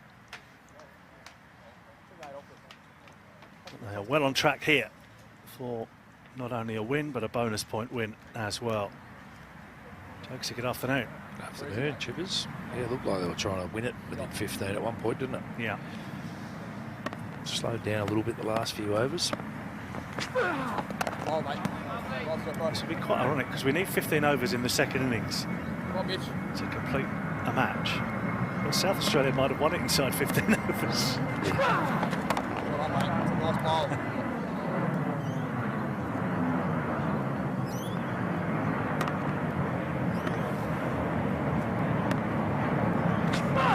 Down the pitch comes McSweeney, well bowled Swepson. Just held it back a bit. So your chopper landing at the back? Yes, it's come to pick me up.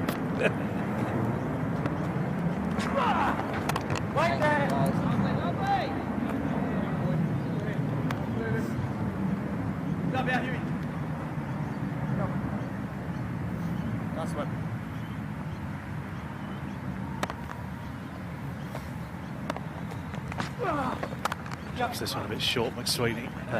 Swepson rather, and McSweeney tucks in. Next over.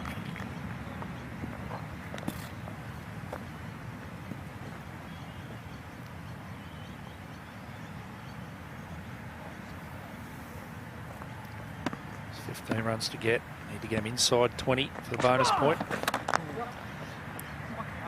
Just flicked away down the ground. Harvey for one.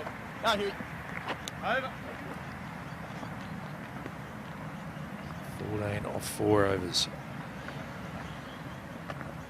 Also valuable bonus point. Don't South Australia need it as well.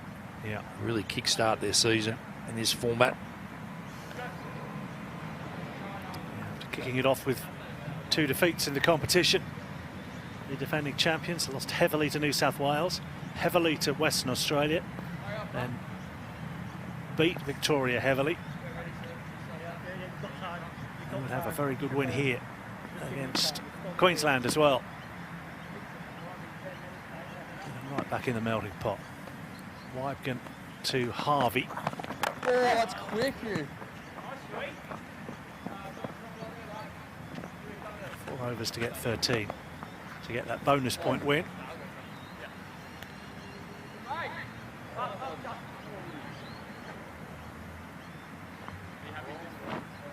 Basically, to get a bonus point win batting second, you have to reach the target within 80% of the allocated overs.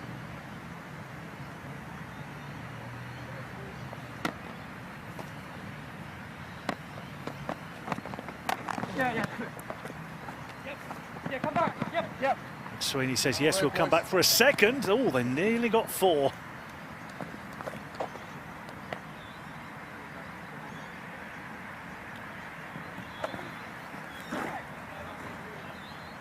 Just have a check on that.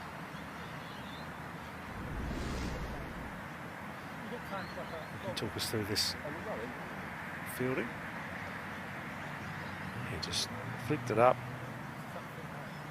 Popped him in the... Oh! Was he outside? Oh, we might have to look at that again. No, he's okay. I think he's all right. Did nearly bounce off his chest for a boundary off his knee, didn't it? Yeah. Well, in the end. Only 2. Yeah. Do it on my own this time, says Hugo Burton.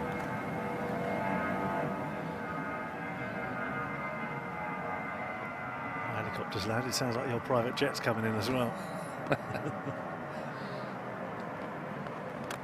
Nicely lifted away by Harvey into the offside. Beautifully played into a gap. And picks up 4. And takes South Australia to within a hit. That was a lovely swing of the bat, wasn't it? Beautiful placement.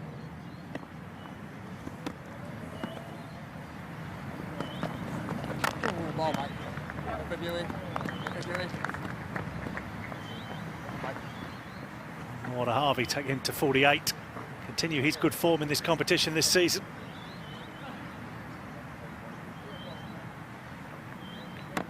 And 4 needed to win. Ooh, ball, mate. Again, they look for 2. McSweeney's run the first one quick, but then turns down the second, and then there's the misfield, which enables them to come back for a second. I meant full over for that chap, one way or another. He felt like he was going to go there, didn't he? Try to get in the one hand just to get rid of it quicker. In the end, he probably did enough to stop it. Just couldn't get the ball in the hand. It's 1 hit away now. 2. Yeah, I need 2. Cruising to a very, very solid victory. South Australian outfit. 2 to win. Swepson to Harvey. Hits it away into the offside. That'll do it. Fantastic win. As Mac Harvey raises the bat for a half century. It's a huge victory for South Australia by 9 wickets, and they pick up the bonus point as well. After a slightly shaky start in this competition, the defending champions have bounced back strongly with 2 consecutive wins, and that is a dominant performance against Queensland. High fives all around from this South Australian outfit. Lots of congratulations in that room. It's been a very solid win indeed for South Australia. Very good performance some tricky conditions at Karen Rolton Oval.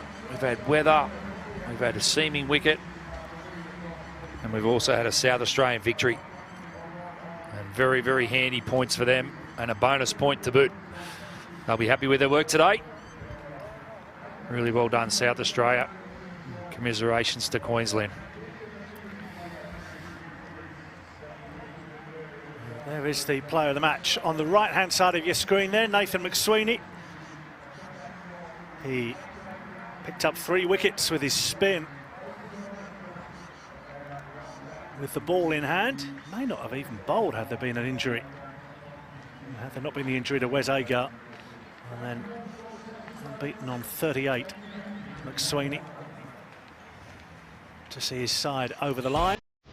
Here's the story of that second innings then. South Australia 1 for 122, going at above 7 and over, winning with nearly 8 overs to spare. Lazy pick of the bowlers just because he picked up the wicket, but got the ball in the right area more often than most. The bowlers quite expensive, with the exception of Swepson. Let's have a look at the highlights of the chase, and you always felt, particularly once Fraser McGurk had got going, that they were well ahead of the rate, South Australia. Yeah, they really broke the innings open, didn't they? 2 openers. Fraser McGurk, nice and still, just hit through the line of the ball, took the infield on. Some quick, valuable runs up front. Mackenzie Harvey, he joined the party as well. Was positive all the way through. McGurk got an absolute beauty. Mackenzie Harvey nicely made 50, and then it was the skipper McSweeney that played some glorious shots, some beautiful cover drives. They were the highlights, weren't they, Chivers? It's the way he drove the ball. Mackenzie Harvey a little bit more inventive at times and hit the ball in the air a little bit more, but there's some great batting from both of those two. Some aggressive stuff in some different ways. But really impressive run chase. Well played, Matt Harvey. That's his 3rd half-century in 4 games in this competition this season for South Australia. He made 20 in the other as well, so he has been in good form. So South Australia pick up the bonus point in the win. They defeat Queensland by 9 wickets at Karen Rolton Oval. From us all in Adelaide, it's a very good evening to you.